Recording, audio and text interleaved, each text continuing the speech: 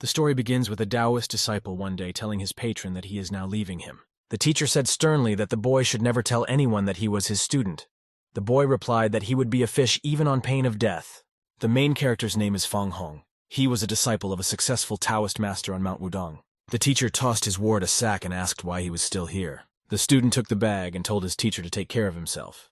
He promised that he would be back in a couple of days. Fan then flew out of the door of the Taoist monastery at high speed. The other students were very happy that the protagonist had left, and they thought that now there would be peace and quiet. The master thought sadly to himself that he had always lived by the principle that one should make every effort to please heaven. But his disciples did not follow such a principle. Fanboy had a very important mission. He needed to find his fiancée and noticed the unkind looks of his older comrades. He decided it was because he was very talented. The protagonist was speeding through the forest. He was very happy because he had been waiting for this for a long time.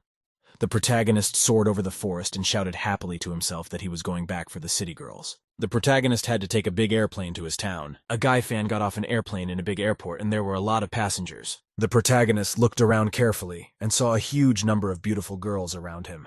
Fang was very happy to be surrounded by beautiful girls. He thought it was worth it to come down the mountain. Suddenly something caught the boy's attention and he turned around and looked carefully in the direction. The former Taoist disciple could very clearly smell the strong odor of blood somewhere near him. He became alert.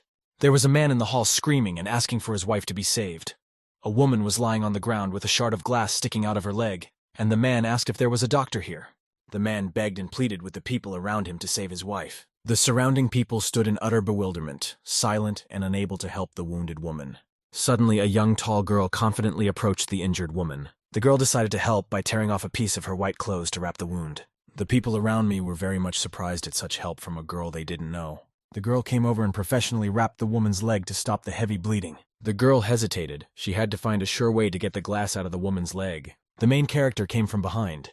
He asked the girl sternly if she really wanted to kill the woman lying there. Fan explained excitedly that the glass had nicked an artery. If the girl pulls it out, the woman will bleed out. The protagonist looked at the girl carefully and said he wanted to try it himself. The girl was very much surprised by the appearance of the guy in no way resembled a doctor. The main character confidently approached the woman. He told the surprised girl that he was a doctor. The girl picked up the phone and said excitedly that a human life was at stake. The protagonist crouched next to a wounded woman. He decided to help her with his skills. Fang maximized his skills. He touched his fingers to the woman's wounded leg. After the healing, the guy said that there was no danger, and the woman could be safely transported to the hospital for further treatment. The man was very surprised that the bleeding had stopped. The girl holding the smartphone in her hands was very surprised, but she could not understand how the guy had managed to heal the woman so quickly. The protagonist's teacher was a master of racism from Wudong Mountain. He also knew traditional Chinese medicine. The girl was very surprised. She couldn't understand how the hairdryer stopped the bleeding. The guy was very young to be a doctor. After the conversation, the girl stepped aside. A very suspicious man appeared behind her. A man was stealthily approaching the girl from behind. He slipped his hand into the inside pocket of his jacket. The man then reached into his pocket and pulled out a transparent syringe. The man quietly swung his arm to hit the girl with the syringe. The protagonist realized he had to help the unsuspecting girl, so he sped up and grabbed her. Fen grabbed the girl and lifted her in his arms. He ran along with her. The man was very surprised. He didn't expect the guy to show up in such a situation. The girl in the guy's arms menacingly and excitedly asked how dare he. The girl demanded that the protagonist let her go now. People from the airport were watching the whole thing. The main character let go of the girl and stood near the wall. Fan was very tired and stood panting. The hairdryer explained to the girl that the airport was crowded. He said that they were alone now and he wanted to ask her a question. The girl gradually came to her senses. She asked the frightened guy what kind of question he wanted to ask. Fen looked romantically at the girl and asked if she was interested in him. The girl was very surprised by such words from the main character. She didn't like the guy's behavior. After that, she turned around and told the guy that he was crazy and started to walk away. The guy suggested that the girl exchange contact information and develop her feelings, adding that he was a very capable and decent man. The girl told the guy that he was shameless and demanded that he no longer follow her and stay away. In response, Fen looked at the girl with a very lustful look. He decided to approach her. The protagonist walked right up to the girl. She was frightened and stepped back against the wall, after which the protagonist pressed himself closely to the girl and her breasts. The angry girl yelled very loudly at the guy and called him a pervert. The protagonist froze on the girl's chest as she continued to fight him off. The girl was frightened. She could not resist any longer and fell to the ground. From behind the protagonist, someone fired a gun with a sedative cartridge. After the sedative bullet hit the guy, the girl was able to fight him off. A girl punched a guy in the groin. The fawn shouted at the girl that all she had was looks and no one gave her the right to hit the most sensitive. Young guards came running up. They asked the girl fearfully, "What is going on here?" The girl said she'd been molested by a common pervert. She told her guards that they could leave, after which the girl and her companions got into expensive cars and drove away. The protagonist realized why the girl was the target of the assassin. She belonged to a wealthy family. The boy sat down and went into deep meditation. He needed to regain his strength. After recovery, the guy figured a little poison wouldn't hurt him much. He decided it was time to get his head on straight. Feng was thinking. He needed to find his bride, but he didn't know how to do it. The main character thought that he didn't even have a picture of his fiancée. He didn't know how he would recognize him. In his hands, he held a picture of a young man. He decided that his daughter should be beautiful. The guy holding the picture in his hands thought happily to himself that he was on his way to his beloved. The protagonist arrived at a high-rise corporate building called Hongtu. The guy passed the front door and ran across the lobby to the girls sitting behind the counter. The secretaries looked at the incoming guest with great surprise and bewilderment. Fang looked at the girls with a smiling and romantic look. They were silent in response. After that, the guy felt as if common sense had knocked him on the head and advised him not to overreact. The main character approached the girl behind the counter and said he had a question. The receptionist asked what the guy was asking about. Feng asked with great interest whether his wife named John Shuki worked in this company. The secretary asked the guy if he was the husband of Vice President John. The guy was very surprised. He didn't realize that the girl he was interested in was the president. The receptionist explained that he'd just identified himself as the husband of the vice president of the company. The main character happily said who he knew the vice president of the firm. They were childhood friends. He even said that he and the girl used to go to the toilet together. A girl came up and angrily asked the guy who he went to the bathroom with when he was a kid. The girl angrily interrogated the guy about who he was playing with 20 years ago. The protagonist was very much surprised by the appearance of the girl. He was silent in response. Feng asked the girl why she cared who he played and went to the bathroom with as a child. He reminded the girl that he helped her, and she repaid him with meanness. A very pissed-off girl came up and grabbed the guy by his clothes. The girl threateningly asked the guy what he had just said.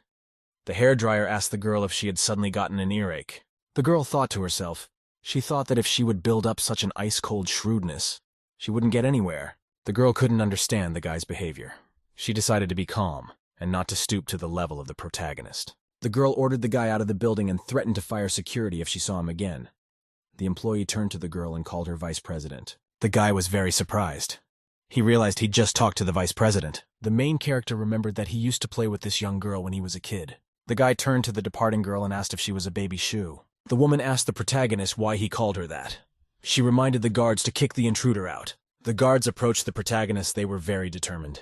After which the guards led the protagonist to the exit and threw him down the steps. He told the guards that he would wait here too. He told them to tell the president that young Feng Hong had no intention of waiting any longer. Such words made the guards angry. One of them said that the protagonist was insolent. The guard walked up to the guy and decided to throw him away now. The guard felt he couldn't move the protagonist at all. No matter how hard the guard tried, he couldn't move the guy. The hairdryer was as immovable as a rock. The protagonist stood still. He was silent and completely unconcerned. The guard couldn't understand what had happened to the protagonist. He was pissed. Another guard offered to attack the protagonist with a taser. A guard with a taser on started to approach the protagonist to attack. The guy stood perfectly still and expressed no emotion. An expensive car suddenly stopped. Someone shouted at the guards to stop. A young man got out of the car. He was the president of the company. The man said his name was John Muji. He wanted to meet the protagonist at the airport but couldn't find him. The president said he hoped the young Taoist would not take offense at him. The guards were very surprised. They couldn't believe their president knew the guy. The protagonist opened his eyes. He looked at the guards with great interest and judgment. The protagonist told the president resentfully that if he'd come a little later, he'd be gone by now. The president threateningly told the guards and the girls at the reception desk that they could go to the accounting department to get a settlement. He also added that they could not come to work from tomorrow. The guards were very surprised to hear those words. They did not expect to be fired so easily. Feng said the guards were simply following the orders they received, adding that the president should appreciate such responsible workers. The president menacingly asked his subordinates why he was not hearing any thanks from them to the young Taoist. The terrified guards thanked the protagonist. Feng asked the director, "Is he really going to scandalize in front of everyone?" The president then led the guy into the building and invited him into his large office. The guy was walking around the president's office, and it was decorated. The man was silent. He watched carefully the behavior of the protagonist in the study. Then someone called the president of the company and he talked and said he understood. The man apologetically told the protagonist that his office was not as comfortable a place as the guy was used to. Feng said that the president had just received a call from a girl from the company who had seen the director take him into his office. She told him what happened at the airport. The director recalled a conversation with his daughter. He said out loud that the main character was misinterpreting everything. Feng stretched out on the sofa. He told the president not to be particularly courteous to him, and not to call him a young Taoist. The man said he wouldn't be any more polite. He asked the guy what to call him now. The main character told the director that he could call him by his first name, Fang Hong. The president very politely told the protagonist that he'd been waiting for him for a long time. A hairdryer told a man that he was smarter than his wife, but dumber than he thought he was. The president was very surprised. He asked the guy with interest what he meant by that. The main character told the director that he was a former special agent and should have realized that he was being bugged. The president was very surprised by the words he heard. He told the protagonist that it was impossible. The hairdryer walked right up to the president and grabbed him from the front by his clothes. And then the guy ripped the button off the principal's jacket in a very deft move. The hairdryer threw a button from his jacket up. It broke in two, and inside was a listening device. The main character told the president to never let his guard down. The guy added that the director himself should realize what went wrong. The president said in surprise that the listening bug is the most advanced in the world at this moment. He asked the guy with interest how he knew about the wiretap. The protagonist cheerfully replied that if he couldn't do such a small thing, he would be called a young Taoist for nothing. The president excitedly asked the guy to read his future destiny. Feng replied to the president that everything in the world has its price, and if he revealed the secrets of heaven to him now, future generations of men would pay the price. He added that the president could learn about the future from an old teacher. And then the guy looked at the president and said there was a better way to solve his problem. The president asked the protagonist with interest what he wanted to propose. The guy said that the director should put him in charge of the treasure. As a result, people will start hunting him instead of the president and his daughter. Fan also added that he came down from the mountain to find his wife. The boy remembered the words of the teacher who said that he should protect the treasure of the John group. The main character said there was no time to waste. He suggested that the president should give him the treasure as soon as possible, and everything would be all right. The director said that it wouldn't work out that way and added that you can't take the treasure away. The protagonist asked with distaste if he wasn't trustworthy. The president said cheerfully that the treasure can't just be taken away. After a short pause, the principal said with a smile that the treasure is the John Shoe girl. The main character was surprised. He asked the president to explain what was going on here. The headmaster offered the young Taoist a cup of tea. There was a delicious aroma coming from the cup. The president told the story of how an old Taoist had once discovered a recipe for a miracle cure. He gave it to his brothers from the monastery, who came down from the mountain and searched for a use for it. After a long history, the medical community was in an uproar and the government had to intervene. The protagonist asked impatiently how this story could be related to his wife. The man said that the child had a very serious illness and could only live to be 6 years old. Feng asked impatiently if the shoe girl had been cured by a special medicine. The president said rather that the girl will be 21 years old in 6 months. The doctor believes that a miracle has happened. The protagonist realized that the shoe girl is the best subject for research at the moment. She's even more valuable than the cure itself. The boy realized that his teacher had asked him to come down from the mountain to be the girl's bodyguard. The president told the protagonist that the girl was also his fiancée. He recalled that the guy himself had called Shu his wife. The main character was surprised. He asked the director if he should give up a large forest to get only one tree. The president said that if the protagonist refused, he would have to go back to the mountain. The man added that there are many other worthy candidates. The boy thought to himself that for him, a job as a bodyguard was better than going back to the mountain. The main character told the president that his services were very expensive. He demanded $1 million. The director offered the protagonist a 1-year contract for $10 million. The man added that if the guy needs more money, he should contact him. The front door opened. The shoe girl ran in at once. The girl asked her father excitedly how he could sleep well knowing that the protagonist was protecting her. The father said there had been a misunderstanding at the airport. Afterwards, the president told the girl that he had already made his decision, and it was out of the question. The girl said goodbye, that the protagonist could only approach her over her dead body, and slammed the door shut. The main character said he'd be a scapegoat for $10 million, and the man would remain a loving father to the girl. A secretary came running into the office. She asked the agitated director if her name was called. The principal told the guy he wanted to introduce him to this woman who walked into the office. The main character quickly approached the woman and introduced himself. He said she was very charming. The girl felt her heart racing. The director ordered Xiao Ying to take the protagonist to Shu's house and prepare a room for him. The guy asked the girl with interest how she keeps her skin in a beautiful state. The girl replied that the protagonist also looks good. The hairdryer suggested that she take off her clothes and compare them in detail. The girl told the guy that he's so young he's already a big slut. The hairdryer replied that he was only suggesting that the girl roll up her sleeves. The protagonist and his companion went outside and there was a luxurious, expensive car. There was a man standing by the car and he apologized for the long wait. The man said his name was Chen Bishi. He asked the protagonist to tell him his future. Feng told the man that he could not predict the future, but he could read people's auras. He told the man that his luck would be with him. The man thanked the protagonist and told the guy and the girl to get in the car. After the protagonist got into the car, the driver set off. The girl asked the protagonist with interest if he could predict the future. Feng replied cheerfully that he could. Suddenly, the main character got very worried. He felt that something bad was going to happen. Suddenly, the side window of the car was pierced by a powerful bullet. The guy yelled for the girl to duck. The driver shouted very frightened that armor-piercing bullets had just been used against them. The driver said in surprise that they were in an armored car and armor-piercing bullets were used against them. That means it was an army weapon. The main character and the girl were lying ducked in the back seat. The driver warned that someone was approaching. The guy told the driver that according to the direction of the bullet, the sniper was shooting from the left. Moving at a decent speed, he told the man to follow his instructions.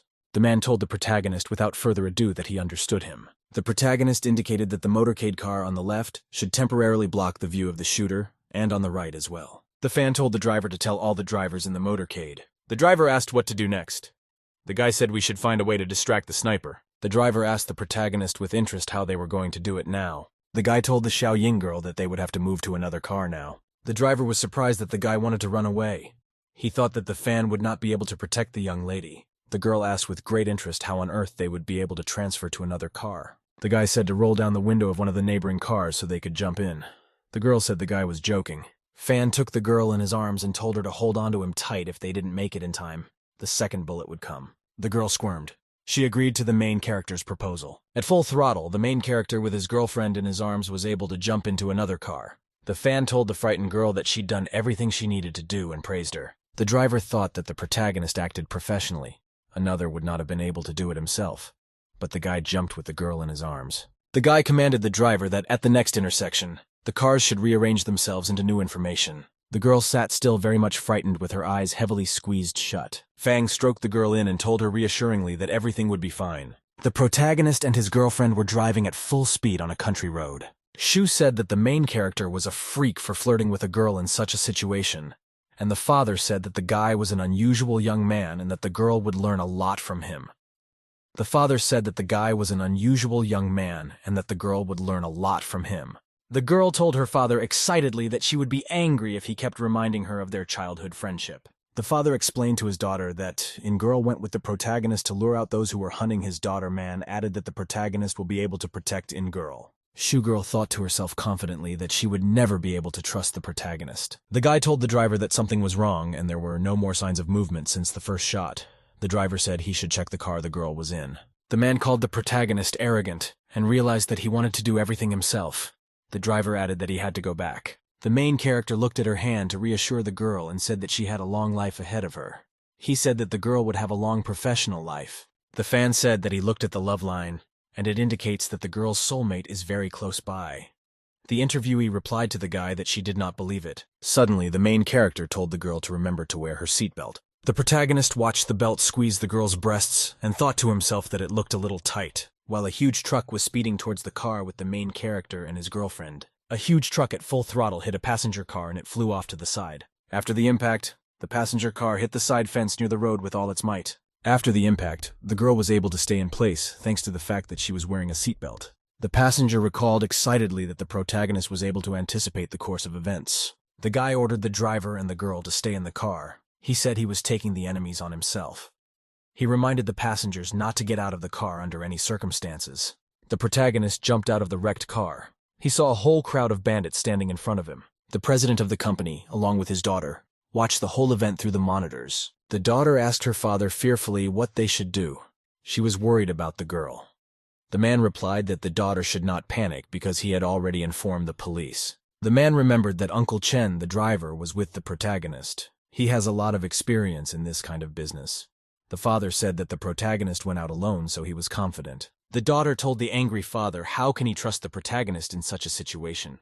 She added that if Fang is going to die, why drag the in-ear girl with him? At the same time, someone violently kicked the side doors of the truck from the inside and the rest of the bandits stood silent. A leader jumped out of the truck cab and told the protagonist that he was good at jumping out of windows. The boss said that Fan risked his life to jump into another car. In the end, the protagonist ended up surrounded by bandits anyway. The protagonist asked the leader calmly if the sniper who attacked them was the one. The leader replied that the boy's guess was correct. He asked the Fan to give them the girl.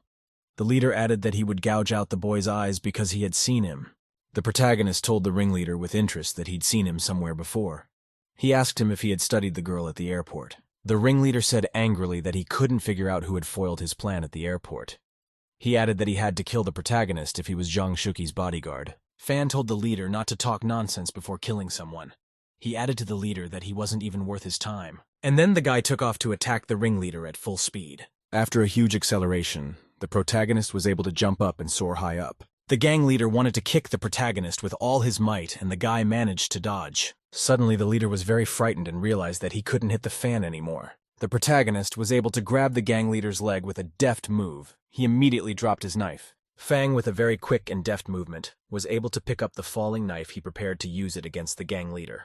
The protagonist launched the knife, which, after flying, sank into the gang leader's hand, and he fell to the ground. The shy girl watched the guy fight against the bandits on the video without any emotion. She thought the Fan was pretty strong. The companion of the protagonist sitting in the car was startled to think that her opinion of the guy was wrong.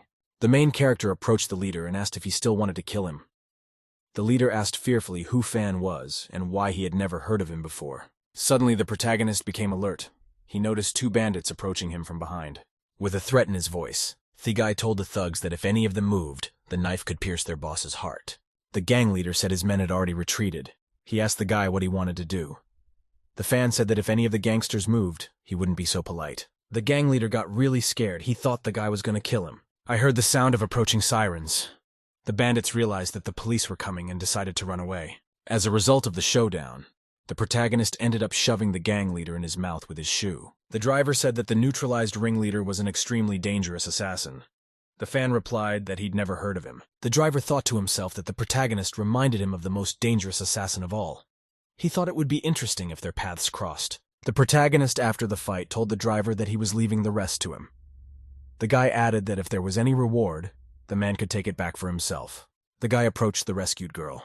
He said that first he wanted to read her lifeline on her palm and then on her foot. The girl angrily told the guy that he was a pervert. The driver thought to himself that he could always figure out the path of the young people he met.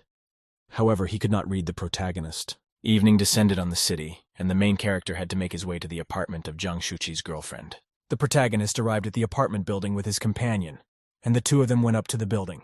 The girl looked at the guy and couldn't understand how he was a combination of a flirtatious ladies' man and a determined savior in a dangerous situation. Fan Yu liked the apartment and said that everything was Fenglish.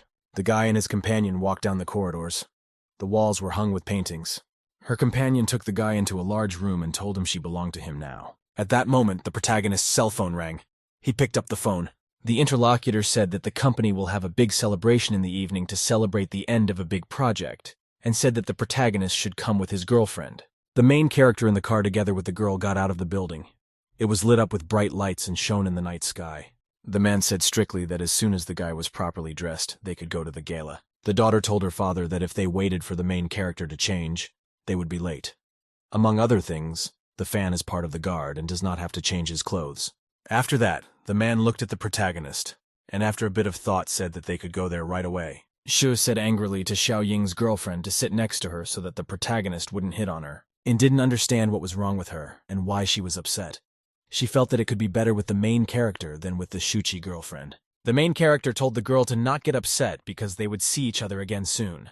He added that he would be thinking about her all the time. Shuchi sat silently, thinking to herself angrily that she would do something to the protagonist. Very soon the protagonist, accompanied by his companions, arrived at a brightly lighted building. When the car pulled up to the entrance, a woman came out of the gate to greet them. The woman, smiling very cheerfully and happily, told the guests that they had finally arrived. The woman turned to the man Jundun and told him joyfully that he was looking more and more attractive every year. The man replied that the woman was flattering him. The main character approached the woman and extended his hand to her. He told her his name and said it was nice to meet her. The woman could not understand who was standing in front of her. She noted that the guy did not look like a bodyguard. The man called the woman by the name of Miss Shu. He added that Feng Hong was his friend. At that time, Ying Girl grabbed the protagonist so that he wouldn't say anything else. Miss Shu said she's the party organizer and suggested that guests stop by. Miss Shu didn't follow the others. She stood there still thinking about the main character's behavior. A guard came up behind Miss Shu. He said very angrily that the boy was being very mean and offered to teach him a lesson. Miss Shu said angrily to the guard that he had had enough of life. She recalled how John Dong called the protagonist his friend. Fan entered the room where the celebration was taking place, and there were many guests and very beautiful girls around. The main character looked carefully around. At the celebration came a lot of different girls. The guy scrutinized them. The protagonist was completely engrossed. He didn't realize he'd be so lucky to see so many girls at once. At which time a man approached. He apologized for keeping him waiting. A young man in a white suit stood next to him. The man explained that he had business to attend to first. Then he greeted a young gentleman named Xiao Yikai.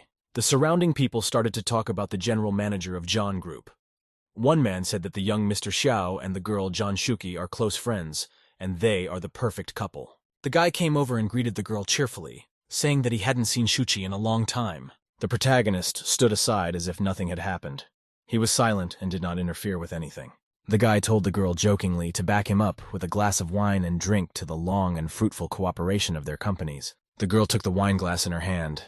She realized that she would have to drink to avoid offending her companion. Shuichi said she's not in the habit of drinking alcohol, but she would be very happy to support young Master Xiao's toast. The girl took the wine glass and prepared to drink it straight to the bottom. The main character jumped up. He said that the Shu girl was very unwell and that she shouldn't drink alcohol, so he would drink this glass on her behalf. Holding the glass in his hands, the main character said slyly to everyone around him that he would drink it as a groom. The girl asked him angrily what he was doing, and then the guy drained the glass very quickly. The people around them were surprised at what was happening and realized that there would be a lot of gossip after what the main character said. Xiao asked the girl in surprise if what the protagonist said was true. He asked the girl if the monk next to her was allowed to marry her. The girl said that the main character is a regular bodyguard who was hired by her father. She called the guy a scoundrel and a scoundrel. The Xiao guy said that an ordinary bodyguard can't be a match for Miss John. He also said that the bodyguard was overstepping his bounds and asked that he be kicked out of here. Suddenly, there was a loud scream. Someone shouted that a person was dying. The guests were surprised and turned around. A young girl collapsed on the floor, her body convulsing, and it was obvious that she was very sick. A Shu woman came up through the guests. She saw a girl named Zhen Shui lying on the floor. All the people around them were silent. Shu woman couldn't understand what had just happened to her guest. One guy was already on the phone. Shu woman did not understand how the niece of Deputy Secretary Zhen Chunhua's niece could be here, and who was the guy next to her. The guy shouted for Mrs. Shu Yin to help save his cousin. Someone asked the guy to tell what happened to his cousin. The guy said that there was no point in finding out anymore. He had already called the emergency room, and added that they should call the hotel medical staff to help his sister until the ambulance arrived. The guy told the Shi woman that if something happened to his sister, she would not get away with it. The woman thought to herself that there would be very bad consequences if something happened to the deputy secretary's niece, and her whole family would feel angry. The protagonist told those around him that their words would not improve the situation. He added that something had to be done, or the girl would be dead by the time the ambulance arrived. The guy asked the evil protagonist what he was talking about. The Shi woman told the guy to stay out of it. If something happens, it will be his fault. The protagonist prepared to activate his Taoist skills to cure the girl. The girl lay completely unconscious and motionless on the floor. Her eyes rolled back, her mouth open. Suddenly the girl lying there woke up a little, green vomit coming out of her mouth. The guy once again shouted angrily at the lead character to stay out of it. He asked if the fan was ready to take responsibility if something happened. The protagonist was fed up with the guy's interference. He turned around and told the guy to shut up. Shuchi girl, looking at all that was happening, thought to herself whether her fan would have saved her if she had been in the place of the lying girl. The protagonist stood up and excitedly told everyone around him to call the police because the girl had been poisoned. Very soon, police cars with sirens and flashers pulled up to the hotel building. The police officer said that the scene should be sealed immediately, adding that a forensic scientist should take samples at the scene. The officer requested a thorough search of the hotel for possible suspicious items. Miss Shu turned to the policeman and called him Director Gun. She thought to herself that Director Gong didn't like businessmen, so she didn't know why he was here now. Xiao thought to himself that he was very surprised that Director Gong had arrived. He was curious to see the young bodyguard's actions. The Shu woman went up to the policeman and said she didn't think Director Gun would come here. The policeman paid absolutely no attention to the woman and walked away. Miss Shu was very surprised. After that, Director Gun approached the protagonist and called him Young Master. He told him that he didn't recognize him at first. Fang thought for a moment and realized that he couldn't remember that he had ever met this policeman before. Director Gun grabbed the protagonist by the shoulders and emotionally told him that if he hadn't killed the drug lord 9 years ago, he wouldn't be alive now. The protagonist told the policeman cheerfully that he didn't expect to see him here. He asked Director Gun to call him Little Brother. Miss Shu was very surprised that the policeman called the guy a young master. She knew that for the principal to treat him like that, he had to be very special. A policeman told the protagonist that they had arrested a criminal who had been stabbed to death this afternoon. The cut looked like the one on the body of the wolf that Fan had killed earlier. The protagonist silently looked at the policeman and liked what he heard. A magical aura began to swirl around the guy. The policeman was very surprised at what was happening. He wanted to say something, but didn't have time. A junior officer came running up and was excitedly telling his superior something. In the end, Director Gun told the protagonist that next time he would buy him a drink. He asked him not to refuse his offer. The protagonist replied that he agreed to the policeman's proposal, and then the law enforcers prepared to leave. The Xiao guy was very surprised that the young bodyguard was familiar with Principal Gun. The girl excitedly decided that she should find out more details about the main character as soon as possible. Afterwards, the police officers arrived and said goodbye to the hotel management before leaving. Miss Shu decided that the hotel's reputation was very badly damaged by the incident, and she would have to investigate the case thoroughly. Miss Shu was surprised to see the main character. She asked why he didn't return with Director Zhang. She asked why he didn't come back with Director Zhang. The main character said calmly that he had to go to the bathroom. Fan added that he didn't mind being with a beautiful woman like Miss Shu, but since she didn't like him, he would leave. Suddenly, the woman sharply called out to the guy and told him to wait. She had something important to ask him. Looking at the guy carefully and very anxiously, the woman asked if he had drunk the poisoned wine. The protagonist headed for the exit and told the woman that she was really smart. Fan said that he drank the poison wine, and the poison didn't affect him because he had good medical skills. The woman stared at the departing protagonist for a long time, thinking excitedly about something of her own. After the guy backed off a bit, the woman turned around and started running with all her might. Miss Shu thought excitedly to herself that she should find the glass that the protagonist drank from. The protagonist walked to his car. He had to leave the hotel. The guy was sitting in the back seat thinking about what was going on. He needed to get in touch with the driver. Fang put the earpiece into his ear. He needed to clarify some very important information from Uncle Chen. The main character asked Uncle Chen if he had protected his brother John. The man replied that all the instructions from the boy had been carried out. Then the protagonist said to himself cheerfully and excitedly that it was time to start hunting.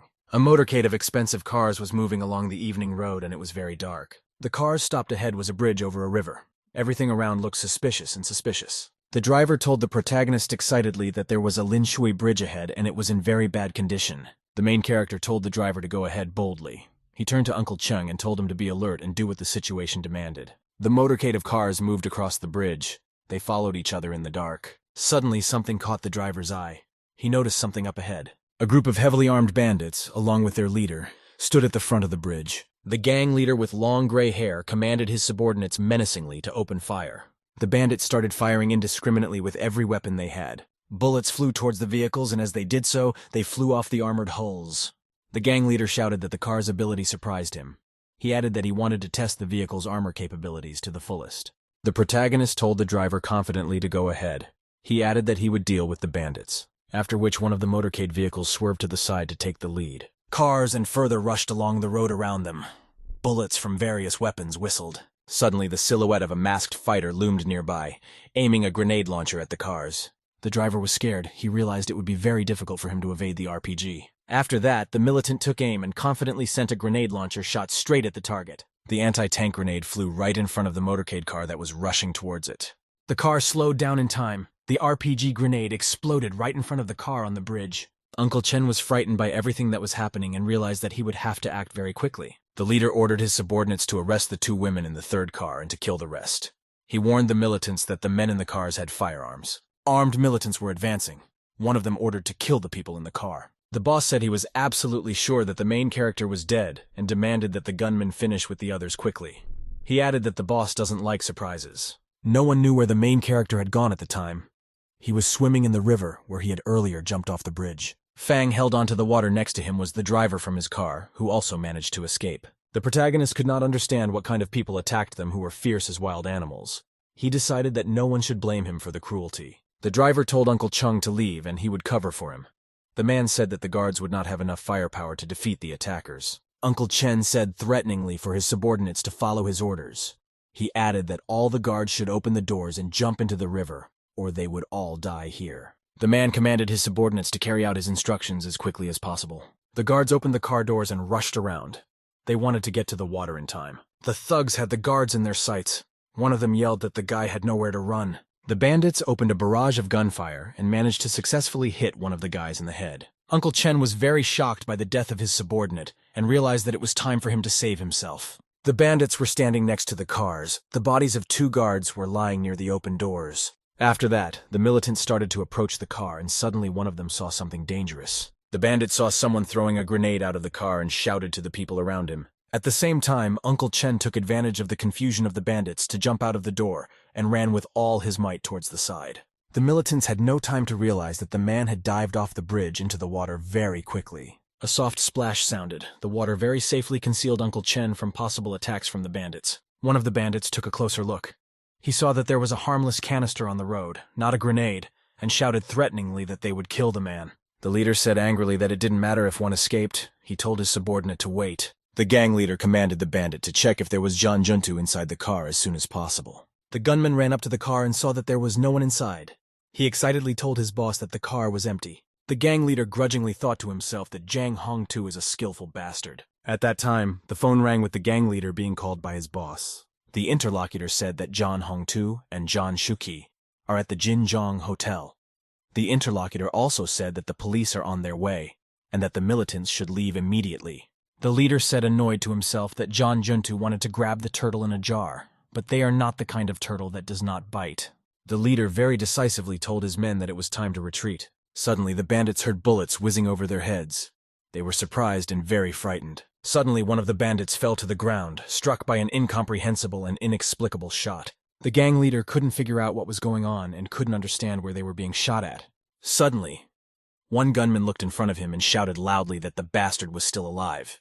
The militants were very much astonished to see the protagonist standing in front of them completely healthy and unharmed. The gang leader began to shiver with fear and surprise. He asked the protagonist if he had not died in the explosion. The leader shouted that Fang was too young to fight against him. He ordered his subordinates to capture the protagonist. He promised to torture him to death. The protagonist gave the ringleader a threatening look. He told him that he would pay for all the evil he had done. Then the protagonist prepared to attack.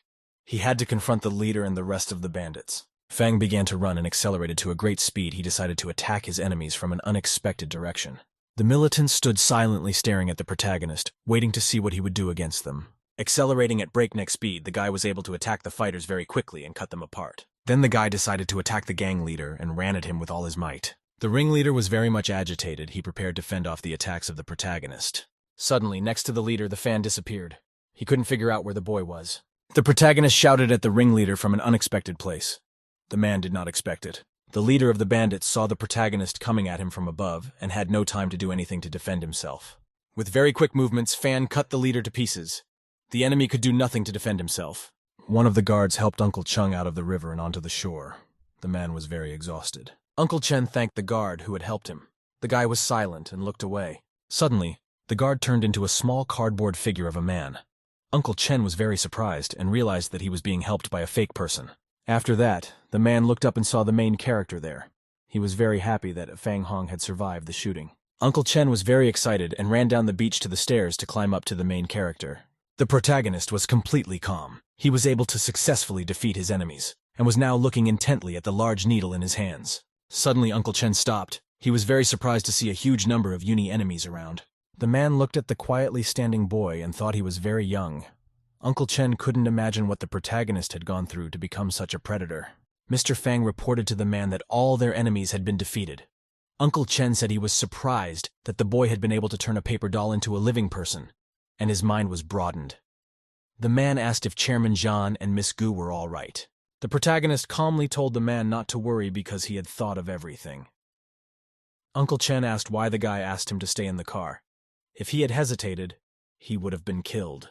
The guy turned around and told the man calmly that the play needed an audience. He added that Uncle Chen should not worry about his safety when he was near him. The guy asked the man to take care of the work, and it was time for him to leave. The man got very angry. He asked the boy how he could say such things to him because he trusted him.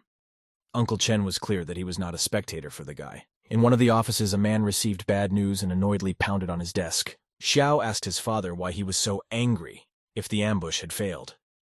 The man said that the team had been completely defeated, and he couldn't believe that Chen Bishi was so strong that he could unify the entire Xiao family team. After a little thought, Theman said excitedly that he was quite sure that the militant team was united by the young man they had seen at the banquet tonight. Xiao was very surprised that his father took poor Dao seriously. The man told his son that he was very foolish. Fang was able to move Zhan Junta and the other two girls to safety. After that, the father commanded his son to send a message to the captains of the first and second teams. The man angrily thought to himself that the protagonist would sooner or later realize that he was not allowed to insult him. The protagonist returned to his apartment where he was living in a housing complex. Fang took a shower. He was very tired after the ordeal of tonight. The phone rang on the table next to him and the guy went over to it. The man said that the protagonist would be attending university with the girl Shuki. They'll send a car for him tomorrow. The boy replied that he could get there himself. The protagonist thinks that anyone could figure out the father's intentions. He wants him to be close to her daughter, and he could say so directly to avoid trouble. Fan stretched out on the bed very dreamily and relaxed. He decided happily to himself that the university was a tempting place. The protagonist imagined seeing a lot of beautiful girls with long legs. In the end, he realized that the university would be a paradise for him. The next day, the guy arrived at Tsinghua University of Science and Technology. He walked around the grounds and looked around.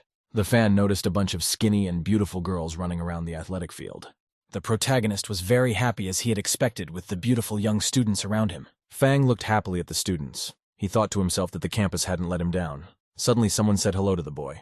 The protagonist turned to the side and saw a girl he knew approaching him. The girl asked if she could really see Fanny.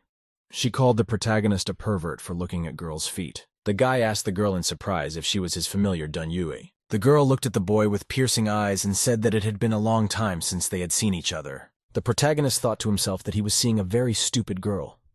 Usually girls change quickly, but his girlfriend is still so nice. A girl asked the guy why he was looking at her like that. The girl asked the guy why he was looking at her like that. She asked if the fan was angry with her because she interrupted him watching the girls. The girlfriend lifted up her dress a little and told the guy not to get mad at her. She can show him her legs herself. After that, the girl romantically told the guy that if he wanted to see something else, she'd show him when no one else was around. The protagonist was very embarrassed. He asked the girl threateningly if her head was all right. The guy turned away and told the girl that if she behaved like that, he would not talk to her anymore. The girlfriend replied conciliatingly that she was only joking. The protagonist was annoyed. He didn't understand why the girl was acting like that. A guy asked his girlfriend why his older brother was not with her. The girl replied that her brother had a part-time job. He is probably having breakfast in the canteen. The girlfriend grabbed the guy's arm and told him to come with her. She's going to take him to the cafeteria. The girl asked the guy if he had come to see her. The boy answered that he had come to register as a new student. The girlfriend replied happily that now they would be able to see each other every day. Two students were standing next to each other. One of them asked if he knew the main character. The other guy said that the fan was taking liberties with a girl in public and was probably fed up with his life. A student got angry when he saw the protagonist with his girlfriend. He turned to his friend. The friend said they'd think of a way to teach the protagonist a lesson. As soon as the student orders it, they'll immediately break the guy's leg. The student said threateningly that the Dunyu girl belonged to him. He said that he should come over and teach the protagonist a lesson. At this time, a very popular student appeared in the university courtyard. The protagonist asked his girlfriend what was going on. The girl said that a student was surrounded by female admirers. Fang thought to himself wistfully that, as usual, Han Dongfang attracted a lot of girls wherever he went. All the female students were standing there looking at the guy very intently. One of them said that she hoped that she would have a child with him. Student Han Dongfang looked young and attractive. He stood holding a bottle of Coca-Cola. After that, Han looked at the surrounding girls and told them with a smile that he wanted to propose a toast to all of them. The students were very excited. Each of them in a romantic impulse thought that Han was looking at her. The girl looked at the student in silence. She thought that Han was and always had been like that. The student then calmly opened a bottle of Coca-Cola and prepared to drink. At this time, the protagonist walked up to the student Han and patted him on the cheek. The guy was very surprised. The fan told the student that he had not seen him for more than half a year and that his skin was now white and soft. The main character said that he would call the student Han, the eunuch. The student was surprised to see Fang Hun in front of him. The students were very angry. They did not understand what kind of guy came and pinched the face of their idol. The main character was still holding the student's cheek. Han said for Fan to take his hand away or else he'll be in trouble. The main character asked the student with a chuckle in his voice how a guy like him could get him into trouble. Han replied wryly that you can't say a nice word with a dirty mouth. Dunyue's girlfriend shamed the guys. She asked why they were competing with each other as if they were children. Fan told the student that he would have beaten him up if the girl hadn't been here.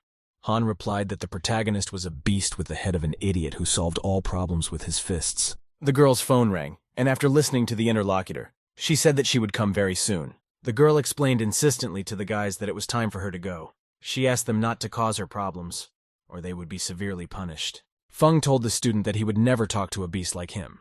Han replied that he was a sadist, and that he should stay away from him.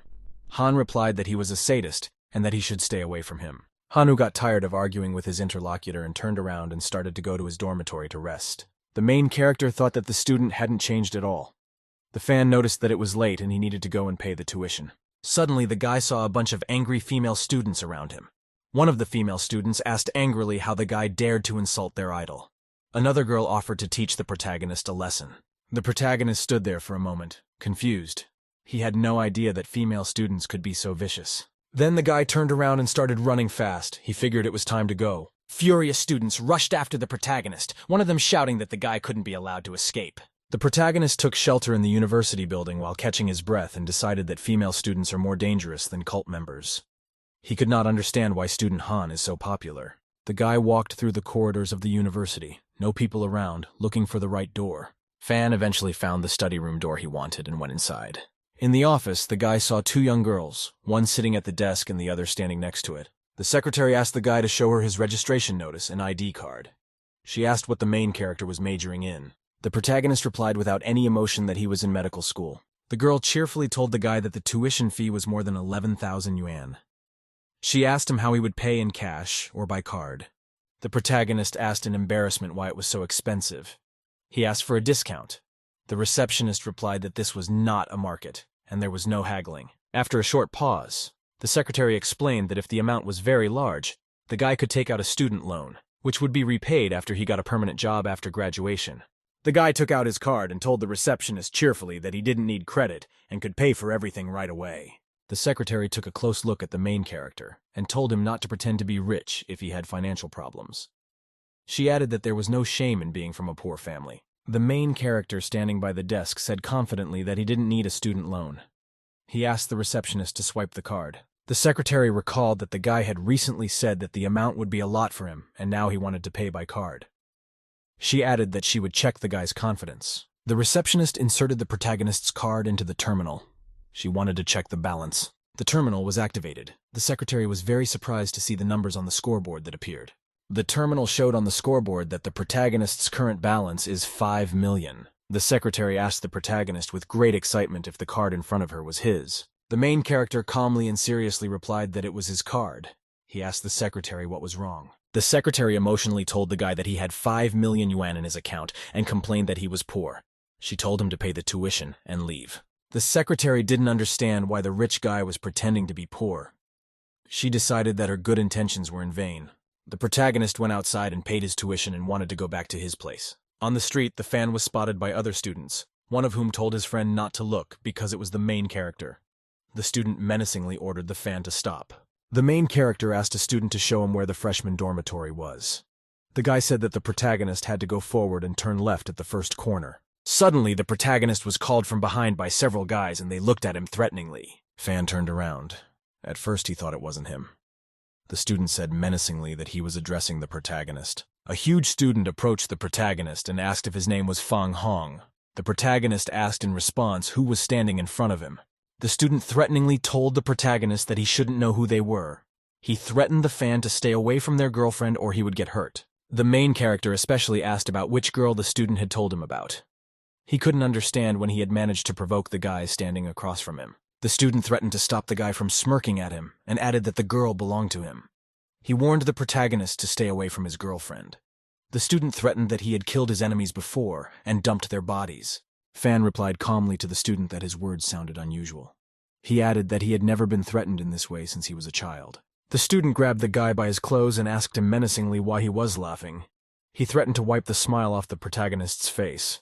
The protagonist became alarmed and realized that now he would have to fight off the student. Suddenly, a girl approached the student named Nifan and asked menacingly what he was doing. The student softly told the girl that he was just chatting with the protagonist. He also added that he wanted to tell the fan about the campus rules. Dong Yue told the student that he probably didn't know that Fang Hong ate wild animals and broke big trees. The student was very surprised that the girl knew the protagonist. He humbly told her that her friends were his friends. The student also added that the protagonist could follow his example. The girl angrily told the student to look for someone else to follow his example, or he would regret it. The girl grabbed the protagonist's arm very firmly and told him to come with her. Student Nifan was very angry that his girlfriend left with the main character. After coming to his senses and calming down, Nifan told the other students to find an opportunity to catch the protagonist when no one was around. The main character and his girlfriend were walking around the campus. Fang asked the girl if Nefeng was her boyfriend. He asked the girl if she wanted her boyfriend to be harmed. Dunyue asked the guy with interest what he was telling her. The protagonist winked at the girl and said there was a better man than her boyfriend. He added the man was handsome, elegant, generous, strong, and powerful like himself. The girl was not impressed by the guy's words. She told him without any emotion to talk to his hand. The girl asked the main character very emotionally why he did not meet her at the freshman dormitory. The girl said that she called the guy, but he did not answer her calls. Fan picked up the smartphone. He said that the phone was new to him, and that he had not yet learned all the functions on it. The main character looked at his phone and saw that there were a lot of missed calls from Donohue's girlfriend. The protagonist asked very temptingly to the girl why she called him so often. Did she miss him? The girl replied that she didn't miss him. She asked the guy where he was going to live. The girl called the guy an idiot and told him to follow her. The girl called the guy an idiot and told him to follow her. When Fan was walking with a girl, he asked her why she called him an idiot. A guy and his girlfriend walked into the dormitory building. The Fan said unsatisfactorily that the dormitory was very shabby. The boy and the girl went to the door of the room. It looked very ominous and an unpleasant whistling sound could be heard. The frightened girl asked the guy who was standing next to her where that nasty smell could be coming from. The protagonist replied to the girl worriedly that he was well aware of the sour and disgusting odor. He added that this room would be hell for the girl. The girlfriend was very frightened and asked the main character if there would be corpses behind the door. Fang asked excitedly to the girl what the hell was going on in her head. The girlfriend inquired about the cause of the odor from the room. The guy replied seriously that he had known that smell for over 20 years. Suddenly, the Fan said it smells like real men. The smell of sweat and stinky feet. The protagonist tapped his hand on the door in front of him without hesitation and with determination. Fan said cheerfully that the last neighbor had finally arrived. He demanded that the door be opened. The front door was opened by a young student. He was a little surprised to see the protagonist with his girlfriend. The student was a little embarrassed to see the guy in front of her. The student felt annoyed at being caught at such a moment. Suddenly, the guy closed the door to the room very abruptly. Fan and girlfriend were unpleasantly surprised. There was a rustling and a commotion outside the door. The guy was barely audible, saying that his image had been ruined. The door of the room opened. The student apologized for the wait as if nothing had happened. He added that his room was quite dirty. The protagonist greeted the student and gave him his name and the name of his girlfriend Dunyue. Suddenly another student came out of the room and greeted the girl, calling himself Chen Fan. He asked the girl if she was Fang Hong's friend. Dunyue was very shy, she didn't know what to say to the student. Chen told the girl that she was cute. Chen Fan told the girl that they were acquaintances now. He asked if she would add him as a friend on social media. Another student with glasses came over. He said that Chen was very enthusiastic about his friend's girlfriend. Chen called a student named Zhang Jinjie a nerd. He also added that he is creating a relationship circle and wants to find a girlfriend. Student Jiang told his friend that he'd rather find a ghost than a girl. Fan reminded his girlfriend that she had a lot of things to do. He added that he would not see her off. Dunyue replied that she was leaving the guys could talk for now. She reminded them not to be late at 7 p.m. for the freshman meeting. If the guy told the girl not to worry and they'd all be on time. The protagonist is left by himself in the dormitory surrounded by his new friends. A student asked the protagonist how he could win the heart of a girl like him. Fan told the student that if he behaved like this, the girls would think he was an idiot. He also added that Dunyue was not his girlfriend. A student told Fang that only a master could have a sophomore girlfriend. He asked what his secret was. The guy turned to the students and told them to stop. He wanted to offer them something. Then Lee's boyfriend said that after freshman orientation, they should find a place to hang out. He suggested we celebrate his birthday. The student Chen got excited. He said that he was in full agreement and asked if there would be girls. The student said there will be lots of beautiful girls. It all depends on whether the guys can win their hearts. The student with the glasses said the guy only thinks about women. He suggested that his friends count more books while they had time. Chen told the student he was talking nonsense. He asked if he was going or not. The guy said he would. The protagonist remembered that his main task was to protect Shuki. At the same time, he didn't want to disappoint his new friends. Fang thought to himself, wondering why he was so indecisive. He had forgotten the purpose of life. The guy looked at the protagonist and asked if he'd go with them.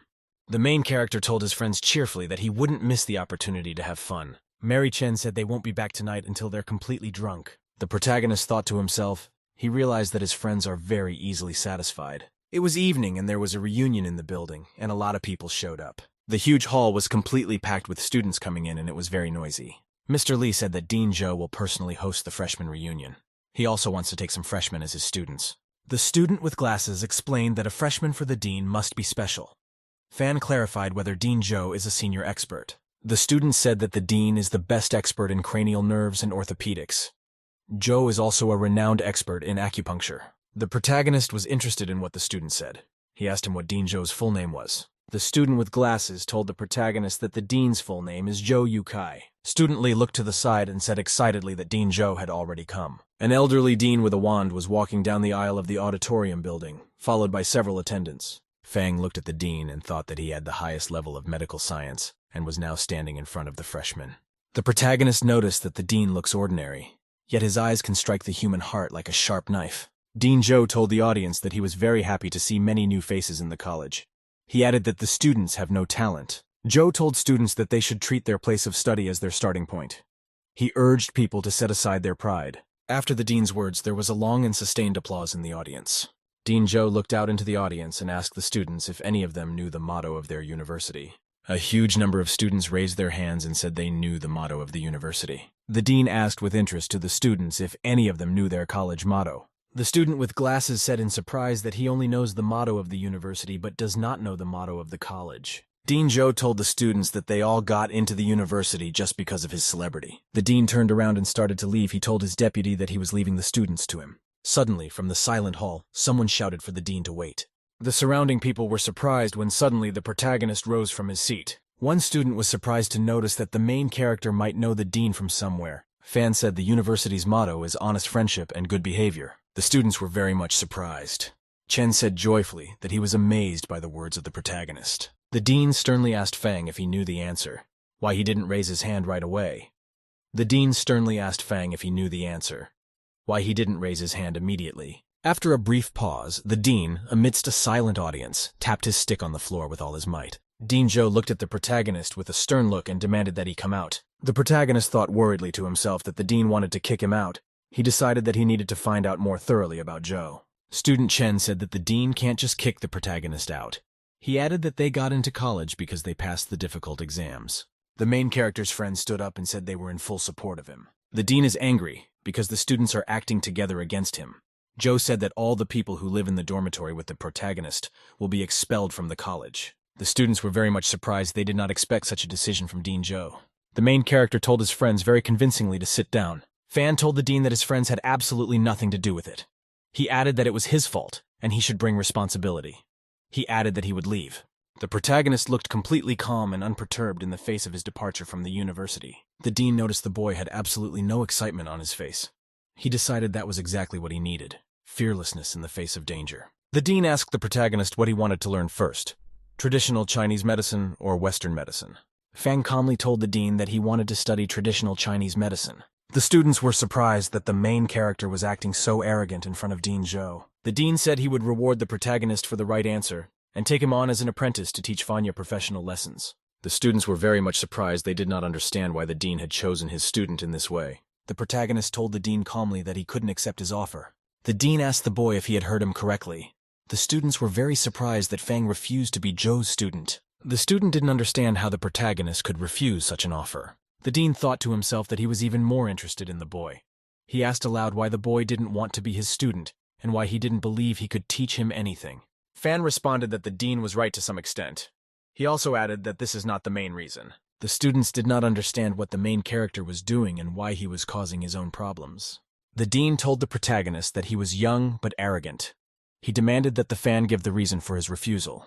The guy calmly explained that he already had a master and couldn't recognize anyone else as his master. The student was very surprised that the main character had a master. She couldn't believe there was someone more powerful than her grandfather. The dean said the protagonist could be his temporary student and he could call him grandfather. The students were surprised that the dean had decided to take Fan as a student after all. They couldn't understand what was so special about the main character. The student stood up and very surprised to ask her grandfather what he was talking about now. The dean told his deputy to tell the rest of the story. The deputy thanked the dean for his good speech. The protagonist felt embarrassed after the conversation, and couldn't believe he had to call the dean grandpa. Dean Zhou was walking around the campus late at night. There were no people around. The dean called John Hongtu and asked him why he had recommended the protagonist to him. John asked the dean if he was satisfied with Fang. Zhou replied that the protagonist suited him. John Hongtu told Dean Zhou that he had exceptional insight. Late at night, the protagonist gathered with his friends between the trees on the university campus. Fan told his friends that they had shown him support and he would appreciate that loyalty. He added that if they needed anything, they could count on him. If the guy asked the protagonist if he regretted refusing to be the dean's apprentice. The student with glasses reminded me that the dean allowed the protagonist to call him grandfather. That means Zhou wanted to lure Fang Hun to him. Fan replied cheerfully to his friends that the dean simply wanted to marry his granddaughter to him. Late at night, the protagonist was driving down the street with his friends in an expensive car. Chen said in surprise to Lee's student that he must be a major if he drives such an expensive car. Lee replied that today, the most important thing for them is not the car. Fan thought to himself that his friends had a passion for girls in their blood. He sadly thought to himself that he didn't even know what a driver's license looked like. After a short drive and the protagonist along with his friends pulled up to the entrance of the Club Landai. The club was noisy with a lot of guests and loud music playing from the stage. Near one of the tables, a group of girls sat on luxurious couches. The student saw the guy and greeted him cheerfully. She said they were finally here. Lee's student looked sideways at the girl who had just called him out. Next to him was the main character. The guy told his friends not to be surprised when they saw the girls. A student told him to have a glass as a fine for being late. The guy replied that he couldn't refuse her. The other guys were surprised at how cool the guy was with his girlfriend. The student told his friends cheerfully not to just stand there and have a drink with the girls. The protagonist approached the girls and said his name. Suddenly something very much caught the attention of the protagonist. He looked in front of him. Fang saw two girls sitting on a couch across from him not far away. The protagonist couldn't understand why Uncle Chen let both girls, Ying and Shu, go to a place where shady characters hang out. Some guy came up to the Shutsa girl and continued to give her a drink. He added that it was very difficult for him to cross her at work. The girlfriend said excitedly that the Shuzzies had had too much to drink, and it was time for them to go home. The guy said it was early, and it wasn't even 12 o'clock. He thought to himself that tonight this girl would belong to him. The guy added that Shutsa's girlfriend had barely made it to this corporate event, and it would be rude for her to leave now. The girl said tonight's festivities are on the Shuza, so she paid for everything. The guy told the girl she could leave, but she had to stay with them because she was a classmate. Gerlin asked angrily to the guy why her Shu girlfriend should stay with him now. The guy calmly replied that the girl would stay with him since he had money and was paying for everything today. Then the guy took a good look at the girl and said she wasn't taking her girlfriend anywhere today. The main character noticed that the girls he knew were having problems. He couldn't understand how some guy dared to mess with Shu's girlfriend. The guy was engrossed in talking to the girl. He didn't even notice the huge guard coming up behind him. In a very strong and quick movement, the guard reached out and grabbed the guy with it. The guy ended up on the floor. He didn't have time to do anything. The guard twisted his arm. The guy menacingly asked the guard who he was. He also warned that he might use force. The guard pressed his finger on the guy's arm with professional force. The guy acutely felt the bone in his hand crack after a hard press. The guy yelled out that his arm hurt really bad. He was still pinned to the floor by the guard. The guard sternly warned the guy coming up behind him that he might break his legs too. The guy was still lying pinned to the floor by the guard. He couldn't move or get up. The guard told the stern girl to get Mrs. John out of here. Uncle Chen is waiting for them in the car. The girl asked her friend Shu sternly why she drank so much today. The protagonist watched the girls leave and told his friends to have fun while he went to the bathroom. There were two students sitting at a table next to each other. One of them told his friend Feng that there was a fan next to them. Guy Feng angrily looked in the direction where the protagonist was. He exhaled cigarette smoke. Student Feng looked carefully in front of him. He made sure that the main character was standing nearby. Fang threatened that he would move Fang's legs today so that the protagonist would know that only the strong have the right to appropriate women.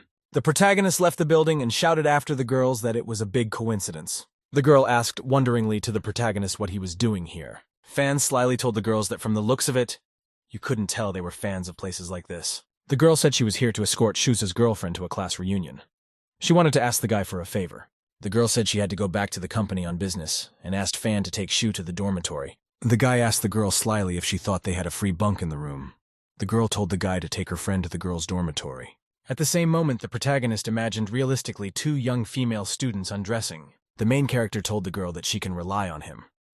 The girl replied that she was worried because of the expression on Fanya's face. Fan told his girlfriend not to worry. A little later, he was riding in a car with the Shuki girl. The protagonist, together with the girl, were riding in the back seat of a car. Shuki was very drunk. The protagonist scrutinized the sleeping girl he liked. The fan thought the girl was pretty but had a bad temper. The guy decided that the girl would show a lot of resentment if there was a relationship between them. Suddenly, the girl sitting next to him moved closer to the guy and put her arm around him. Shuchi's girlfriend was still very drunk and didn't understand anything. She just hugged the guy. Through a drunken slumber, the girl told the guy she wanted something very badly. The main character felt very uncomfortable with a drunk girl in his arms. The Shuchi girl held the boy in her arms. He couldn't get free of her. The very embarrassed protagonist turned his head to the side so he couldn't see the girl. Suddenly, the girl whispered to her friend Inner that she was thirsty and that she should get her some water. Fang handed the girl a bottle of water. He said she might not have been able to speak with her shortness of breath. Very quickly, the girl drank the whole bottle. The guy looked at her in surprise. In the end, the proximity of a beautiful girl led to the fact that the protagonist began to get aroused. Fang felt that he was very much aroused and could do nothing against it. Fang told himself that he needed to hold on even though the girl was his fiancée. But now was not the right time. Suddenly, through her slumber, the Shuchi girl pressed herself against the guy and kissed him. The protagonist was astonished by this behavior of the girl. He froze in order not to give away his emotions in any way. Through her slumber, Shuchi thanked her friend Inra. She thought she was still with her.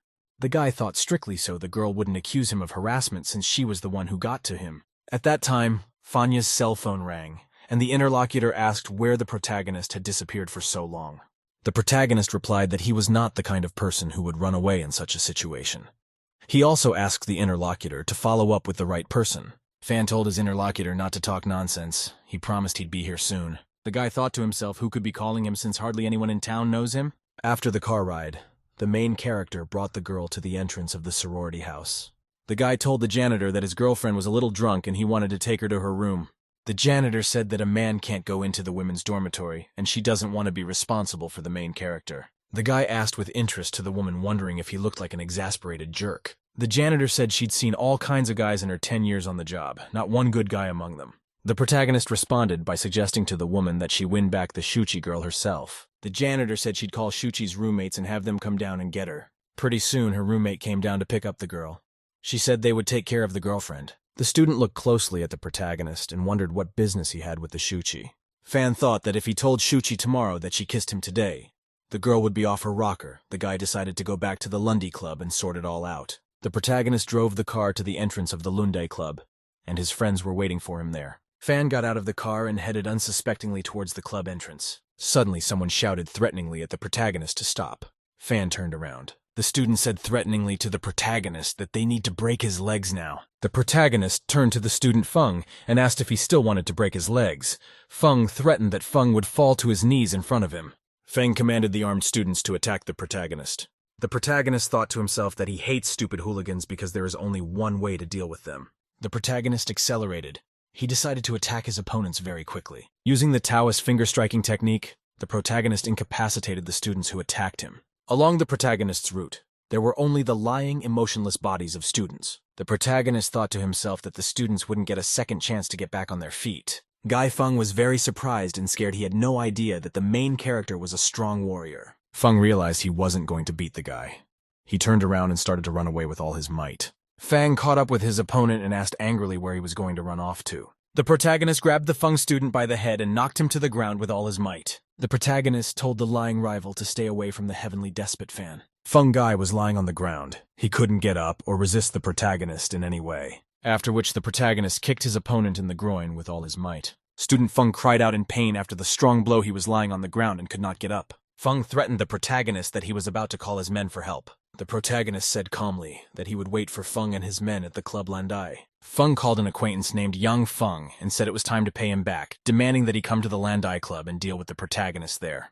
The interlocutor confidently replied to the Feng that he would come and deal with the Feng without any problems. The main character went back to the club.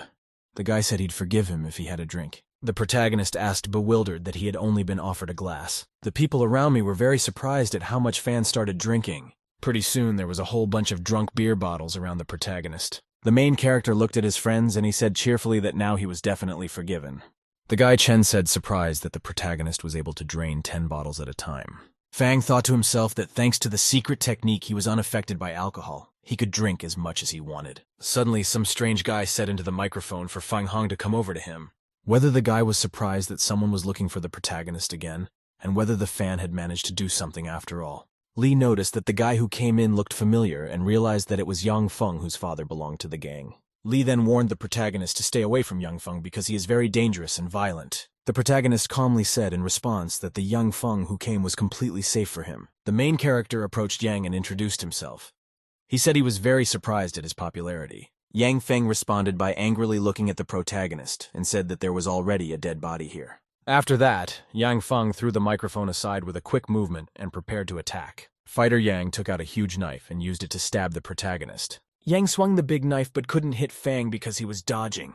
In the end, the protagonist grabbed Yan's hand with his hand, and a knife immediately fell out of his hand. Yang Feng thought to himself after the failed attack that his opponent was really strong. The protagonist swung his foot at Yan's leg with a mighty kick. After the powerful blow, Yang Feng cried out loudly because of his broken leg and fell to the floor. Fighter Yang was lying on the floor and could not get up. He kept shouting that his leg was broken. The fan said instructively to the opponent that next time he should first find out who will be his opponent and then attack. A man entered the room. A beaten fan pointed the man out to the protagonist. Yang Feng continued to lie on the floor, unmoving. He could not get up because of his broken leg. Feng was very surprised to see Yang Feng's fighter lying there. He couldn't believe he could have been beaten. The man was also surprised to see Yang Feng's fighter lying there. He was surprised that someone could raise a hand on him. The man looked at the protagonist and asked him menacingly who he was to make a showdown here and if he knew what this place was. Fang calmly replied that he was at the Landai Club, which was somehow connected to the Jinjin Hotel. The man told the protagonist that no one had ever dared to behave like that on his property before. He threatened the guy with dire consequences. At which time Lee's boyfriend came over. He told the man that the main character was his friend. The man explained that he had no grudge against the protagonist, but the ferocious wolf would not so much as leave the one who broke his son's leg. The guy thought to himself that the protagonist is very brave and can pick a fight with anyone, at which time the fan angrily said that the main character should have his legs broken and tendons ripped out. Hearing those words, Feng very slowly walked over to Feng, standing on his crutch. Feng told the protagonist to try to touch him in front of the bowman. The protagonist struck Feng with all his might. He immediately fell to the ground. Lee's boyfriend was very surprised that his friend dared to hit Feng again. The man was very much surprised. He thought to himself that Fan was some kind of beast. The protagonist told his rivals that they hurt others but won't stand for being hurt. Feng was lying on the floor unconscious with his back against the wall after receiving a strong blow. The protagonist approached his opponent. Feng Boy opened his eyes. He was very frightened. The fan then said in a trembling voice that he was wrong and asked for the protagonist to let him go. The fan told the guy that his humble appearance makes him feel like a scumbag who can't be forgiven.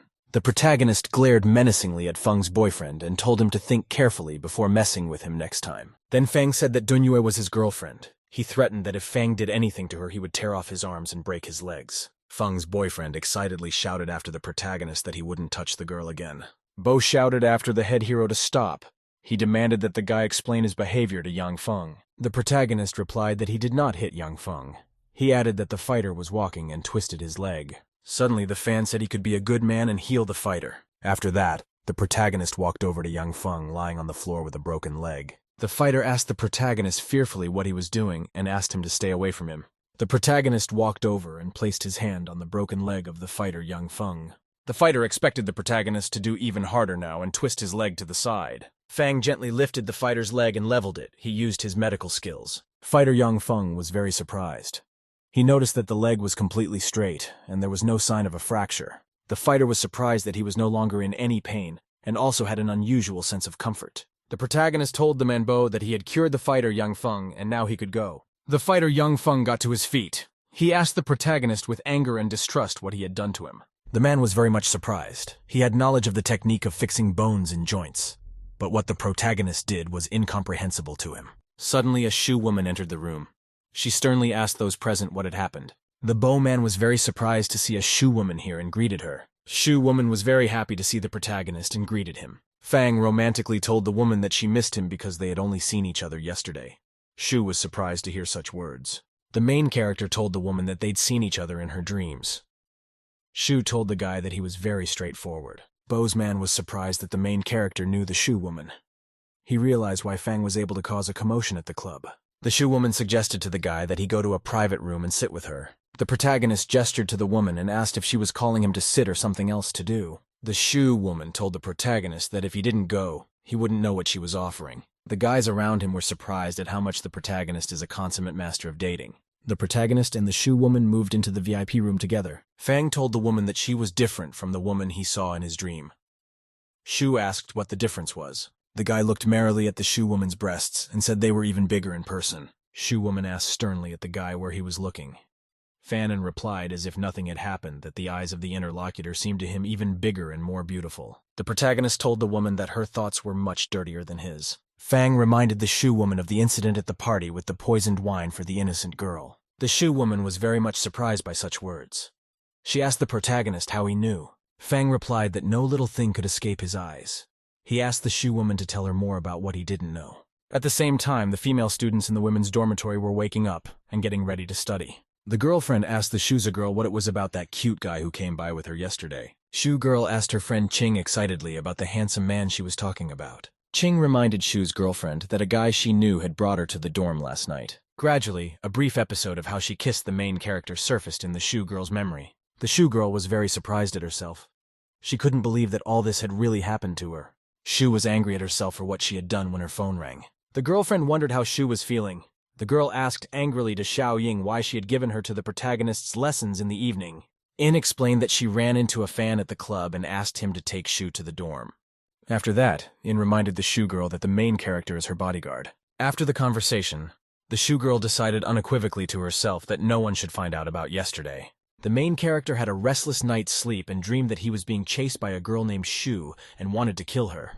In the dream, Fan turned to his pursuer and told her cheerfully that he hadn't touched her at all. The demonic shoe girl swung a huge axe, saying angrily to the guy that stopped talking. Even in the dream, the guy was really scared. He couldn't run or defend himself. The guy woke up very abruptly in a cold sweat. He jumped up on his bed. Fong couldn't understand why he was dreaming about a ferocious Shuza. It could have been a bad omen. The main character went to the window. The sun was high, and he decided to himself that he hadn't slept like that in a long time. There was a very heavy knock on the door.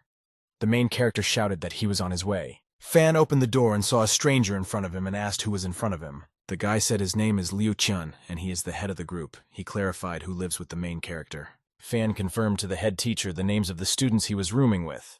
The headman gave the protagonist a stern look and said they were in big trouble. The protagonist asked the headman what other trouble they might be in. The headmaster said that the main character and his friends weren't even in their rooms last night, even though they were supposed to sleep in their rooms. For this reason, the group was reprimanded. The head teacher added that students should be sure to come to the group meeting today. Fang calmly replied to the headman that he would unfortunately not be at the meeting today. After that, the protagonist slammed the door to the room right in front of the headman. The headmaster thought strictly to himself that he would not help the students if they needed help, and got kicked out of the university. Student Chen told the protagonist that he had done wrong because the headmaster had visited him. The student with glasses said that the group representative can't act like some important mistake. The guy asked his friends if they would go to the meeting or not. The protagonist said judiciously that he may not care about the headman, but the teachers should be respected. The main character was at a meeting. There was an election for a new headman, and most people voted for Fan Hoon. As a result of the voting, the head mountain won and was elected the new head of the group, having won the post from Liu Qian. Liu Qian's boyfriend was unpleasantly stunned by the loss. He thought he was the perfect headman. Fang remembered Sibin's leader and felt surprised by his attitude toward the voting process. The protagonist thought to himself that he had a very good reputation for distinguishing himself at the student assembly. The losing headman was very angry and decided to take revenge on the protagonist somehow in the future. The main character was walking along the evening street together with the leader of the Sabinem, and whistling was heard around. Fan asked the head of the SE why he was treating him so well. The head of the village said that the boy would do a good job as headman. He also added that Fan could even be a leader. The protagonist suspiciously asked the head of the village what it was all about. The SE leader looked at the protagonist and reminded him of the incident at the Ludu International Airport. The main character was surprised because the head of the village saw what happened at the airport. The head of the village said that he saw everything in detail, as the guy gave emergency treatment to a pregnant woman. Manager C said that the main character used the long-lost Xuanzhen acupuncture method. Fang thought to himself that this was the lost method of acupuncture. An ancient technique was recreated by a Taoist named Zhang Fuji. It's called soul pricking. The main character asked the head of the village why he didn't help the woman if he was there himself. The manager replied that he was confused when he saw that pregnant woman at the airport. The SE leader added that he admires the guy since he was able to outdo him and show the pinnacle of skill in acupuncture. The protagonist thought about it. He told his interlocutor he had to go and said goodbye. After meeting with the head of the village, the protagonist returned to his training building. The student Chen asked the main character where he disappeared to and what he was hiding.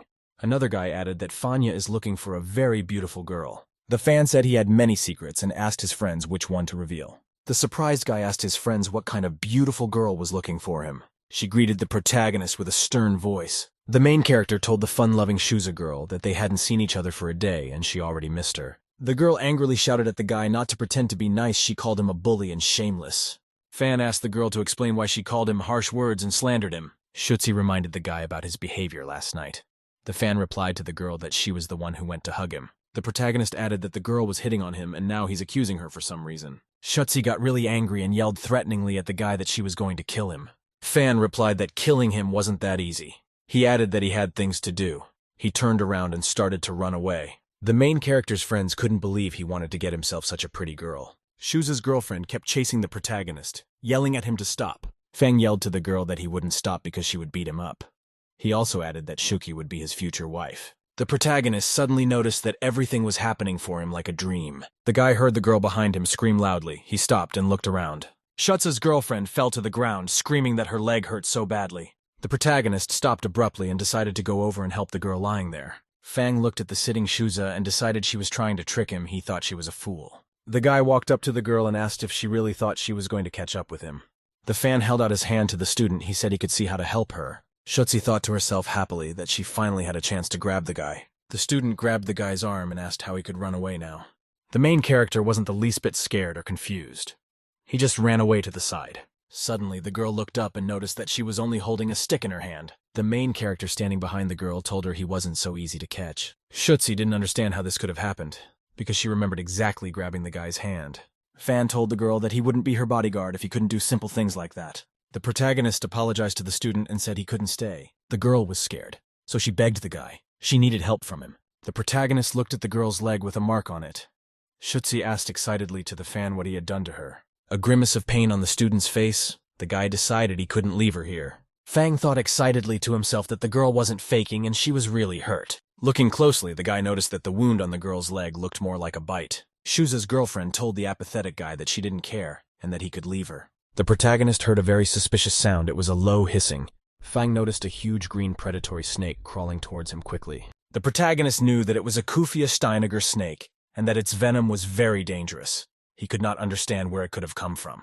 The protagonist took out his magic needle and prepared to attack the creeping snake. Fang took careful aim and launched the needle in the direction of the dangerously venomous snake. The needle immediately and very accurately struck the snake dead, and it fell breathlessly to the grass. After killing the snake, the protagonist grabbed the girl and carried her to help her. Fang carried the Shutza girl in his arms to safety on the roof of the building. The guy told the girl that they'd be safe here and he'd take the poison out now. The protagonist told the student that people don't live more than 10 minutes after being bitten by a snake like that. The Shutzi girl lay in great agony. She could hardly say she was ill and very hot. The protagonist realized he'd have to get a little naked to help the girl. He was shy. The guy looked around. He commanded himself that he needed to pull himself together and save the girl. The protagonist quickly and decisively took off his t-shirt with a special belt hanging from his waist. Fang took a piece of his t-shirt and bandaged the girl's leg to stop the poison contamination. The main character looked at the girl and said cheerfully that she would find out how cool her future husband was. Suddenly, a rock that flew up from the side hit Fang's head from behind very hard. The guy thought to himself that he was being attacked and there was an enemy around. Excited students ran up. One girl asked the protagonist what he had done with the Shutza. Fang shouted angrily back to the girls who ran up to him that he was saving the Shutzi. The student asked the guy angrily how he would save the Shutz in his undressed state. Suddenly, the main character pulled out a dead snake and threw it to the girls. He told them to see for themselves. The students were frightened when they saw the snake. The fan calmed the girls down and told them it was dead. A disgruntled fan told the students that the pike girl had been bitten by a snake and needed immediate help. The students calmed down. One girl said we should take the Shuzis to the nurse's office as soon as possible. The guy clarified that the student would not be helped at the nurse's station. He also added that he would be able to save the Shutzi. The protagonist began to act. The surrounding girls looked at him with surprise. To save the student, the protagonist quickly removed his belt. Fang started waving his belt very quickly in all directions around him. Then the guy pulled his magic needle out of his belt, which should help. Fang took the Shuki girl's leg in his hand and brought the needle to it very carefully. A bright and magical glow appeared around the body of the lying Shuki student. Suddenly Shuki came to her senses. She cried out very hard and loudly in fright. Suddenly a small glittering white ball appeared next to the guy's hand. Fan launched this small ball into flight with a golden glow emanating from the ball. After that, the glow of the balloon became brighter and brighter. It kept flying around. Then the protagonist abruptly put his hand on Shuza's leg where the bite was. Then blood started to ooze out of the bite on the girl's leg. After that, a black aura rose up from the small blood stain on the girl's leg. The poisonous blood released a cloud of black aura upwards into the surrounding space. Fang was pleased with the results of the healing. The blood stain flew in the space above his hand. The students were very surprised by what the main character did. One girl said that Fanya's actions did not look like saving a person. A little distracted, the protagonist looking at the girl noted to himself that she had beautiful legs. Fang told those around him that it was time to start. He opened his mouth and stuck out his tongue. A student angrily said we should call the police. Another girl yelled that the main character was a pervert. Fang explained that there were no medicinal herbs here, and so he had to do just that. Fanny's lips turned black. He said that he had been trying many medicinal herbs since he was a child, and that his saliva could remove poison and pain. The students asked what happened to the lips in the fanny pack. The guy explained that it was nothing. He had poison on his lips. In parting, the main character told the girls that he was leaving the Shutsa student to them. Gradually, the Shutsa girl came to her senses. She opened her eyes but saw everything around very blurry. The girl said excitedly that it was good that Shuza was awake. The girlfriend asked Shuza if she was feeling better. Shuki student fully recovered. She recognized her friends named Ching and Waner. Shuza had the strength to stand up. She asked her friends what they were doing here. The student explained that they came by chance and saw the Shuts here with a guy she knew. Shuki didn't understand why she was in this place. She also remembered that Fang Hong was with her. A student asked her friends where the guy who was with her went and what he did to her. The girlfriend explained that the protagonist had already left. He brought the Shutsa girl here to save her after she was bitten by a snake. A Shuza student was very surprised to hear about a poisonous snake. The girlfriend cheerfully said that Shuza's boyfriend is very caring and handsome, and she wants one too. Shutsa student told her girlfriend strictly that the main character is not her boyfriend. The girl said Fan selflessly saved her girlfriend's life, and he's definitely not a bad person. The student explained cheerfully that when the main character concentrated, his face became like a dumpling. The Shutsa girl froze in great thoughtfulness. She kept reminiscing about the main character. In the evening, the protagonist decided to go to the forest where he had been earlier with his girlfriend. A guy found a snake lying on the ground in the woods, and he examined it very carefully. Fang took a closer look at the dead snake, and something really interested him. The protagonist found a purple rock he realized was a snake's horn. Fang knew that such a stone is called a poison sucker. It can absorb the most dangerous poisons. Such a stone is very hard to find. The main character put a rock in his mouth. He decided to see if the stone was effective. The guy felt that the stone had absorbed the poison in an instant. It was even better than his techniques. The main character decided to roast a snake for dinner on the fire. It looked appetizing. Fang looked at the finished snake and thought he hadn't eaten game in a long time.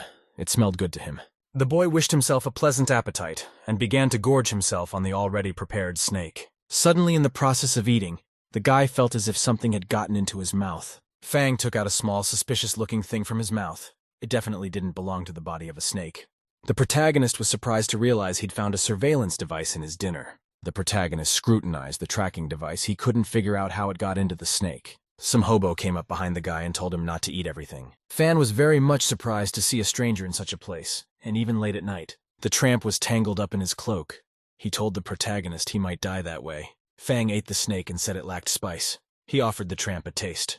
A hobo told the protagonist he'd skin him alive for eating his snake. The boy once again offered the tramp a piece of snake. He added that there would be no second chance. The tramp replied that it was the lad who would not have another chance at this time. The dangerous green snakes were creeping up. The protagonist noticed he was completely surrounded on all sides by poisonous snakes. Fang said with great surprise that there were many snakes around him, and he would not eat them himself.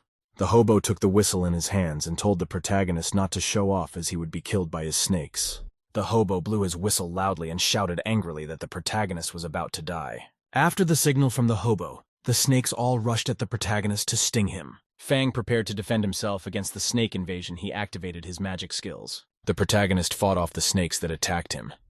They were unable to bite him. The green snakes shattered into many pieces when struck by the main character's hands. Fang asked with interest at the vagabond, wondering if he wanted to kill him with a handful of snakes. The protagonist activated a spell and all the snakes were blown to pieces. The tramp looked at the protagonist in surprise and realized that he had clearly underestimated him. There were snake parts lying around the protagonist. He told the tramp that he couldn't even get close to him. The drifter asked the protagonist in a surprised voice what kind of technique he used. The guy replied to the tramp that he was a doctor and every doctor should have a scalpel with him. He pointed to his hand and said that it was his scalpel. The tramp turned and started running away and told the protagonist that he would pay next time for sure. Suddenly, someone blocked the path of the fleeing vagrant, who was surprised. The protagonist asked the tramp if he'd let him go like that. The tramp was very surprised to see the protagonist in front of him. He couldn't believe the guy could move so fast. Then the tramp turned around and tried to run in the other direction. Fang no longer pursued the tramp, he pulled him towards him with his magical thread. Eventually, the hobo fell to the ground. He could not run any further. The protagonist pulled him up. The tramp's legs were bound with rope. He could not resist being pulled to him by the fan. The tramp was surprised. He didn't understand what was happening to him now. The tramp was very much frightened. He shouted to the guy what he was going to do now. The guy threw the rope over a tree branch and said he just wanted to have fun. Then the protagonist pulled the rope and the hobo was suspended in a tree. The tramp excitedly asked the guy to spare him as he was doing his job. The protagonist asked the hovering tramp very sternly and threateningly who had hired him. The drifter pleaded and said he didn't know exactly who hired him. He asked the fan to give him a chance to leave. The protagonist asked angrily at the hovering hobo, does he look like an idiot? Fan asked that the hobo tell him how he wanted to die, added that he could ensure the hobo a quick and painful death. Suddenly, someone in complete silence called out next to the protagonist. The guy turned around. Uncle Chen and a guard showed up and asked the guy what happened. He said that the Shutsi had just called him. The protagonist told the man he was a little late, but he'd already taken care of it. Fang tapped the hobo with his foot. He said that Uncle Chen should strengthen the guards very seriously. Uncle Chen said that the hanging hobo is one of the most dangerous assassins called the Snake Charmer. Fang said for Uncle Chen to order his subordinates to get the snakes out of here. The man replied that he would do anything. The guy replied to the man that he and his men had nothing to worry about. The fan said goodbye and said he was leaving. The protagonist disappeared into the evening twilight, at which time the tramp was lowered from the tree to the ground. The snake charmer said angrily that the guy was no slouch and made him humiliate himself. The tramp looked at Uncle Chen standing next to him and said that they hadn't seen each other for a long time. The tramp told the man that he owed him his life from today.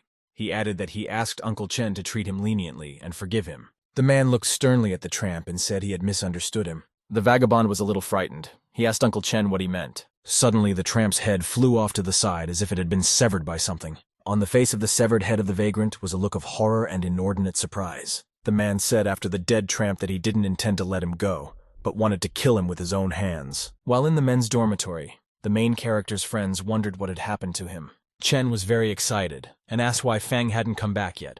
Another student said that Fang must be busy with his girlfriend. He told his friends that he'd been away for a while and they missed him. The fan said he is an object of envy who is popular. Whether the student asked the agitated protagonist what his relationship with his girlfriend was like. The main character calmly replied that there was absolutely nothing between him and the Shuki girl. Then the fan added thoughtfully that the girl had hired him for a certain job. The student with glasses excitedly shouted that the main character first cuddles with Dunyue, and with his other hand drags another man's girl away. Suddenly the lights went out in the room. Someone said that the university was saving electricity. The guy went to bed because tomorrow there would be military training. The next morning the weather was clear. Birds were singing all around. All the students gathered in a group on the lawn for military exercises. All students wore the same uniform and stood in a straight line. The guy asked the main character if their instructor could be a hottie. The fan said he thought their instructor would probably not be a woman. The instructor came over. She asked the other main character why he underestimates women. The students were delighted to see a beautiful and young female instructor in front of them. The instructor sternly said that if there was whispering in the lines, she would make the students run 5 laps. After that, all the students fell silent and froze in place as they stared at the instructor. The instructor sternly asked if the students had not heard her and demanded to be answered. The students all at once replied in one voice that they understood the instructor. The instructor irritably shouted to the students that she couldn't hear them at all. The students shouted loudly that they understood the instructor.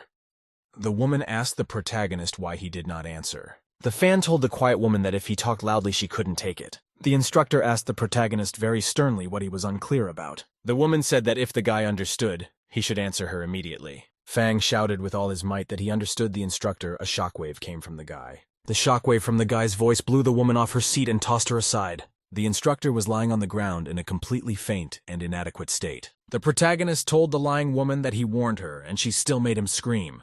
The student screamed that his ears hurt so much the other guy couldn't understand what had happened. The student with the glasses said very surprised to the main character that he almost made him deaf. The students noticed that the female instructor had lost consciousness and decided to take her to the medical center. Fang calmed the others and said he'd have the instructor back to consciousness in no time. The protagonist gently touched his fingers to the forehead of the lying woman.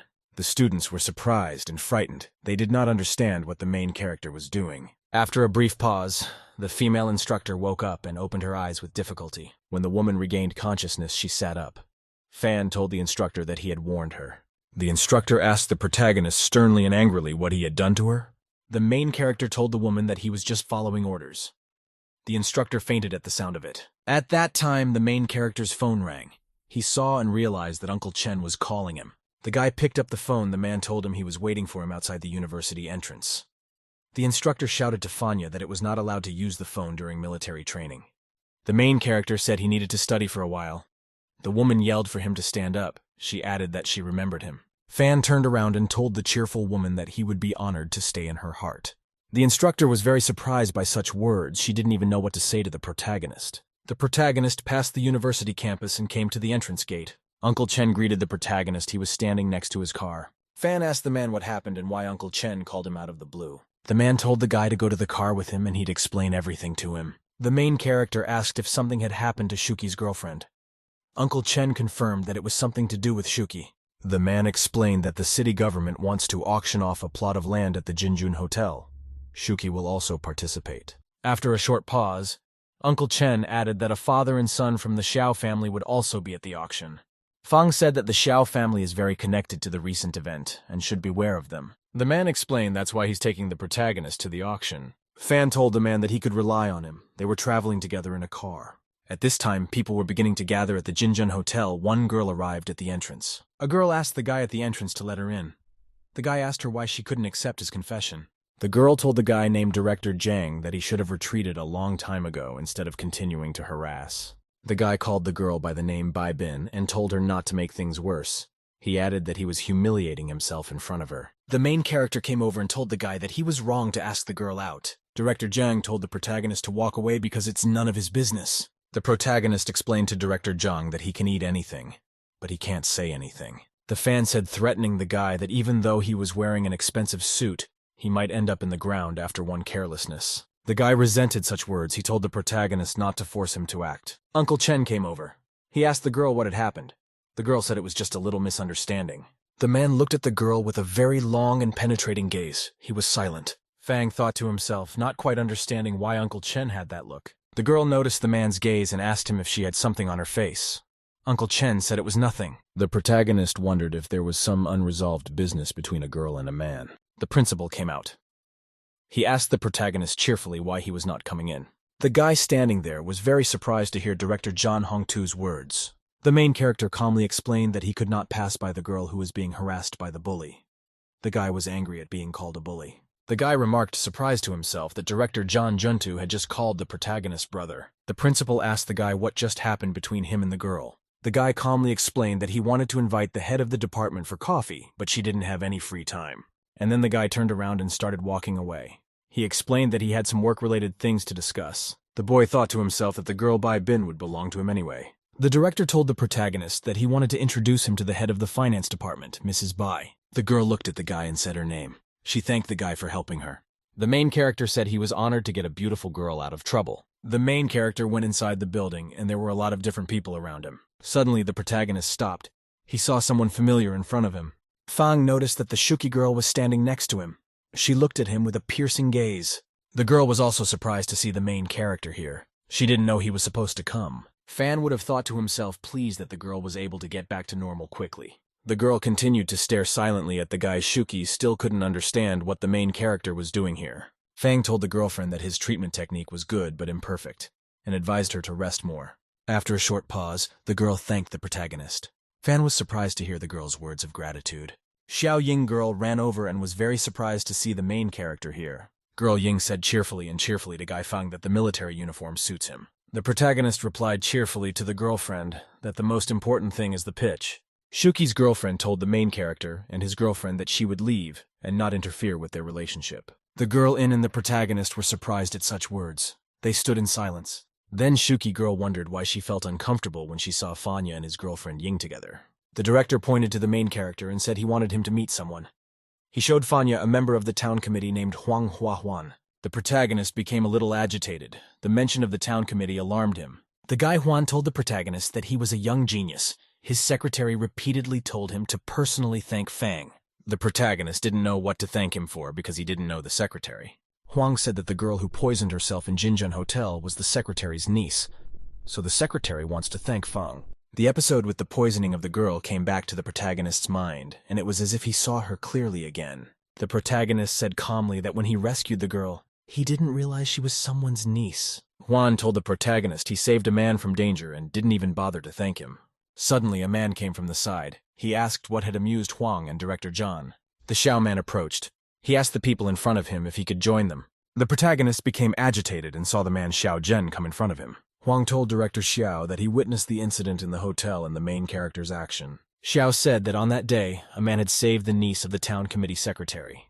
He added that he did not see the young man's face. Feng thought excitedly to himself that the Xiao man was involved in yesterday's chase after meeting at the inn. Huang said that the hero who saved the girl in the hotel was a young man named Fang Hong. Mr. Xiao said surprised that the main character was the genius everyone was talking about. Fang calmly replied that he was only performing the duties of a doctor. He added that there are some people who get their way by any means necessary. Guy Xiao shouted threateningly at the protagonist to stop blaming everyone else. Fang replied to the Xiao guy that there was no need to react very strongly since he was only talking about some people. Xiao guy was angry at such words. He didn't know what to say in response to the protagonist. The main character turned around and said that if Mr. Xiao didn't like his jokes, he would leave. Xiao Boy thought to himself that the protagonist was getting closer and closer to the path of death. Uncle Chen stood by the huge window and watched carefully what was happening in the courtyard of the building.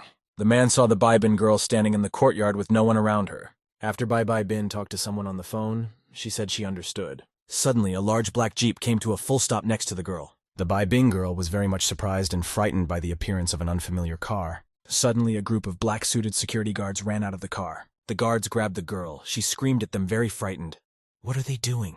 Then the guards put a bag over the girl's head and threw her in the trunk. Then the kidnappers quickly jumped into the car and closed the doors behind them. After abducting the girl, the car sped off at full speed. Uncle Chen was very shocked by the kidnapping. He barely got the name of the girl Bai Bin out of his mouth. The protagonist spotted a girl being kidnapped, and he rushed in pursuit. Fang was running at full speed and wanted to catch up with the car with Bai Bin's girlfriend inside. Uncle Chen followed the protagonist with great excitement and attention. He decided to call him. The man dialed the number of the protagonist and decided to tell him more about the kidnapping. Uncle Chen told the guy that Bai's girlfriend had been kidnapped. Fan replied that he had already seen everything and was running after the kidnappers. The main character asked excitedly to Uncle Chen if he knew who the kidnapper might be. A man ran down the hallway. He told Feng that the kidnapper could be the boyfriend of Zheng Peng, who had been bothering the girl all day. The protagonist saw the bicycle standing there. He told the man on the phone to take care of Shuza. The fan hopped on his bike. He called an acquaintance and asked him to punch in where a Mercedes SUV with no license plate was headed. The interlocutor asked the protagonist what had happened, after which he wished the fan to be more careful. The protagonist was riding his bike at top speed. He was pushing to the max the best he could. Uncle Chen thought to himself that he would tear to shreds anyone who harmed the Bai Bin girl, while a guy and a girl were driving around town in a white BMW race car. A girl yelled at a guy for being cool. The guy replied that his car was unrivaled, at which time the protagonist on a bicycle was able to equate with a race car. The fan squeezed everything he could out of the bike, and even managed to overtake a racing BMW. The driver and the girl were surprised. The guy couldn't believe his eyes that they'd been overtaken by a bike. The main character got a call from his friend who told him where the car he was looking for was. Fan thanked his friend named Hun, at which time the SUV with the kidnappers was parked on a quiet street near the cottage. One of the kidnappers pulled out a wad of money and said they got it for next to nothing. The other guy said it was enough money for a good life. One of the kidnappers was cautious about saying they were open kidnappers. The guy replied that the boss knows his business. He suggested that the friends go out for a drink, at which time there was a very strong bang as if something had hit the car. The people inside the car were scared. One kidnapper said something hit their car. The guy got out of the car. He wanted to see what had just happened. The kidnapper saw a bicycle hit the car from behind at full speed. The guy was really pissed off. He couldn't figure out which bastard did it. Another kidnapper came up and asked what was wrong. The guy said angrily that someone was trying to screw them over for damages. The main character appeared nearby. He asked the guys strictly if they had kidnapped the Bai Bing girl. The guy angrily and snidely told the main character that he came to play hero. One of the thugs told the fan to get out.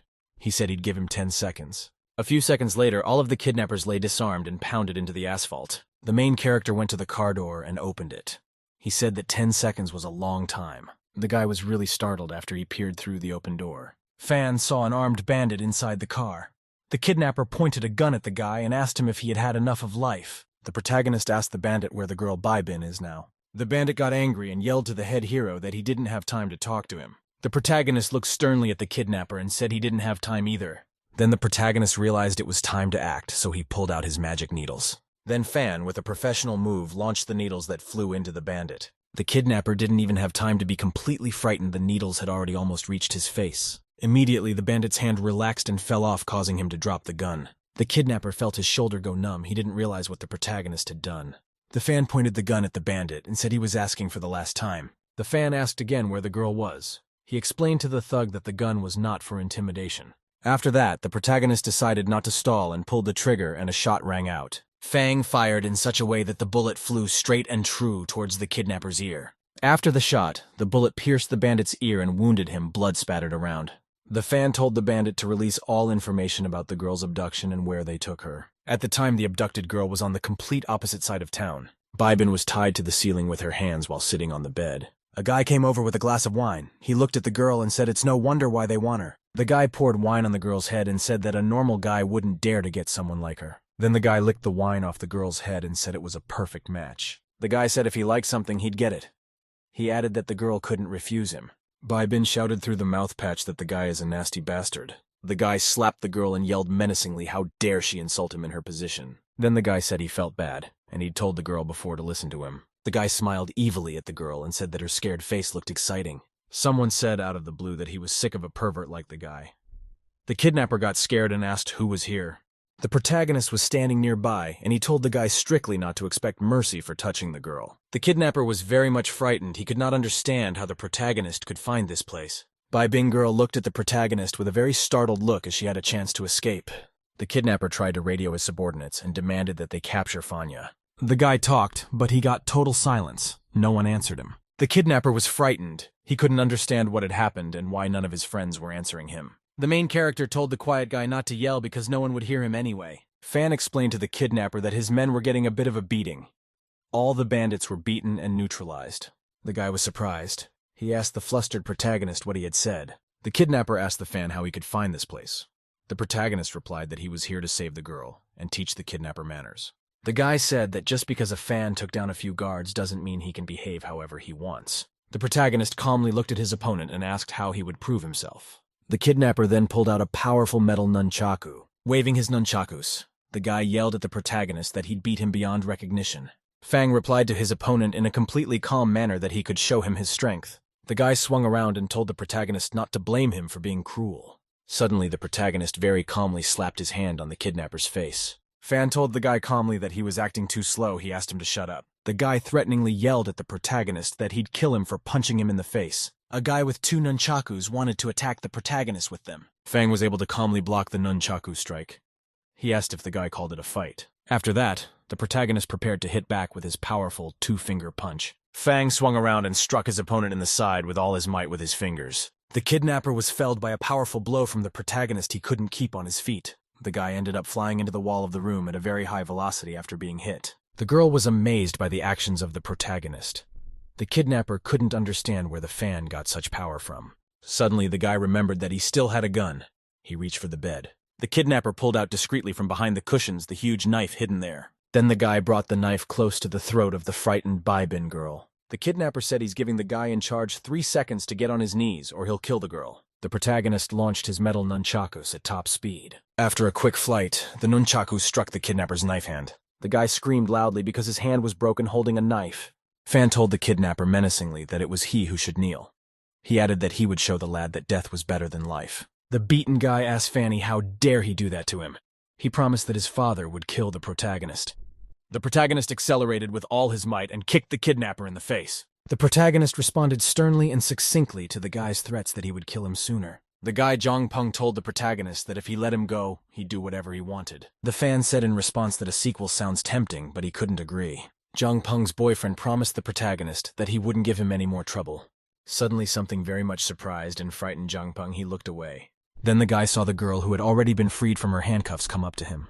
The girl looked at her captor with a very angry and hateful look. The protagonist told the girl that he was leaving the kidnapper up to her. The terrified kidnapper told the girl that he simply couldn't control himself. He promised that he would not molest her again. The guy looked hopefully at the girl and said she should forgive him. Bybin girl kicked the kidnapper in the groin with her foot. The boy twisted in pain and a scream escaped from his mouth. He felt as if he had parted with his genitals forever. The kidnapper collapsed unconscious on the floor, foaming at the mouth. The fan said he was impressed with the girl's punch. The kidnapper's gonna be without grandchildren for sure. Suddenly the girl slumped exhaustedly to the floor. She grabbed her wrist with her hand. Through the pain, Bybin told the protagonist in a weak voice that her hands hurt a lot. The Bybin girl's wrists showed huge scars and scuffs. The fan explained that the girl's hands were swollen because the blood hadn't circulated for a long time. The protagonist excitedly warned the girl to be patient because it would hurt. The girl was watching with great attention what the main character was about to do. Fang took out his magic needle and stuck it into the girl's arm. It should help with the swelling. Suddenly, the Bybin girl shouted sharply and asked the guy to stop. The girl's arm was pierced by a very strong and penetrating pain along its entire length. The girl screamed as the pain spread to both of her arms. Suddenly, Bybin was overcome with a very pleasant feeling. She was completely out of pain. The girl felt as if she had traveled to a clear and breezy summer day. Bybin was overcome with a feeling as if nature were embracing her and blowing the wind along with a pleasant coolness. The Bybin girl realized she'd never had it so easy in her life before. The protagonist asked the girl attentively if she had any other pain. The girl asked the guy to continue. She added that she had no idea he had such healing skills. She thanked the guy for saving her. The main character said that if the girl wanted to thank him, she could do it another way. Bybin's girlfriend was very embarrassed. She told the guy that it wouldn't be good here. Fan asked the girl strictly what she was thinking. He added that he wasn't the kind of guy who hit on everyone. Fang told his girlfriend that they should leave as the cleaners would be here soon. He added that the girl could buy him something to thank him. The main character, along with his girlfriend, arrived at a restaurant. Bybin ordered a lot of delicious food. The waiter wished the customers bon appetit. The fan was surprised because of the girl splurged on him. The girlfriend told the guy to eat well. The main character inhaled the smell of the food and said that he hasn't eaten such delicious food in a long time. He added that the dish is as appetizing as the girl Bybin. The girlfriend was very embarrassed to hear the guy say that. She was outraged. Suddenly Uncle Chen came rushing through the restaurant, yelling at everyone to let him through. Fang at this time was eating a meal together with the girl. They sat silently at the table. The man ran up to the table and was surprised to see the girl. He was very surprised to see the Bai girl. Uncle Chen asked the girl with great surprise if she was okay. Bybin replied that she was okay thanks to the main character. Fang grudgingly shouted to himself that he had almost burned his face. He tossed the food aside. The man apologized to the protagonist and said he was in a hurry. Uncle Chen asked the waiter to bring more dishes to the table. Fan asked the man if he wanted to eat with them. Fang asked the man if they had sorted out Yongpeng. Uncle Chen said that everything was fine. The man looked at the guy and gave him a thumbs up and said he did a very good job. Fang asked quietly to the man why he was so worried about the Bai girl. Was there some special relationship between them? Uncle Chen annoyedly told the protagonist that he was just worried about Mrs. Bai's safety. The girl noticed the conversation and asked what Fang and Uncle Chen were talking about. The man worriedly thought to himself that the protagonist might have already guessed everything. The Bybin girl was the daughter of a man, but Uncle Chen had to hide it for certain reasons. The protagonist is surprised that the man denies everything, although Uncle Chen's look gives him away completely. That's when the guy's cell phone rang. It was his student friend named Zhang Qinjie. The protagonist picked up the phone and said hello to his friend. The student excitedly asked where the main character had gone. He also added that Fanya was looking for Dean Zhou. The protagonist wondered why the dean needed him. Fan got up from the table and said he had to go. The girl was upset that the guy was leaving so quickly. When leaving, the protagonist said he wouldn't disturb the man and the girl. Uncle Chen told Fang Hong to watch his words. The main character smiled and told Uncle Chen that sometimes you have to be a little bolder. The man thought to himself that the protagonist had gotten it completely wrong. The girl abruptly jumped up from her seat and told Uncle Chen that she had to go too. After that, the Bybin girl quickly headed for the exit. The man watched her. The man thought to himself that the Bybin girl couldn't know some things yet.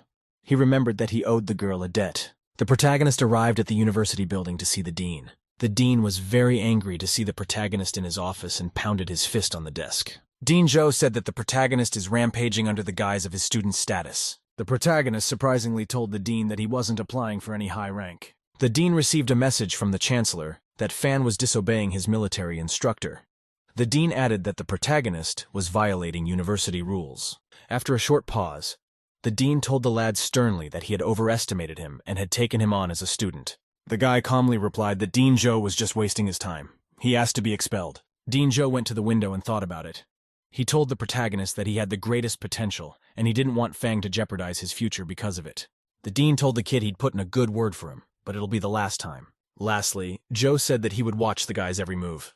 Fan happily replied that he understood and was leaving. When he went out into the corridor, he thought to himself what was the purpose of being here. Because he didn't need to study, he decided that he would go with the flow. The main character came to the place where the students were practicing. The military instructor gave them various commands. The man told the students that he was their new instructor, from this day forward, and to keep them in order. The protagonist approached and asked for permission to stand in formation. The main character's friends were surprised to see him. They realized that something was about to happen.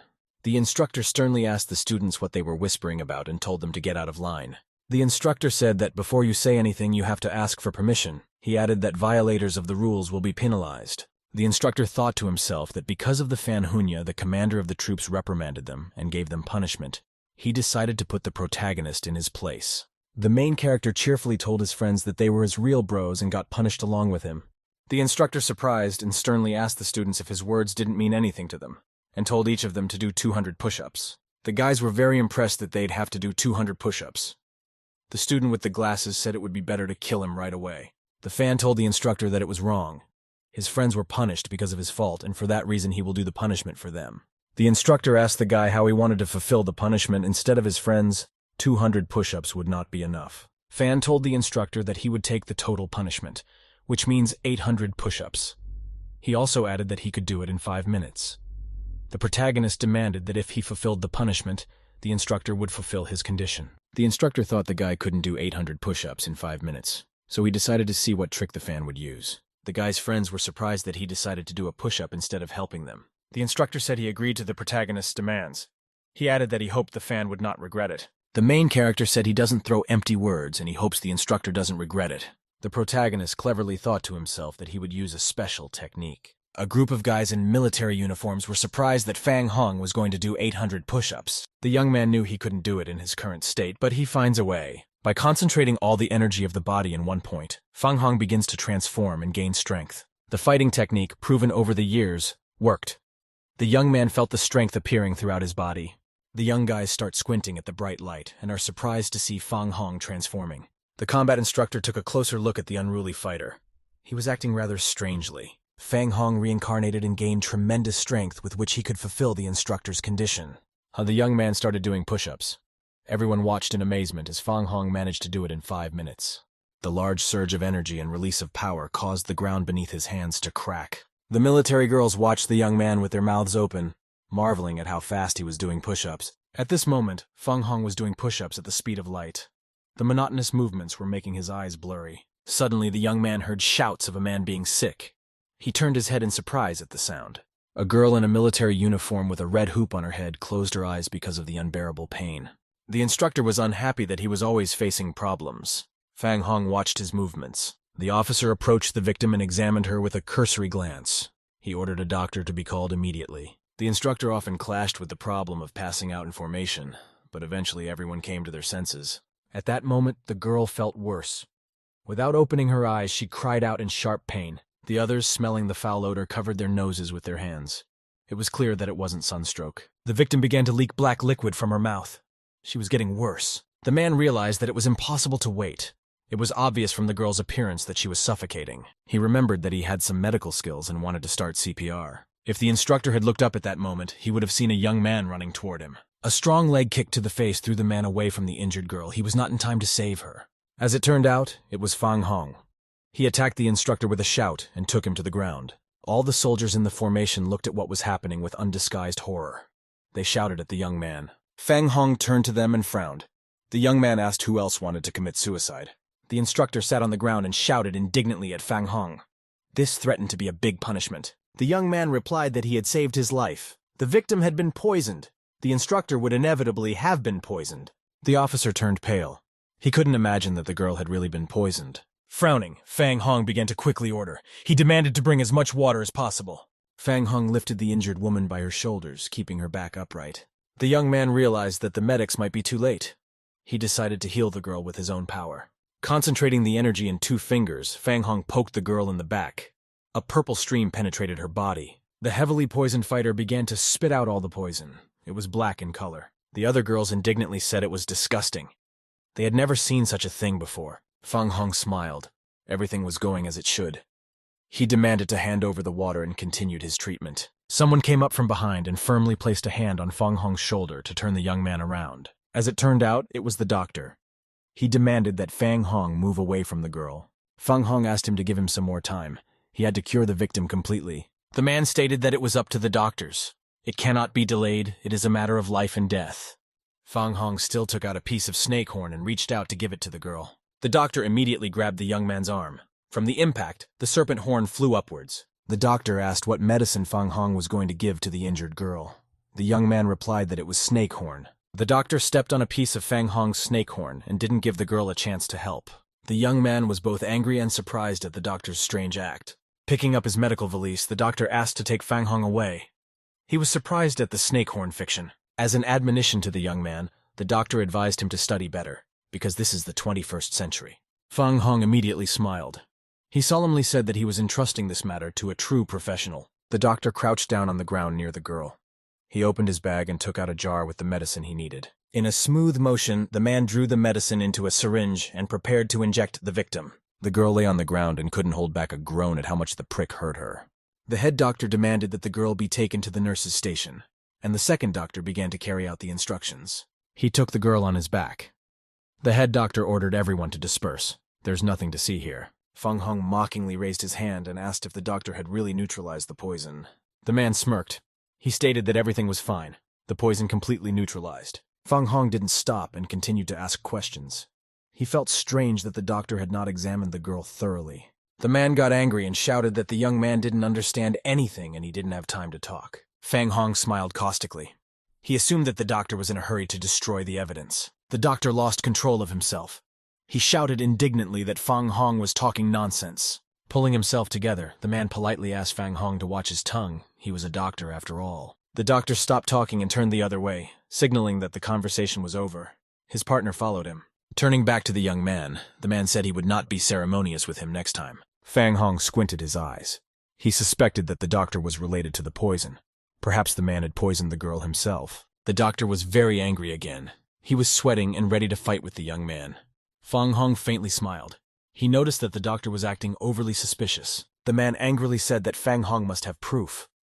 Otherwise, it would be considered slander. The young man slowly stretched himself and indifferently replied that he had no proof. The guys were discussing amongst themselves that Fang Hong was purposely translating the topic and watched with interest. The doctor was getting angrier and angrier. He said that the young man himself was seeking expulsion from the university. Fang Hong smiled. He suggested just opening the medicine cabinet. That way they would know the truth. The doctor again replied that he had no time for idle talk.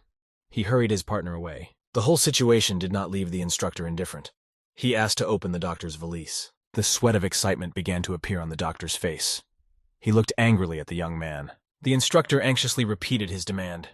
He insisted that the doctor open the first aid kit. Drenching himself in sweat, the indignant man crouched on the ground and clicked the locks of his medical valise. Everyone saw that under the open lid were many containers of various medicines. Squinting his eyes, Fang Hong asked with interest why the doctor needed to carry so many medicines. The man visibly started to get nervous. He made excuses that he needed to pay attention to each patient. The young man snidely wondered if that meant he needed to poison someone else. The doctor could hardly contain himself. He realized that a little more, and the young man would force him to start a fight. Trying to act casual, the man laughed and stated that Fang Hong had just rewatched the movies. Taking advantage of a fortunate coincidence, the young man aptly threw the pill into the doctor's mouth. The doctor was extremely shocked. Covering his mouth with his hand, he asked what kind of pill it was. Fang Hong looked at the doctor carefully and reported that it was nothing special, just a poison pill. The young man warned that she would cause severe pain and demanded the truth about the girl. The doctor took out a few syringes of red solution and shouted that Fang Hong had forced him to do this. With a quick movement, the man threw all the syringes at the young man. His eyes blazed with hatred. Quickly spinning in the air, syringes of red liquid flew directly into Fang Hong's body. The young man was saved by the instructor. He kicked the doctor's arm with his foot. The dangerous syringes flew away. Fang Hong was glad that the man had helped in a difficult moment. He told the instructor that he had a good reaction. The instructor looked with indignation at the doctor who had disgraced the university. He declared that he would deal with him. The man assumed a fighting stance and beckoned the doctor to him, offering him a show of strength. The doctor knew perfectly well that he would not stand up to the instructor, and immediately put his hands up. The doctor said he lost. His assistant started to say that he didn't know anything about it. The instructor said that if everything is as Fang Hong says, the other students are in danger. The young man smiled and replied that everything would be fine. He asked to leave the doctor to talk to him. After a while, Fang Hong returned to the university and secured a private conversation with the dean. The dean of the university could not believe that a doctor could do such a thing. He inquired about his whereabouts. Fang Hong replied that the doctor was already in custody. The dean asked if the poisoned girl was okay. Young suggested that there are other poisoned students who have not shown symptoms. The dean looked at the many containers with different labels and asked what kind of medication they were. With a slight hesitation, Fang Hong told the man that he would need his help in one matter. A young man offered to distribute water with an antidote to the students. He asked how many people there were at the university. The dean approvingly told Fang Hong that the young man had thought it over carefully and agreed to the proposal. The man thanked Fang Hong fervently. Without his help, the university would have faced a huge problem. 2 guards stood at the door to the room. The instructor ordered the escorts to keep an eye on the doctor. In the darkened room stood a single chair with a man tied to it. The captive doctor's hands were securely taped to the back of the chair. The doctor was smiling strangely. The man told himself that the show would start soon, and then they would all regret their actions. The doctor threw his head up to the ceiling and laughed hysterically. His laughter sounded rather creepy. The instructor heard the idiotic laughter and demanded to calm down or he would do it himself. The man immediately stopped laughing. The doctor said it wasn't a problem. He could wait. The man frowned. All he could think about was how all those pathetic people would scream in despair. Fang Hong and the dean were walking down a long corridor. Suddenly, the young man dropped to one knee. The man became alert and looked around suspiciously. He could not understand what had happened. Fang Hong looked very tired and was breathing heavily. The dean inquired what had happened to him. The young man winked and laughed playfully. He explained that nothing special had happened. The dean was concerned about the young man's condition. He suggested that Fang Hong leave it to him and rest. The young man did not need to be told twice. He made himself comfortable, closed his eyes, and said that he rarely rested. Classes had long since ended. The university corridor was empty. Only Fang Hong was sitting on the floor and resting. The ladies' room of the university was cozy. A vase with branches stood on the large marble windowsill by the mirror. Water began to appear in one of the taps by itself, even though the room was empty. It wasn't some problem with the faucet, for the water began to gush out very vigorously and beat with a powerful stream. Flooding the floor of the ladies' room, the water flowed further through the university, heading towards Fang Hong. The young man was sitting on the floor at this time and did not suspect anything, for there was no one around. The water began to approach Fang Hong, turning into something living, but he still didn't notice anything. The young man's eyes were still closed. Through the dream, Fang Hong was surprised to hear his name. Fang Hong was surprised to recognize his teacher's voice. He immediately woke up and opened his eyes. The water, which seemed to lean toward the young man, changed slightly. It read the image of his teacher. The teacher's avatar asked what had happened to the young man and why he was so sluggish. Fang Hong replied as he sat down to rest. The boy asked what the mentor needed. Fang Hong hoped it wasn't because of secret knowledge. A teacher shouldn't know about the use of battle techniques. Trying to mess with his mind, the young man asked the teacher why he suddenly remembered him. It turned out that the mentor sensed that Fang Hong would get into trouble and decided to check if everything was all right. Fang Hong laughed deceitfully. He proudly said that no one would dare to stand in his way. The teacher said he was always getting into trouble. You have to keep the main goal in mind. After finishing his moralizing, the teacher's avatar gradually began to fade away. All the water had evaporated. A pearl appeared in the mentor's place. The teacher said that this pearl would help the young man to regain his strength. Fang Hong was left alone with the pearl in his hands and looked at the shiny artifact with interest. The young man remembered that the teacher was not usually wrong. Something could really happen today. The instructor turned to Dean Zhou and said there was something else that needed to be dealt with. The man replied that he already knew. The guards opened the door. Dean Zhou entered the doctor's room for a serious conversation. The man smiled wryly. He was fake surprised that such an important person had come to see him. The dean was in no mood to joke. He immediately slapped the doctor across the face, berating him for his unworthy behavior. The man looked up and reminded the dean that he himself had taught him all sorts of wisdom. The doctor had a crazed look in his eyes. He stated that the students were still in danger. He offered to listen to their screams together. The dean lost his temper and grabbed the man by the collar of his shirt. The doctor looked at him calmly. The man had no fear of death. The doctor offered the dean to kill him, warning that he would die with the students. The dean stared at the doctor and remained silent, realizing he couldn't do it without him. The man asked if the dean was frightened and suggested that the faculty leader fall to his knees to save the students. The dean looked the doctor in the eye with hatred. He didn't feel the need to kneel before a worthless student. The man got angry and started yelling that he could have been a better doctor. He repeated his threat. The dean closed his eyes and thought. He knew he couldn't do anything to help the students. The doctor knew a lot about poisons. The man sat back in his chair, smiling. One could celebrate victory. They had no other choice. The faculty leader humbly kneeled down and began to ask for help for the students, because it wasn't their fault. The doctor said that the dean looks very pathetic when kneeling in front of him. Zhou Yukai himself realized how insignificant he looked, but right now he was willing to do anything. Suddenly, Feng Hong appeared behind the doctor's back and asked who was the best doctor here. The man turned pale. He knew at once who the cocky voice belonged to. The doctor squinted his eyes, watching the young man's behavior. He was sure he was in no danger. Feng Hong released the bound doctor in an instant and pressed his face into the floor with a swift movement. The young man was very angry. He exclaimed that the doctor did not know what it meant to respect another's life. The man couldn't even raise his head. He angrily muttered that Feng Hong was here again. The doctor was sure that the young man was only scaring him. He wanted to say that the students would die, but did not have time to finish the sentence. Feng Hong jerked the man up off the floor and sent him flying free with a leg kick. After flying a few meters, the doctor hit his back hard. The floor beneath his body cracked. The man was lying on his back and breathing heavily. He could not even move because of the severe pain. Feng Hong said that many people have asked him to beat up the doctor, and he can't refuse them. The dean said the doctor knows how to neutralize any poison.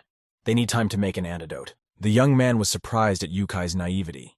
Feng Hong said that the man would only hurt the students more. The guy agreed that they didn't know the proportions of the poison and suggested using Chinese medicine. A man ran into the office. He shouted to Dean Zhou that there was trouble.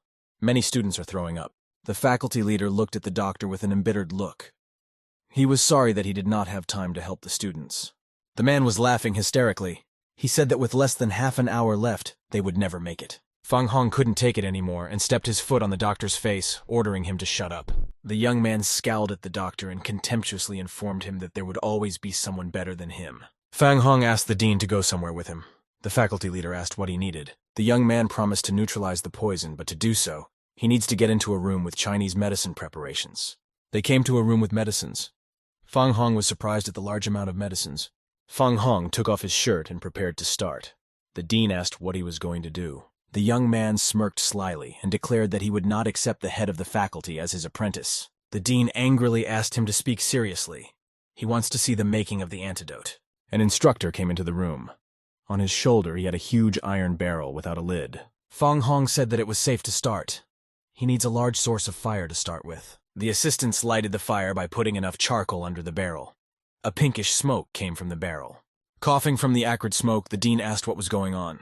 It seemed to him that Feng Hong was just transferring medicines. The young man stated that the fire was not strong enough and asked to add a table to the fire. The dean and the instructor shouted in surprise. The medicine began to boil. The odor became more and more acrid. It became impossible to breathe. Feng Hong squinted his eyes. The crucial moment had arrived.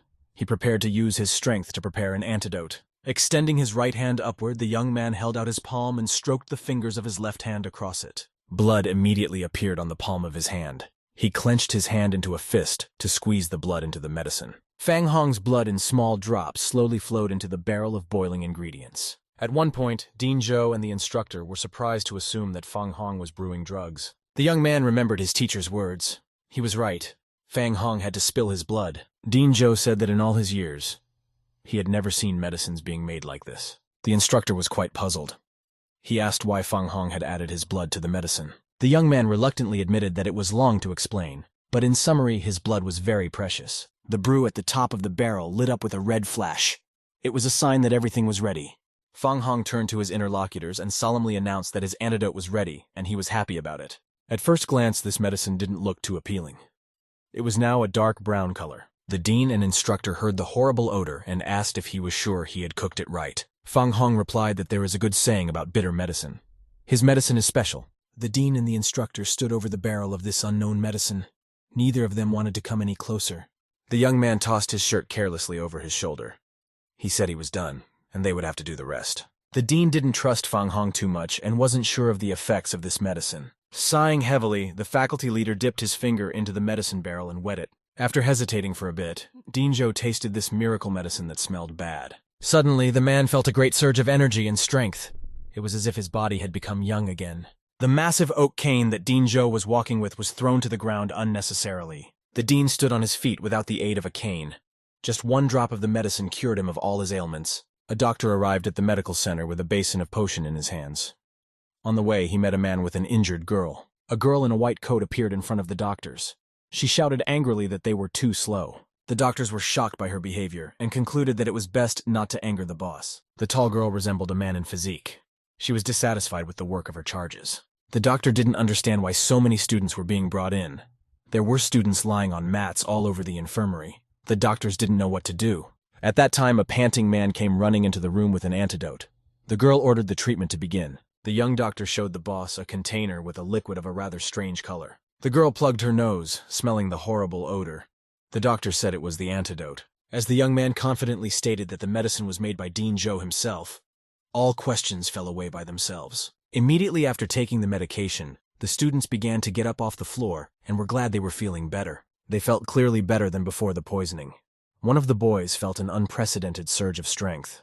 The girl was very surprised that the medicine worked so quickly. Of course, she didn't expect anything else from Dean Joe. The doctor wondered what this miracle remedy was. The head of the medical station also decided to test the remedy on herself and gently licked a drop of liquid. Strange and inappropriate feelings came over the girl and she blushed. She could have sworn on anything that she felt someone's invisible hands touch her ears. The girl felt as if someone was hugging her and she couldn't get out of the embrace. The invisible silhouette began to press the doctor even closer to him.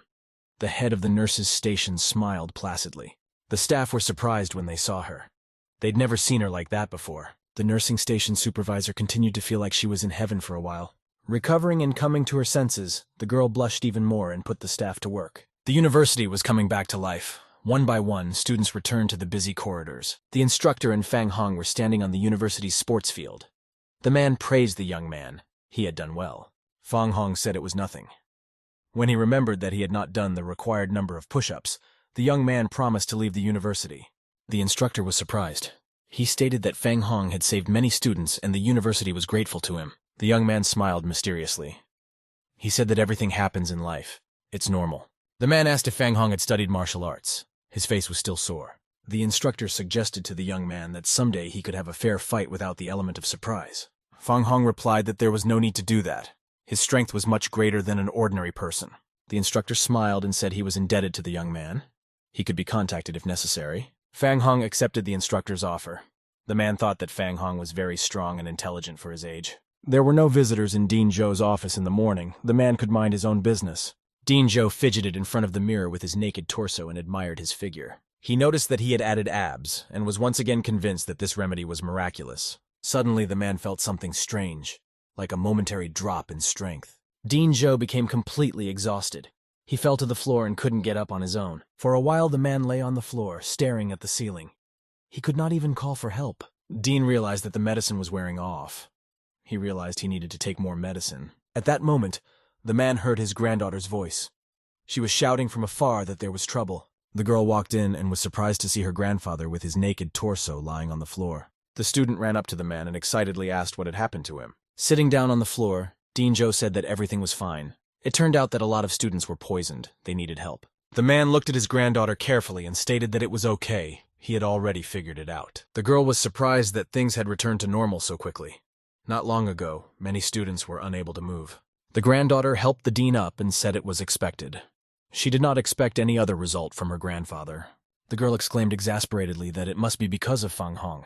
He was causing a lot of trouble. The dean replied to his granddaughter that Fang Hong should be thanked because he had helped the university. The girl was genuinely surprised. She didn't understand how the young man could have fooled her grandfather so much. Dean Joe smiled. Things were working out pretty well. He was glad that his granddaughter didn't have a boyfriend yet. The girl was at once surprised and shy. She explained to her grandfather that she didn't have time for that. The man slyly squinted his eyes and said that Fang Hong was a good guy. It would be nice to meet him. The girl got angry and left the room.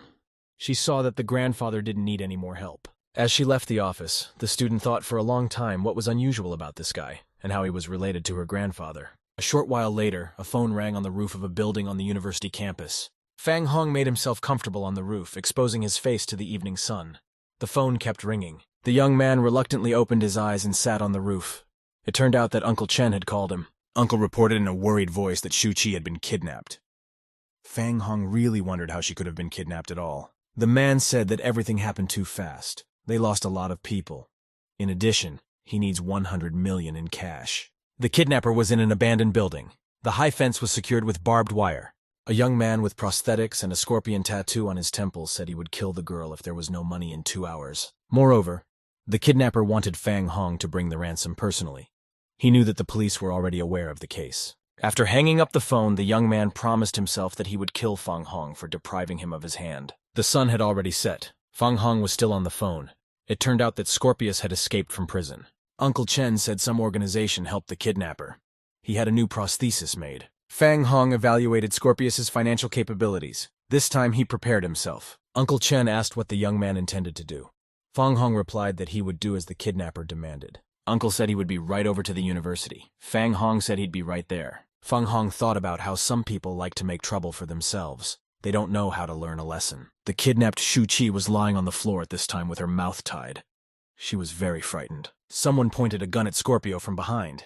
He had been warned that the bait was not to be touched. The young man smiled casually and asked Troy not to be nervous. He wouldn't touch the girl. Scorpius said dismissively that Troy was an excellent sniper. He wondered if the young man missed once in a while. There was a reason for that. Troy wore glasses.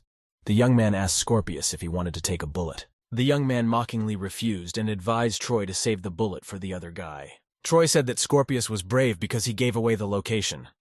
Scorpius replied that he had nothing to fear with Troy. The young man asked Troy not to kill the young man right away. He needs to try out his steel arm. Shuki heard their conversation well. She thought about Fang Hong not being allowed to appear there. Meanwhile, the black car with Uncle and Fang Hong drove to the meeting place along the deserted highway. Uncle Chen said that the director was only able to give 60 million. Uncle asked Fang Hong to detain the villains. The young man was surprised that his uncle really wanted to give the ransom. He was sure the girl was safe. Uncle said he had to be careful. The bandits are laying low outside the city, so there's no way to ambush them. Fang Hong stretched and closed his eyes. He said that the kidnappers were well prepared this time. Uncle Chen hoped that things would be easier this time. What surprised him was that the guy wasn't worried at all. The man took out a bulletproof vest from his bag and handed it to the young man. Fang Hong said that his uncle was very caring. This body armor was made to the highest standard. Not every fighter could appreciate the qualities of lightweight armor plate. Troy had been watching the driveway for some time now and had spotted the car through the scope from afar. The young man took shelter in a broken wall on the roof of the house. He informed his partner that there was only one car. Scorpius smiled happily, admiring Fang Hong's courage, and gave orders to the thugs. At this time, Shuki was very worried and mentally called Fang Hong a not-so-smart person. Fang Hong got out of the car with a suitcase in his hand and headed towards the meeting place. A bright light was streaming from the gate.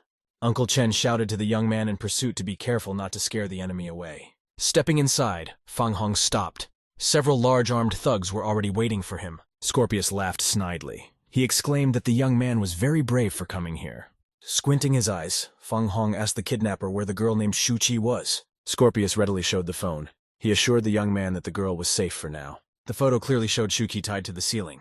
Scorpius asked her to behave. The young man checked the amount and angrily shouted that it wasn't fair. He was demanding 100 million. Fang Hong replied that he could only give $1 million now as a preliminary payment. Scorpius got angry and punched the young man in the stomach with his prosthetic, ordering him to shut up.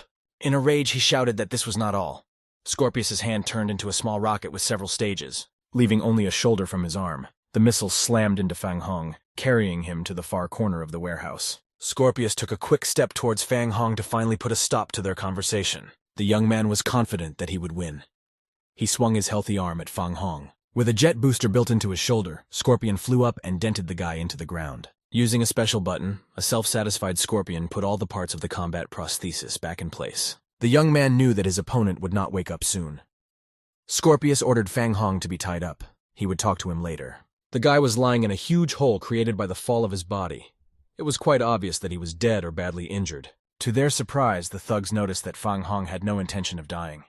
He was comfortably seated and staring at the phone screen. Scorpius couldn't believe that someone could survive without being hurt at all after such a heavy blow. Fang Hong smeared a little dirt on his face. He called his uncle and said that he was fine. Scorpius was angrier than ever. For a moment, he thought that Fang Hong was made of iron. In addition, the young man was very annoyed that even the new arm didn't help to overpower his opponent. Scorpius's eyes turned white with hatred. He promised to fight at full strength now.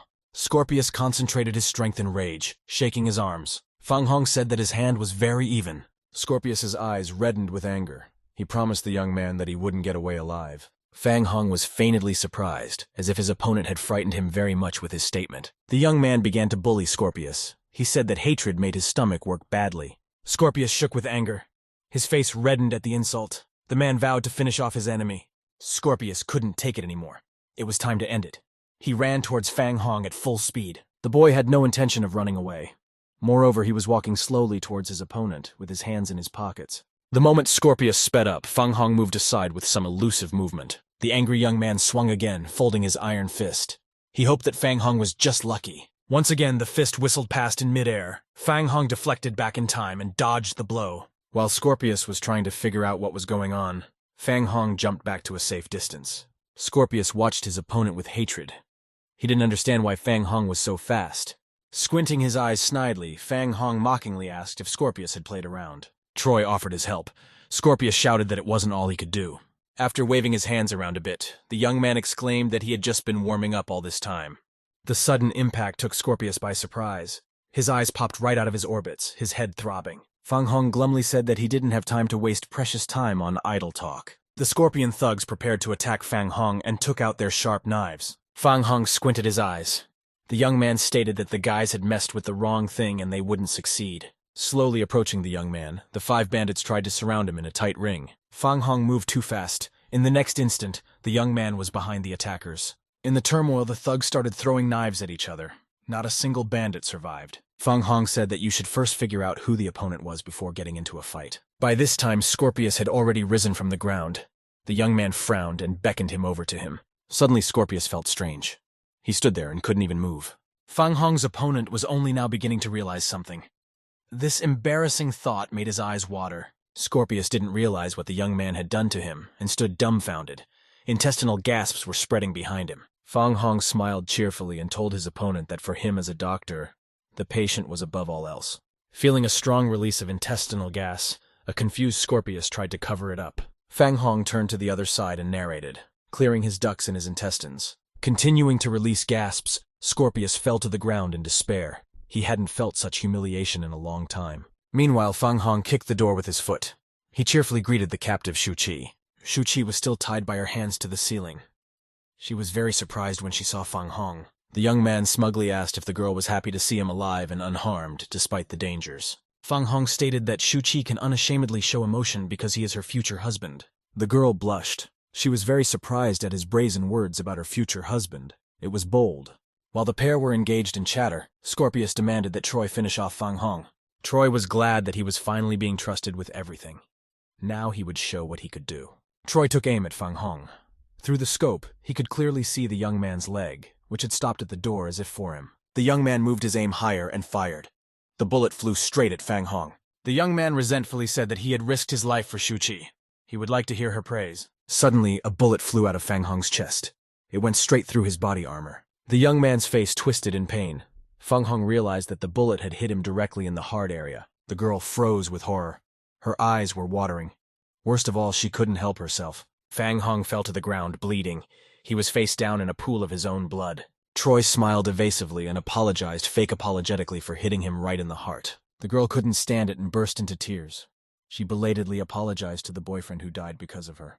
Shuki continued to cry hysterically and asked Fang Hong to get up. After all, he was the strongest. Troy appeared in the doorway with a rifle on his shoulder. He declared that no one came back to life after his shot. Troy smiled. He felt like the master of the situation and gave the advice to never stand with his back to the enemy. Shuki indignantly shouted that they were all terrible people. She asked if they had the courage to kill her. Troy walked over to Shuza and stroked her head. He assured her there was nothing to worry about. She would live. Suddenly, Fang Hong appeared behind Troy's back. He declared that Troy was practically dead. Troy turned his head fearfully. He couldn't believe that Fang Hong was alive and not even hurt. Fang Hong punched Troy in the face with his fist. It was too much of a shock, and the young man's eyes almost popped out. In the next moment, Fang Hong pushed Troy, and the two of them flew towards the opposite wall together. The girl was happy to see Fang Hong alive and unharmed. She prayed that nothing would happen to him. Troy pointed the gun at the young man. After being shot from that distance, Fang Hong would definitely not survive. At the moment of firing, a light blue and purple pillar appeared in front of the young man. This was the cause of the misfire. Troy drew his second gun and frantically squeezed the trigger.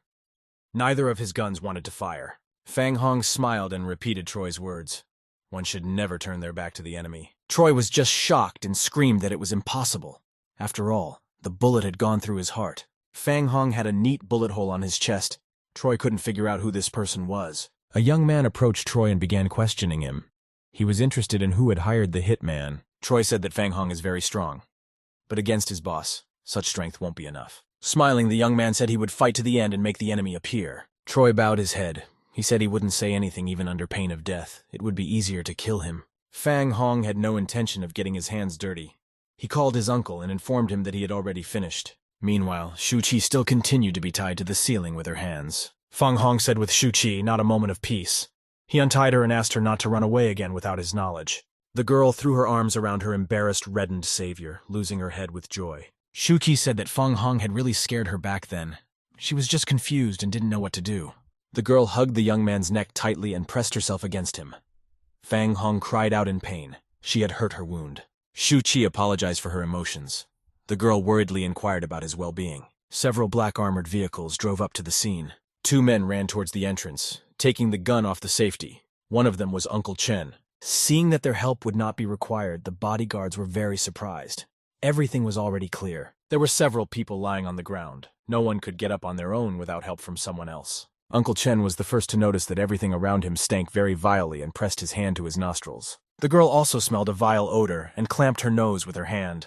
Fang Hong said hello to his uncle. Uncle was very worried and asked if Shuki was all right. She said that she was fine. Fang Hong said that he was leaving everything to his uncle. Shuki didn't want to let the young man go and asked him to wait for her. Fang Hong stated that he needed to heal and suggested that the girl stay with her uncle. Shuki felt as if she had fallen in love all over again.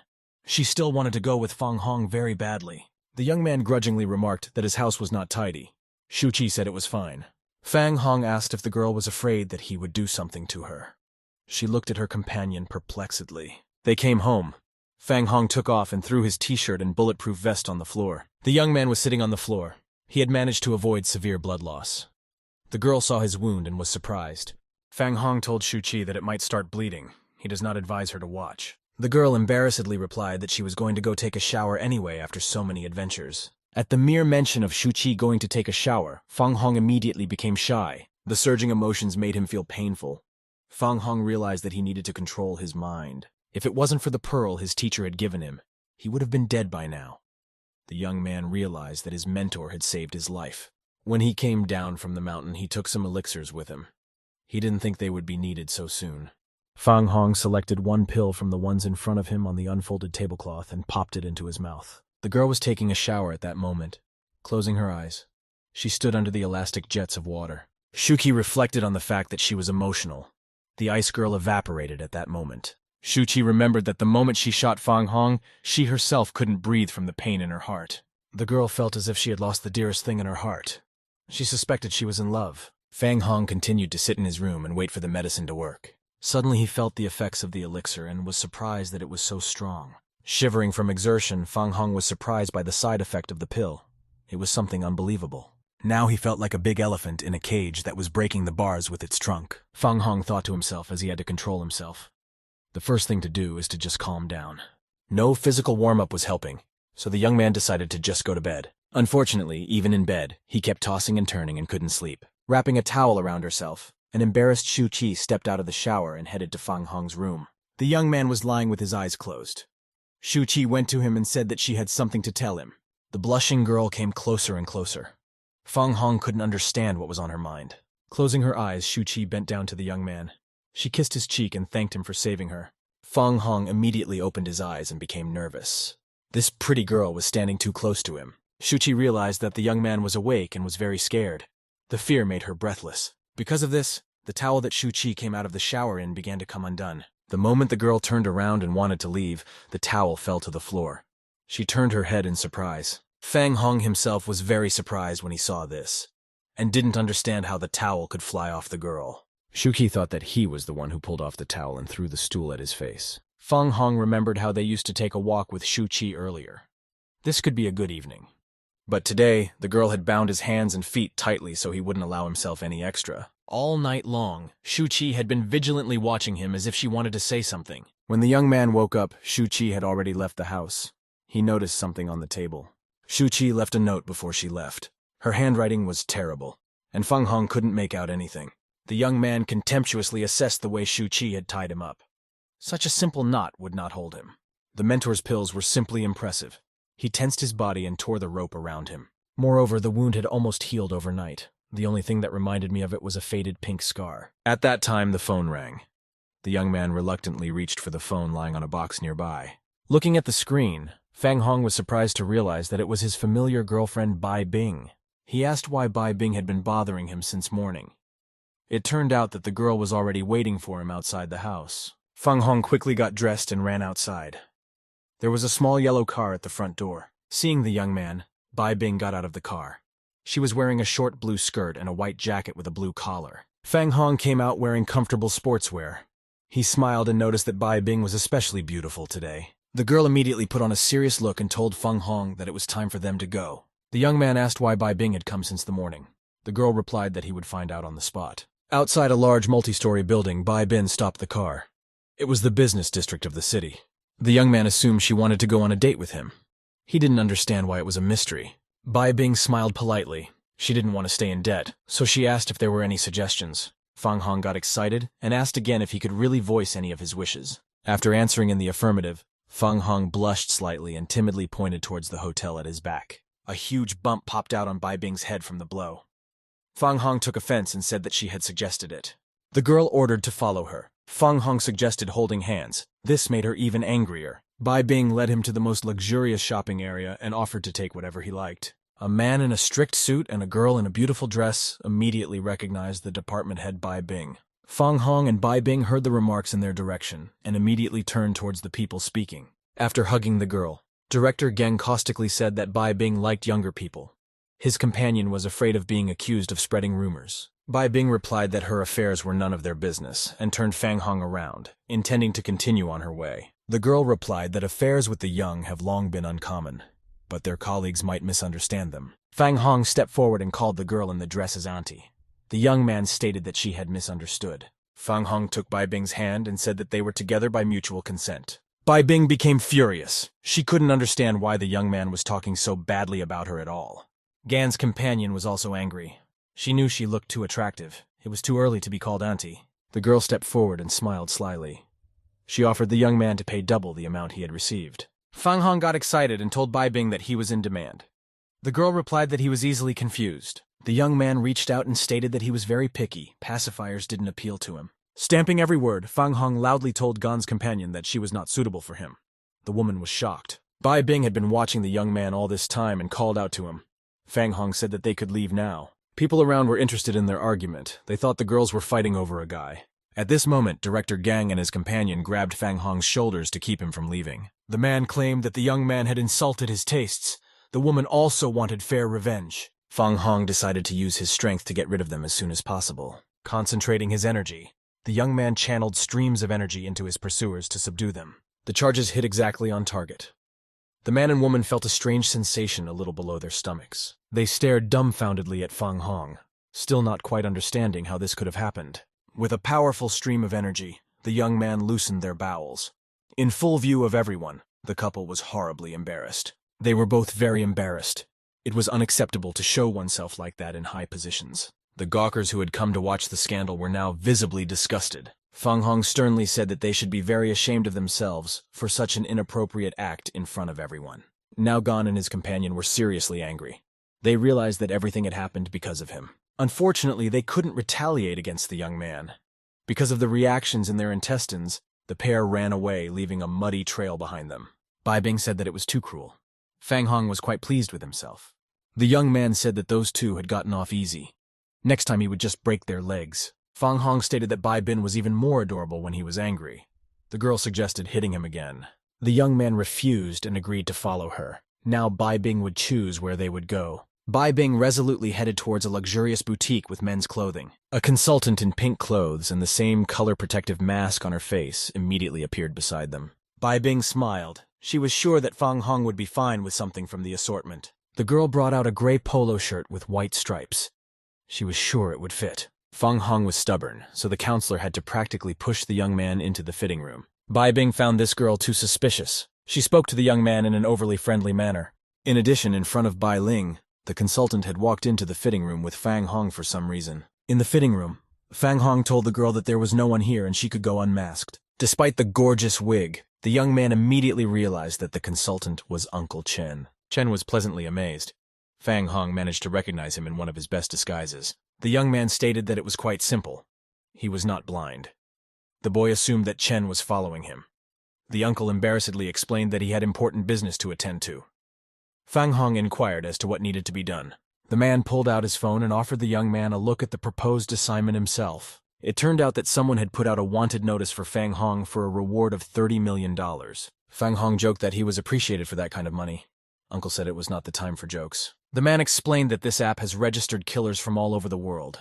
There would be plenty of people willing to kill him. Uncle pressed the button and passed the fingerprint check. He accidentally took the assignment for himself. The assignment had to be completed in 4 days or he would be fined.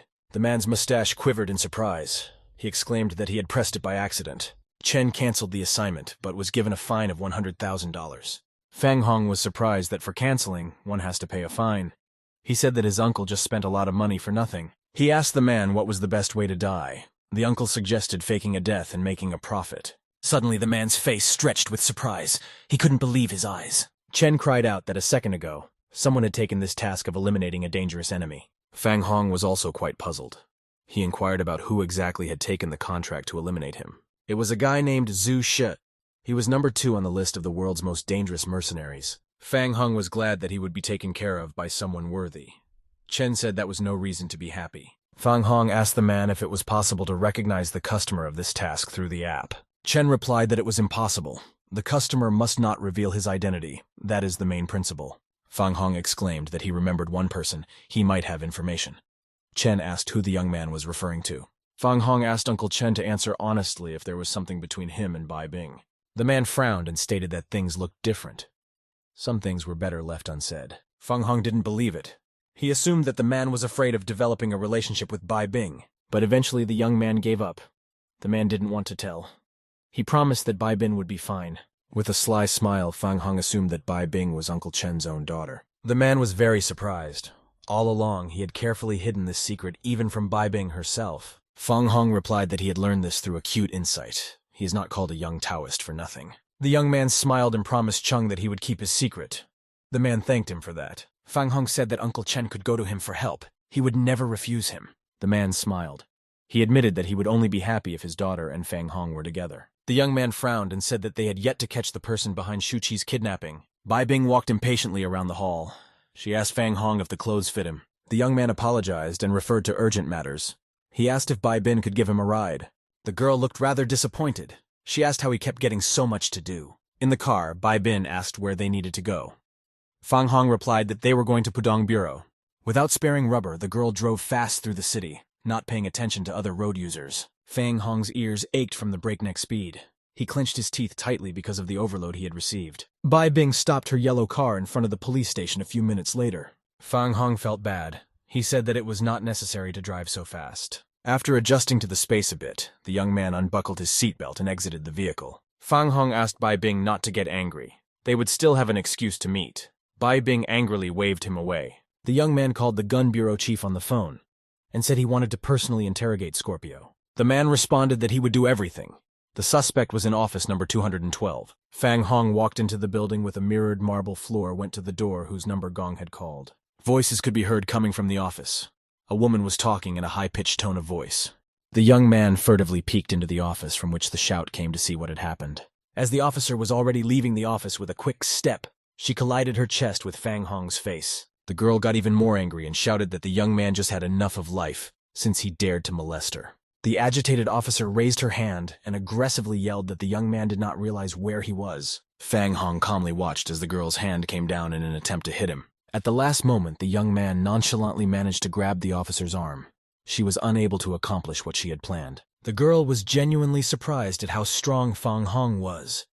It had been a long time since she had encountered such resistance. Fang Hong listed all of her ailments that he was able to determine through her pulse. She got even more angry and swung once more to strike with precision this time. As the girl approached, Fang Hong involuntarily paid attention to her impressive bust. The young man couldn't help himself and enthusiastically said out loud that she actually had large breasts. The officer ran out of patience. Yelling that he was finished, the girl waved her foot in the guy's direction. Fang Hong easily went sideways and laughed as he noticed that she was strong but lacked speed. With this phrase, the young man hurt her ego a lot. The woman was very angry. Her hand clenched into a fist. The girl rushed at her opponent, trying to hit him. To her surprise, her fist slammed into the young man's index finger and didn't even break it. The shocked officer couldn't believe that Fang Hong was able to stop her punch with one finger. Another girl ran into the room and said there was no need to fight. It was a misunderstanding. It turned out that Xiao Xiao thought Fang Hong wanted to steal from her. The young man angrily replied that she had run into him herself. The girl apologized for Xiao Xiao's behavior. Fang Hong asked for directions to room 212. The officer suspected that he was the very superhuman the supervisor was telling her about. Fang Hong closed his eyes and smiled, rejoicing in his glory. The young man proudly replied that it was him. Only now did Xiao Xiao realize why she couldn't defeat the young man. Nothing is impossible for him. The girl pointed to the very door where it had all started. Gun had been expecting his visit for a long time. Fang Hong walked into the office and said hello to the officer. Chief Gong was just lighting a cigarette. Taking a puff, Gong rejoiced and said that finally Fang Hong had come. He was already tired of waiting for the young man. The supervisor handed Fang Hong a temporary interrogation card. It was only valid for 3 days. The officer warned that the case would soon be passed on to others. Even Interpol is interested in it. Fang Hong walked up to the interrogation room. He took a long look at Scorpius, for whom the window was a mirror. Having seen enough of the enemy chained to the table, the young man promised himself that he could do it in 3 days. Scorpius was unhappy to be kept here. He said he didn't know anything and there was no point in questioning him. The young man screamed that he was handicapped. If the police like it, they can keep him here until he dies. Fang Hong rattled the door to the interrogation room with his foot and said that it was stupid. Scorpius was startled when he recognized Fang Hong. He remembered his defeat at the factory very well. The young man immediately understood his enemy's emotions. He was glad that he had impressed him. Scorpius said that he hated himself for not killing him. And if it wasn't for Fang Hun, he wouldn't be like this now. The young man laughed contemptuously and asked Scorpius to tone down his enthusiasm. Fang Hong said that it was good to be a villain. You can easily shed responsibility and pretend to be a victim. Scorpius smirked evilly. He stated that he understood perfectly why Fang Hong was at the station. The man quickly guessed that Fang Hong had come to him because a new assassin was looking for him. Fang Hong was surprised that Scorpius knew about this. He suspected that the man had something to do with it. Scorpius laughed. He was the only one who could help the young man. Someone extremely dangerous was looking for him. Scorpius began to remember the names and nicknames of all the assassins. One of the suspected ones was Zhu Shi. The man began to guess who it could be. He called out the name of Scorpioniha and the Green Dragon. The young man said that $30 million was being offered for his head. Chief Gong watched the interrogation carefully from the transparent side of the mirror and noted everything for himself. Scorpionica laughed. Considering the price, it was clearly Scorpionica. The young man didn't stand a chance. Fang Hong began to suspect that Scorpio was related to the second on the assassin list, Scorpionicha. The man asked incredulously about the second killer on the list. His face twitched suspiciously. Scorpius confirmed that it was Zhu Shu. Fang Hong asked why the scorpion trembled so much. The man replied that he was happy. Fang Hong doesn't even have time to prepare for his funeral. The young man thanked Scorpius for his honesty. He asked if the man knew why he had come. Scorpius declared that he knew nothing. He advised the young man not to waste his strength. Fang Hong said that it wouldn't be long before the man himself would ask him to let him tell everything. Already aware of the young man's abilities, Scorpius became nervous and asked what he was going to do. The man was scared out of his wits and demanded to stay away from him. He didn't know anything. Fang Hong smiled kindly and said that it was Scorpio's own fault. He didn't want to speak willingly. Concentrating the energy in his index and middle fingers, the young man directed the beam of energy at Scorpius. The charge hit the man exactly in the forehead. He sat there with a strange expression on his face, uncomprehending with fear. Sweat was running in rivulets down Scorpius's face. He had a very bad feeling of something nasty right now. He was willing to swear that he could clearly feel a multitude of black ants crawling up his arm at that moment. In a moment, Scorpius's entire body was already covered with black ants, and they reached his throat. The man shrieked in horror. Insects crawled across his face, entering his nose, eyes, and mouth. Scorpius was in a real panic. He closed his eyes and screamed hysterically for the ants to get away from him. When the man opened his eyes, he was surprised to find that he was in an unknown place. Fang Hong appeared behind him and snidely asked if he enjoyed being bitten by his ants. The young man soared upward over the vast desert and welcomed Scorpius to his punishment ground. The man thought he was imagining things. He said he wouldn't say anything anyway. Fang Hong said that this was still flowers, but he would soon experience the punishment to the fullest. The young man held out his palm to Scorpius. A blue glow appeared in the center of his palm right before his eyes. The Earth's surface began to collapse. Every now and then, rocks of various sizes rose high into the air. Scorpius's face was covered with sweat from excitement. The man couldn't move from his seat out of fear. At the edge of the cliff, Scorpius saw prickly stone spikes beneath him. He couldn't figure out what they were. Suddenly the ground opened up. The man fell into a crevice right onto the thorns. Scorpius flew backwards, screaming in terror, but pretending as if he wasn't scared. Fang Hong explained that all the painful sensations Scorpius would feel in reality. The young man wasn't lying. Sitting at the table, Scorpius began to writhing in hellish pain. He felt like he was on his deathbed. The man's eyes bulged, his face clearly repulsed by the horror and fear he had experienced. Fang Hong asked how he liked the feeling of being stabbed through. The young man promised that Scorpius would crave death.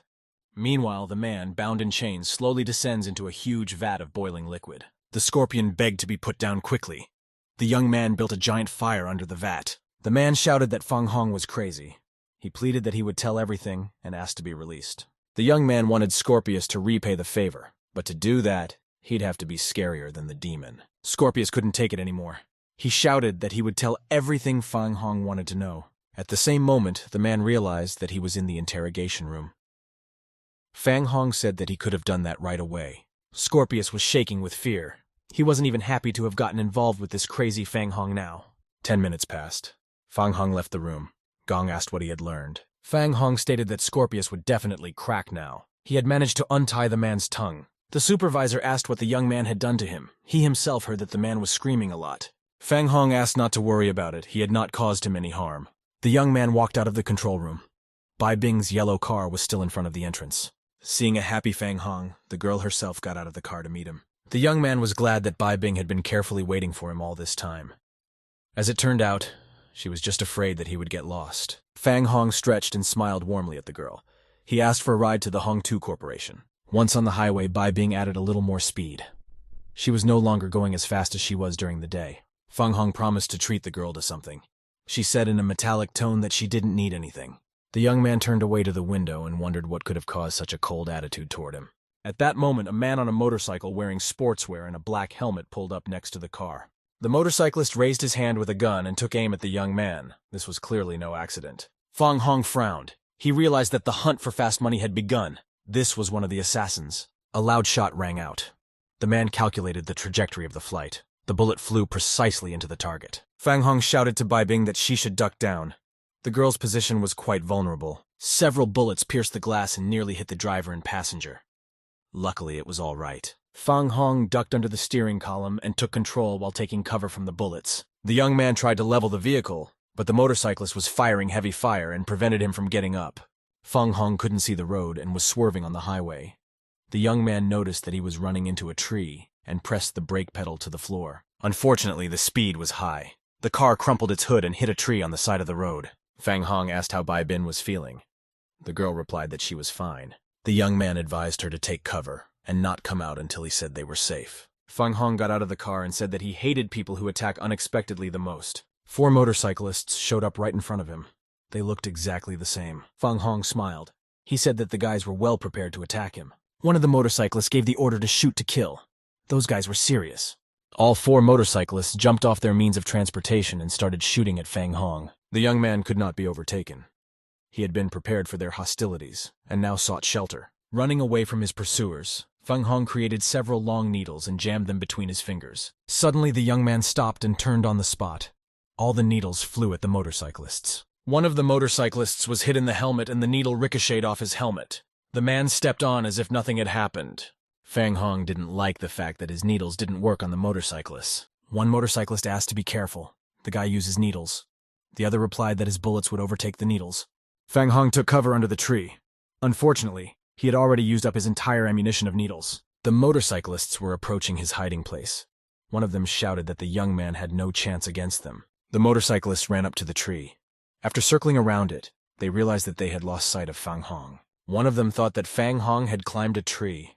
He caught some movement out of the corner of his eye. He shouted to the others that the young man was taking cover upstairs and pointed the gun at the crown of the tree. The 2 motorcyclists started firing upwards synchronously, but their shots only knocked down leaves. The guy was not there. The man couldn't believe he was wrong. He could so clearly see some silhouette up there. Fang Hong suddenly appeared behind the backs of the motorcyclists and said that he never runs away from the enemy. Both motorcyclists were perplexed when they felt someone take hold of their helmets. But it was too late. Fang Hong slapped their faces against each other. He angrily said that he would show them who was the professional here. 2 motorcyclists were disarmed and were lying on the ground. The riders who came running to the sound did not realize what had happened. Fang Hong quickly ran up the tree and shouted to the motorcyclist behind him. The man turned toward the young man. Fang Hong straightened his leg and kicked him in the face. The crushing blow shattered his black motorcycle helmet, rendering the man unconscious. A fourth motorcyclist came running at another strange sound and took aim at the crown of a tree. Fang Hong appeared behind the man and placed a hand on his shoulder in a friendly manner, announcing his presence. The racer turned his head toward Fang Hong in confusion. He didn't know what to do next without his partners. Fang Hong gave the man's shoulder a slight squeeze and asked the last motorcyclist to sit down. The man didn't quite understand what was required of him. The young man brought him down quickly and hard. The motorcyclist's legs gave out. He started to fall to his knees and could not change the situation. As a result of the violent impact, the man's kneecaps were broken. The pain was unbearable. From under the helmet came a wailing scream. The rider began rolling on the ground in pain, but there was nothing he could do. Fang Hong lifted the man by his collar and asked with a smirk who they were working for. A woman's voice cut through the silence. A woman in a black cloak and high heels marveled at the young man's strength. The girl in black shorts and top expressed doubt that the young man's life was worth 30 million. Fang Hong reluctantly let go of his victim and turned around to the blonde-haired girl in the long black cape with interest. The young man began to realize that Zhou Shou, one of the world's most dangerous assassins, was not a man at all, but this woman. Zhou Shou folded her arms across her chest and frowned. She realized from Fang Hong's reaction that he had a biased attitude towards people. The young man replied that it wasn't quite like that. In fact, appearances are deceiving. Her friend, despite his threatening appearance, did not reach the target. Zhou Shou turned black with anger. She promised that she would give the young man a chance to show his full strength. Fang Hong smiled. He was only happy to meet a lame opponent. The young man noticed that Zhou Shou was overconfident. The girl leaned forward slightly and crossed her arms at the wrists. Her cape fluttered into the air and hovered horizontally. At the same second, Zhou Shou rushed forward, tilting her body heavily to improve her aerodynamic properties. Even by Fang Hong's standards, this girl was moving exorbitantly fast. He had to admit that it would be hard to compete with her. Meanwhile, Zhou Shou was very close to the young man and was about to hit him. Her eyes were staring at one point. At the moment of impact, a huge hologram of a bluish snake appeared on the girl's arm and seemed to wrap around her wrist. Fang Hong instantly crouched down, dodging the blow. At the same time, the young man simultaneously deployed his body to counterattack. As soon as the snake hologram whistled past, Fang Hong straightened up and slapped the warrior's face with his palm. The girl couldn't even think that the young man would be able to evade the snake's strike, so she wasn't prepared for the attack and started falling on her back. Before reaching the ground, Zhou Shou deftly stood up on her hands. She tried to push herself up and stand on her feet, kicking the young man on the way. The young man knew that this long black boot with a gold stripe was bound to move him on the head or something. Dodging the blow, Fang Hong moved slightly to the side and blocked the maneuver of the boot, and retaliated with his other hand. The result was beyond his expectations. The young man had never seen such a thing before. His eyebrows rose in surprise. After Fang Hong's blow, the girl was unable to level herself and fell face down, arching her back so that her boots were almost touching her hands. Fang Hong stared at it dumbfoundedly. Suddenly, the young man felt that his arms and legs were tightly coiled with large snakes. He couldn't move from his seat. In the same second, Zhou Shou appeared right behind Fang Hong's back. Leaning towards the young man's ear, she joyfully announced that she had caught him. Fang Hong was now standing in the center of the hologram with a huge snake. Curled up in a ring, it flashed its eyes predatorily. The young man began to realize what kind of opponent he was dealing with. Her technique seemed to be borrowed from jujitsu. Zhou Shou praised the young man for his guesswork. She was a little disappointed with the quick fight and said that it was not worth 30 million. Fang Hong turned his head and smiled. He replied to the girl that she was talking too much for an assassin. This arrogance in the young man's mind made Zhou Shou angry. She irritably shouted that he was being too bold for a prisoner. The girl did not let go of Fang Hong. Her arms and legs continued to tightly wrap around the young man's limbs, wriggling like a snake. Fang Hong said that the girl's greatest mistake was to show her strength to the enemy. After all, there would always be someone even stronger. Fang Hong's fingers began to stretch out. At the same time, they curved backwards to release his hands from the grip. Zhou Shou became wary. She couldn't believe that this brat could get free so easily and now had to start over again. Meanwhile, the young man had almost removed her arms. The only place left was where they were bound together by the inner sides of their elbows. Twisting around, Fang Hong curved his arm and struck the wrist of the girl who had attacked him with an energy beam. Zhou Shou realized that she was starting to lose control of the situation. Things had turned out much worse than she had anticipated. In addition, there was a young man's hand directly approaching her face. Zhou Shou decided that it was better to step back a little. With a lightning-fast movement, the girl freed her hands and did a backflip.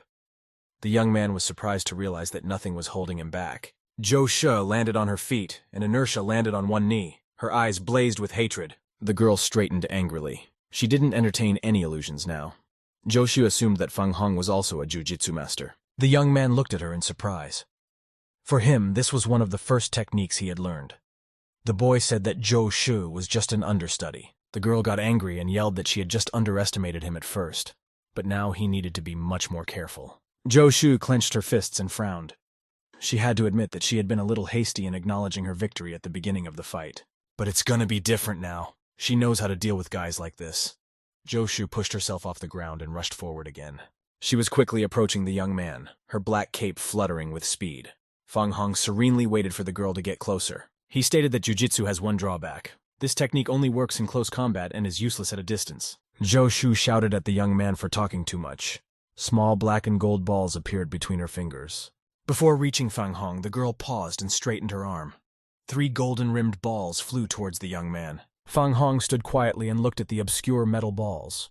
From the looks of it, they looked completely harmless. Suddenly, the balloon simultaneously popped open. The young man was enveloped in black puffs of smoke. Because of its thickness, Fang Hong couldn't see anything. Joshu victoriously exclaimed that this weapon contains a strong paralyzing poison. It only needs to get on the skin. The girl gleefully remarked that after Fang Hong couldn't move, they would play real games. The black cloud began to dissipate. The clouds of smoke became smaller and smaller. Fang Hong stood still. He no longer looked confident. There were several bloody abrasions on his face. His eyes looked very strange. They looked glassy. Joshu victoriously exclaimed that the young man had finally been caught and asked how Fang Hong felt now. The girl came closer and explained that even when paralyzed, the body retains the ability to hear and feel. Joshu took out a kitchen knife and snidely asked Fang Hong how best to kill him. Fast or slow to bring more suffering. Unfortunately, the young man could not answer her. Joshu walked around Fang Hong, savoring the moment of revenge. She finally settled on just cutting the young man's heart out and jumped on him, displaying the sharp knife in front of her. Suddenly, Fang Hong seemed to wake up. He dived forward with lightning speed and clenched the point of the kitchen knife with his teeth. Joshu turned pale. She knew that it was simply impossible. That poison always worked without fail. No one had ever been saved yet. Fang Hong clenched his teeth so tightly that a spider web of cracks spread across the knife blade. The young man smiled and apologized for having to disappoint Joshu. The girl still couldn't believe this was really happening. She wondered how he had managed to come to his senses. Instead of answering, Fang Hong jumped backwards. The rapid braking caused the fine gravel to fly in different directions. The young man flew up and exclaimed that he was different. No need to be judged by the others. Now it was his turn to strike. Rising higher into the sky, Fang Hong released an energy wave that transformed into a hologram with a dragon. The huge muzzle of a blue translucent dragon with blue eyes loomed right over the girl. She realized what was waiting for her. Joshu herself was now standing there, barely alive with fear. She had never seen a heavenly dragon and had no idea about this technique. The dragon came closer and closer. The girl closed her eyes and turned pale. The only hope she had was that she would be able to withstand it. Fang Hong put his palm forward and pointed at the girl. There was a bluish energy clot on his palm. At the same moment, Joshu experienced a very strange sensation. For one moment, she felt light. She was no longer weighed down by her physical body. It only lasted for a second. Once everything came back, the girl inquired about what Fang Hong had just done to her. The young man scornfully replied that he wasn't going to reveal his secrets.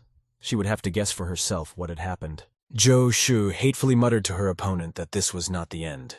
They would meet a little later and continue.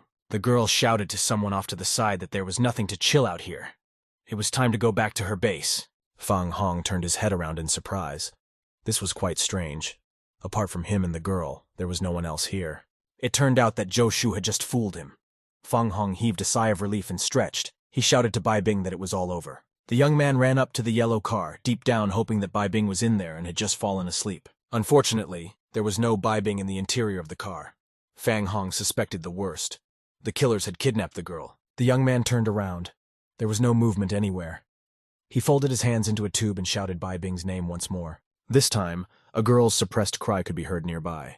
She asked Fang Hong to help her quickly. The young man ran toward the sound through the bushes, breaking branches along the way.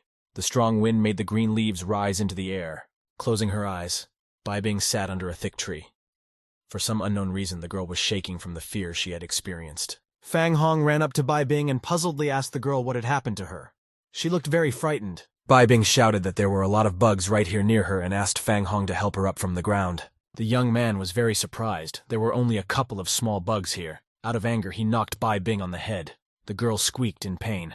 After a moment, everything was back to normal. Bai Bing realized that she was out of danger and bravely opened her eyes. She knew that the young man had understood the situation. The girl bragged admiringly that she'd seen how he'd dealt with those hooligans. It was amazing. Fang Hong became proud and said that it couldn't be otherwise. Those pathetic bandits couldn't resist him. Such a lie made his nose grow 2 centimeters. Bai Bing thought a little differently and worriedly asked where those strange people even came from on their path. The young man immediately stopped smiling. He told his companion that those bandits had come to take his life, but it was not as easy as it seemed. Bai Bing stood there and flapped her eyes in surprise. It didn't occur to her that someone would want to kill Fang Hong. The young man held out his hand and motioned for Bai Bing to leave the place. When asked by his companion, he replied that they needed to visit Zhang Hongta. Meanwhile, Zhou Shu had returned to the luxurious apartment. She lived in the center of the city in a modern glass building. The girl entered the apartment, and the first thing she did was carelessly scatter her clothes all over the room. The recent event had thrown her off balance a bit. As she thought about it, while taking a shower, she remembered Fang Hong with resentment. A silhouette appeared out of the darkness, hiding its identity under a light brown hooded cloak.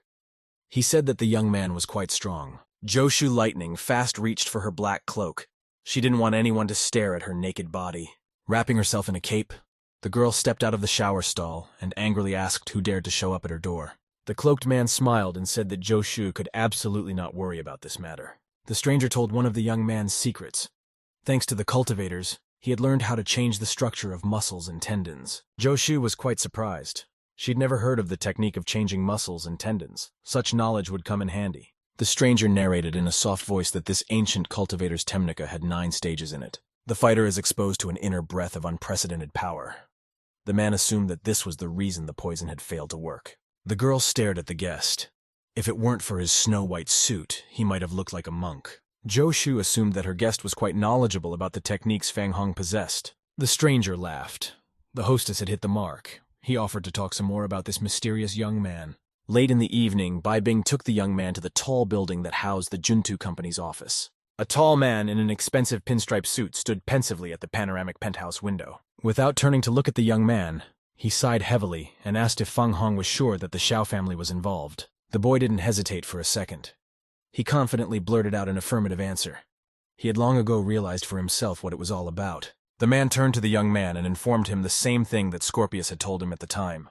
The killers and the customers don't know each other. Chen approached the men and suggested that Scorpius could have simply lied to them during the interrogation and provided false information. Fang Hong smiled. He was the only one in the room who knew that the man was scared to death, and so he simply couldn't lie. Chen said that the Xiao family had a huge amount of money. They had just the excuse to capture Shuqi for ransom. Young suggested that Chen was not sufficiently aware of Shuqi's influence over pharmaceutical financial groups. Fang Hong squinted his eyes and turned to the man. In his opinion, any interest was the breeding ground for evil. Shuqi is the biggest expert in the field of oncology, and anyone is willing to work with her, let alone companies. The young man was sure Scorpius wasn't lying. True, he might not have suspected that he was just being used. The man in the suit worriedly asked if Fang Hong had any plan to solve their issue. The young man was already thinking about his own thoughts, so at first he didn't understand what the man was asking him, and asked him to repeat the question again. Fang Hong smiled. Of course, he already knew what he would be doing in the near future. The young man couldn't stand it, and laughed. The guy turned to his companions and announced loudly that it was finally time to get rid of the unwanted weeds. The man asked, puzzled, how he would settle the matter with the assassin who wanted to kill him for a good reward. Fang Hong smiled and narrated that Zhou Shu should not be underestimated, but she was actually not as dangerous as they thought. The two interlocutors stared at the young man in surprise. They knew Zhou Shu very well as one of the world's most dangerous assassins. Chen looked at Fang Hong. Visually, there were no wounds on him. Perhaps the young man had already disposed of that mercenary. Chen incredulously inquired whether the young man had massacred Zhou Shu. Fang Hong replied that the mercenary had managed to escape. The young man said he had a lot to do and turned to leave. The two men looked at him with surprised looks. Chen was simply amazed at his words. Fang Hong had managed to fight one of the world's most dangerous assassins without getting a scratch. He began to suspect that Fang Hong was not just an ordinary mortal. This young man could intimidate anyone with his abilities. The next day, Bai Bing met the young man on the street and smiled happily. She invited Fang Hong to go to her place. The young man smiled and noticed that the girl was playing with fire. If the two of them were alone in the apartment, he couldn't take care of himself. Bai Bing laughed. She knows that the young man has lustful thoughts about her, but he wouldn't dare touch her. Fang Hong froze. He had a strange feeling that Bai Bing was also attracted to him and was just pushing for a relationship to develop. The young man caught a cab, but the conversation didn't go well. There was an awkward silence in the car. Each of them was thinking about the same thing, and they needed a way to lighten the mood. As luck would have it, nothing came to mind. At one of the traffic lights, someone failed to control and the cab driver had to emergency brake. This caused Fang Hong to slide off the seat with his back against the car door. The girl started to lose her balance and screamed. Grabbing onto the boxes on the floor of the cab, Bai Bing flew straight into the young man's arms. Both of them were quite embarrassed. Bai Bing didn't realize what this feeling that suddenly came over her was. She felt very happy. Fang Hong didn't regard it as love, but the touch of the young girl's body instantly drove him into a blush. When the car touched down, the embarrassed Bai Bing took her seat and stared ahead. The young man was still shocked by the girl's embrace. Bai Bing decided that she needed to clarify things right away. She embarrassedly apologized and assured that it was an accident. Nevertheless, Bai Bing felt her heart nearly flying out of her chest. She suspected that she was starting to fall in love with this guy. For a few minutes, the girl sat like on pins and needles. She was afraid to even move. Suddenly, the phone rang in her pocket. Looking at the phone screen, Bai Bing was surprised to see that her mom was calling her. It was strange. They rarely called each other. The girl said a puzzled hello to her mother. The woman said in a trembling voice without prior introduction that there was trouble. Bai Bing listened to her mother in astonishment. She looked even sadder and more pensive now than she had a few minutes ago. The girl turned to Fang Hong and informed him that she wouldn't be able to spend time with him today. Something had happened at home. She had to take care of it. The young man felt sorry that the Bing family was in trouble. Fang Hong worriedly asked if there was anything he could do to help. Bai Bing hesitated and decided to refuse help at the last moment, but warmly thanked the young man for his support. The yellow cab stopped at the corner. Fang Hong got out of the car puzzled. The girl promised that she would contact him. The place where her mother lived was very different from the city center. There was no asphalt. The houses were gray and dull. Bai Bing stepped over the puddles of mud with some disgust. She was wearing patent blue shoes, and she didn't like the place very much. This was her childhood. A lot of negative memories were left here forever. Bai Bing remembered coming to this shack with her mother as a very young girl. Everything was gray and dull, and the doors were broken. But at that moment, her mother was truly happy. The girl in the blue overalls had already forgotten when she had seen the smile on her lips. The curtains were gray and dirty, and there were a lot of cobwebs in the corner. There was a lot of work to be done on the house, but it was a small thing. The woman was very happy that now they would not have to move anywhere. They had their own place. Then the little girl was very surprised. All her conscious life, she and her mother had been moving from place to place. Thus began their happy life. The woman and her daughter cleaned the house of dirt and whitewashed the walls and ceilings. Unfortunately, the idyll did not last long. One evening, the girl's mother brought a big, heavy man into the house. Things were going well at first. The three of them got along well together. Mom and the man smiled at each other all the time. But on that terrible day, a scandal broke out. The man came in drunk and wanted to continue the banquet. During the argument, he broke a bottle on the woman's head. Now he showed his true colors. Not a smile on his face, he just demanded that I give him absolutely all the money. The man was not even deterred by the fact that the money was being saved for Bai Bing's studies. He promised to reveal the woman's dark past. Then the little girl in the blue overalls was crying very hard. She felt sorry for her mother, but she could not help her. Bai Bing couldn't understand why her mom wouldn't leave that man. The woman just silently cradled her and comforted her. Unfortunately, it got worse from there. The warmer the girl's mother treated the man, the more aggressive he became. Eventually, as Bai Bing grew older, he grew bolder, and began to raise his hand on the innocent girl as well. Now she often huddled in a corner and cried quietly. Unfortunately, there was nothing she and her mother could do. They could only endure. When the girl turned 14, her hatred peaked. She decided to free her mother from this tyrant. Bai Bing waited until nightfall. That fatty had long since fallen asleep and was now snoring peacefully, scratching his belly in his sleep. The girl carefully opened the door. The hinges squeaked terribly, and she had to be very careful. Bai Bing peered through the gap with a corner of her eye. The man didn't even move, sleeping sweetly after a good night's sleep. Bai Bing's arms and legs still showed the bruises she had received from the man. The girl walked resolutely into the room with a knife in her hand. The girl's face was full of hatred. She took a few more steps, determined to kill the destroyer of her happiness immediately. Even when the girl found herself at the mat on which the man she hated was sleeping, he didn't blink an eye. Bai Bing swung the knife. She and her mother had suffered enough in a few years. Her hand didn't waver. A few more seconds and it would have been over. The edge of a sharp knife glinted in the midnight silence. Suddenly, the girl's hand stopped. Her mother held her down. A surprised Bai Bin asked why she did that.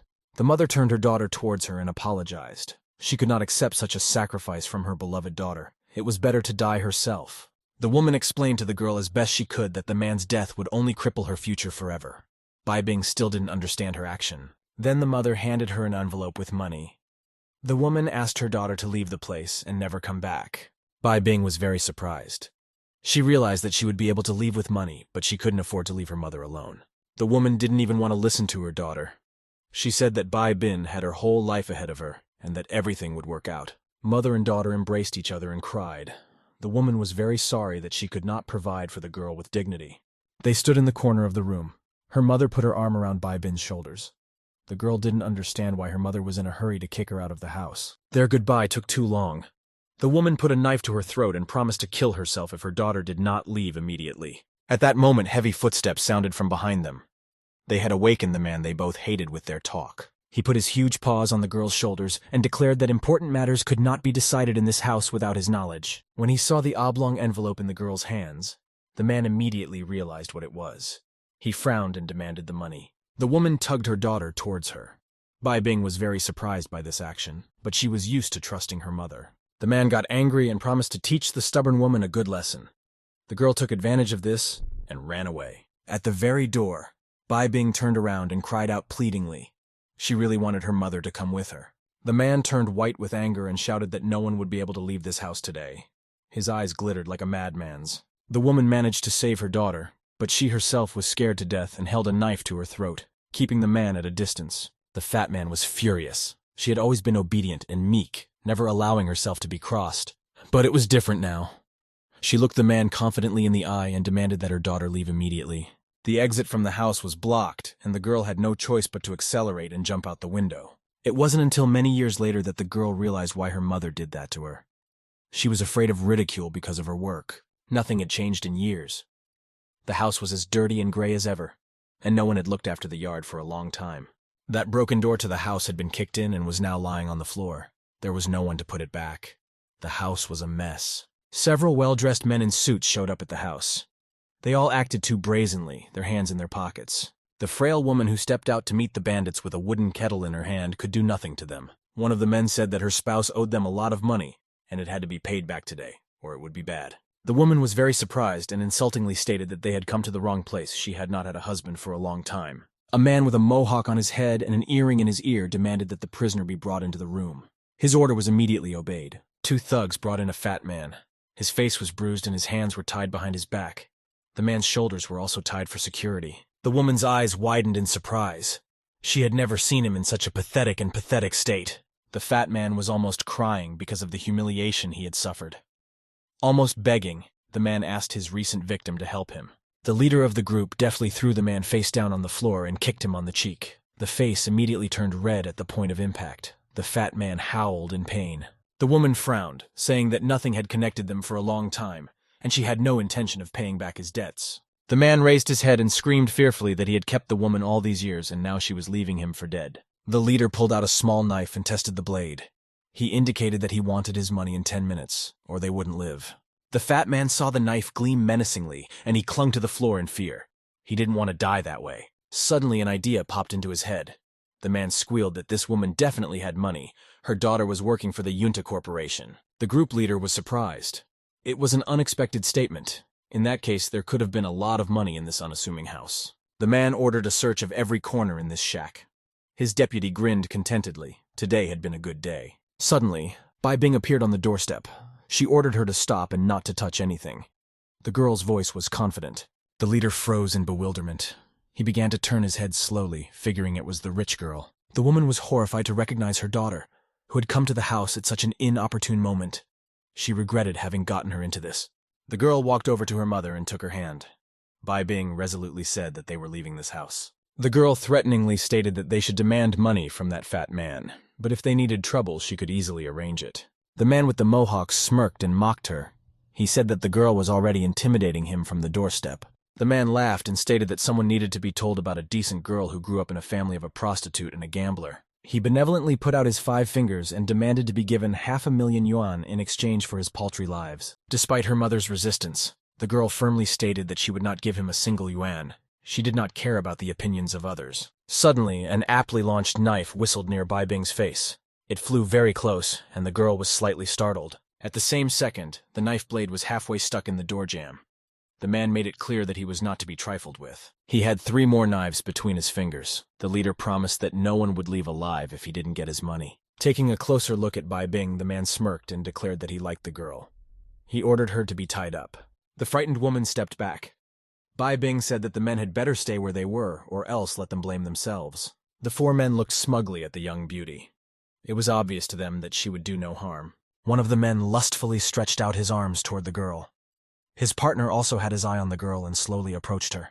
Bai Bing took the broom in her hands and stood confidently in front of her opponents. She was ready to resist until the end. The bald man smiled. He was liking this girl more and more. He declared that the girl wasn't going to make it anyway. The man moved a little closer and touched his left cheek with his index finger. He graciously let his anger spill out. No one present expected the blow to be so powerful. The man's tooth came out from the blow with an ordinary broom. Losing his balance, the bald big man fell to the floor with a shriek and a groan. The man grimaced at the infernal pain. Bai Bing couldn't believe her eyes. She'd gained incredible strength. Perhaps Fang Hong's acupuncture was to blame. The bald man managed to roll over onto his back. He was lying on the floor, his eyes watering from the insult. Bai Bing was now acting even more confident. She intercepted the broom and advised everyone else to stay put. A man with a mohawk on his head was too close and took advantage of this to kick the broomstick. The girl realized with horror that she was losing her balance and falling to the floor along with the broom. Bai Bing screamed. Nothing could save her. In the same second, the thugs ran up and tightly pinned the girl's wrist to the floor. Bai Bing couldn't even move her hand. The man with the mohawk lustfully licked himself and declared that he liked the girl's figure. He took a couple of pictures as a souvenir. The woman could not stand it. She demanded that the girl be released immediately and rushed towards them. The man calmly continued to take pictures of the girl. He promised the woman that she too could have a shot if she got in the way. The girl's mother seemed to understand nothing from grief. The man clucked his tongue in surprise. She had asked for it.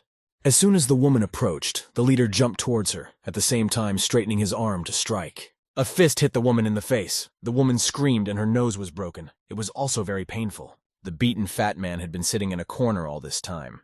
Taking advantage of the commotion, he was able to free himself from the rope. Sneaking glances at his tormentors, the man realized that no one was following him. He ran towards the exit of the house. Already at the door, the fat man thought there was someone there. He turned pale.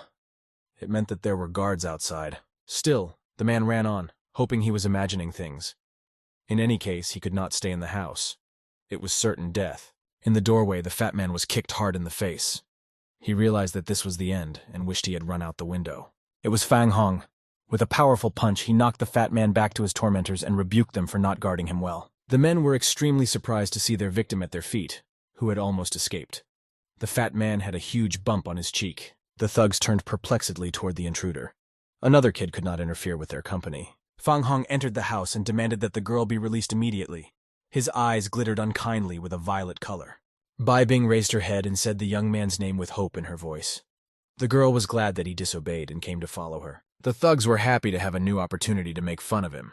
Well, they won't mind if the kid wants to be a hero. The bald man said he respected him for his courage, but the circumstances were such that the young man would not be able to get out of here. The first to fall under the hot hand was the man standing next to him. Fang Hong jumped and hit him in the face with his left knee. The man with the broken nose began to fall on his back. His eyes were watering from the impact and his head was splitting. The second man just couldn't believe that his partner had fallen from a single blow and was lying unconscious. In the same second, the bandit realized with horror that the young man's fist was rapidly advancing on him, and there was nothing he could do about it. Fang Hong put all his anger into the punch. The big man lost his balance and flew into the wall of the room screaming wildly. A huge spiderweb-like crack appeared on the wall. The man slowly settled to the floor. The young man declared that he had no time to talk. The leader stepped forward. He held 3 throwing knives between his fingers. The man frowned at his opponent. He jumped forward and exclaimed that a couple of pathetic tricks wouldn't help the young man anyway. A miserable end awaited him. During his leap, the man with the mohawk unclenched his hand and curled his fingers. His body resembled the leap of a cheetah. All 3 throwing knives glittered with deadly blades and flew straight at the young man. Nothing seemed to save him. Fang Hong steadfastly stood still and waited. He knew that he could handle these people no matter what they did. One knife the young man caught with his teeth, and the second and third ended up between the fingers of his hands. The boy smiled. He didn't get a scratch. The man turned pale with anger. No one had ever gotten away from throwing knives before, and this made him very angry. Fang Hong thanked his opponent for the excellent dagger. He asked if Cheetah had anything else interesting in store. The bandit got angry and shouted that he shouldn't underestimate him. He didn't want to attack full force, but the guy forced him to. Cheetah shook his head as if in contrition. He said he shouldn't have awakened the bloodthirsty demon in him. The mercenaries had by then risen from the floor and were now eyeing their leader warily. They knew it was best not to make him angry. The man with the mohawk grinned evilly. He gritted his teeth and said he was about to show some real violence. The cheetah raised his palm up and exclaimed that he had already killed 5. He was having a hard time controlling his anger. Meanwhile, Fang Hong didn't even pay attention to his speeches. He called the police and reported that the killer was near him. The gang leader couldn't take it anymore. Lightning flashed from his eyes. The little brat had ruined his whole plan. The man crossed his arms over his chest. At the same moment, deadly daggers appeared between the fingers of both hands. The ringleader rushed forward. He felt himself the master of the situation and knew that the young man would not be able to cope with his technique. Fang Hong was still busy talking on the phone and paid no attention to the man. The young man was surprised at the information he received. It turned out that the reward for catching the criminal was 200,000 yuan. Fang Hong happily said that he would personally take care of him. The man with the mohawk zigzagged quickly so that he couldn't be followed. He threw off his jacket as he walked. Aggressively shaking his hand with daggers, the man cried out during the attack that he could crack even a block of stone. With enough acceleration, the ringleader lifted himself off the ground and leaped toward the young man, thrusting his hand with daggers pointed forward. Fang Hong had been standing sideways to the man with his hand in his pocket the entire time. He seemed to have only now noticed the leader and turned his head. The man with the mohawk on his head turned pale. He was not a timid man, but the young man's cold-blooded stare frightened him. Fang Hong lunged forward. The man only realized the moment he was hit hard in the face with his fist. A blow of such force would have knocked out even a deadly cheetah. The leader flipped onto his back in flight, losing his daggers along the way. The man's associates immediately stopped smiling. They realized that the situation was already out of control. The cheetah flew towards his partners. His body spun through the air at breakneck speed. The man landed with his head on the floor. In addition, Fang Hong gave the ringleader a strong acceleration.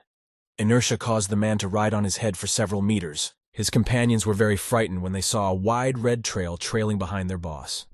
It was clear that they had lost the battle. The leader quickly got to his feet and walked slowly away. His body was shaking from the experience, his feet treading heavily on the floor. Losing several teeth, the man angrily turned his battered face toward the young man and shouted that the jokes were over. The ringleader muttered that now Fang Hong would pay for everything. Frowning, the man pulled out his phone and frantically dialed a familiar number. The young man was glad for a little break. He stretched relaxedly and said that he had no special plans for the evening. The man the aggrieved cheetah had called was speeding down the evening highway in a white pickup truck that resembled a lightweight tank. The traffic was light and allowed for a smooth ride, but the man was not satisfied with this, and he kept changing lanes. The driver of the pickup truck was a large man in an expensive white suit. He had gold rings on his fingers. Answering the call, Iron Tiger had some very interesting information and stopped the car right in the middle of the highway. A white car stopped behind him. The man continued to listen to the speaker. The events were going completely wrong. It was necessary to intervene. Engrossed in the conversation, the driver of the pickup truck got out of the vehicle and talked quietly despite the incessant honking of the klaxon. Iron Tiger approached the car and smiled in a friendly manner. The driver of the car asked him to drive faster. Suddenly, the driver of the pickup truck stopped smiling. He frowned and told the person he was talking to that the problem was coming from him. With those words, the man in the white suit stepped away from the window and slammed his fist hard on the hood of the white Cadillac. The impact was comparable to the pressure of a press. There was a gaping hole where the hood had been, and the left tire immediately flew off to the side. What's more, there were cracks spreading from the point of impact in different directions. The right side of the car was barely holding in place. Iron Tiger calmly continued his conversation with the caller. He said that he would soon arrive at the meeting place. The cheetah rejoiced. He told the young man that the Iron Tiger was coming soon, and that he would show no mercy. Fang Hong turned his head toward the leader and looked at the man strangely. It was a look he didn't like right away. Cheetah was getting nervous. That guy could have had anything in his head. He almost prayed that Tiger would come quickly. Fang Hong told the leader that he was a little hungry and demanded that he bring him some food. The girl looked fearfully from behind the young man's back. The man turned red with anger and clenched his teeth tightly. He couldn't wait to kill the young man. The whites of his eyes nearly burst with tension. The ringleader barely forced himself to calm down a little. He smirked and declared that the kid would be very lucky if he survived. Meanwhile, Bai Bing looked at the young man in surprise. She asked why Fang Hong had come here in the first place. The young man turned to the girl and smiled warmly. He explained that he simply had to save her. Fang Hong affectionately ruffled his acquaintance's hair and said that he simply couldn't leave her alone in such a dangerous neighborhood. Bai Bing frowned and assumed that the young man was following her in that case. Fang Hong turned away and began to recoil. At that moment, Iron Tiger entered the house. He was so large that he could barely squeeze through the doorway. Moreover, the man had to duck his head to get in.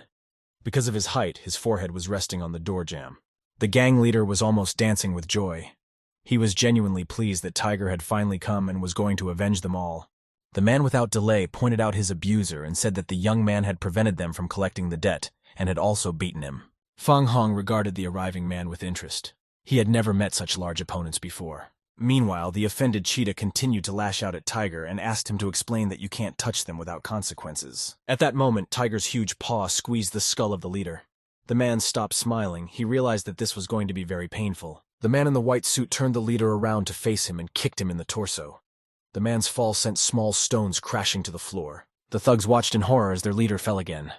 It was hard to imagine that it was all the fault of one kid. Iron Tiger frowned and turned towards Fang Hong. His hand did indeed remotely resemble a tiger claw. In front of such a large man, the young man seemed dwarfed. His head barely reached the level of Tiger's chest. The man grabbed Fang Hong by the collar of his sports jacket and lifted him above him with one hand.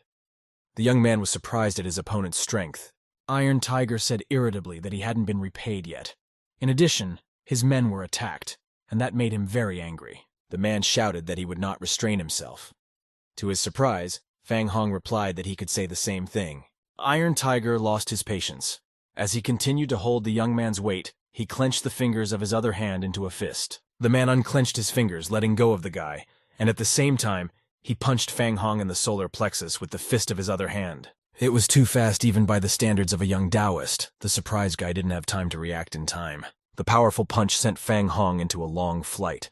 The young man estimated that he flew several meters. Bai Bing couldn't bear to watch the unequal fight and excitedly shouted. Fang Hong was her last hope.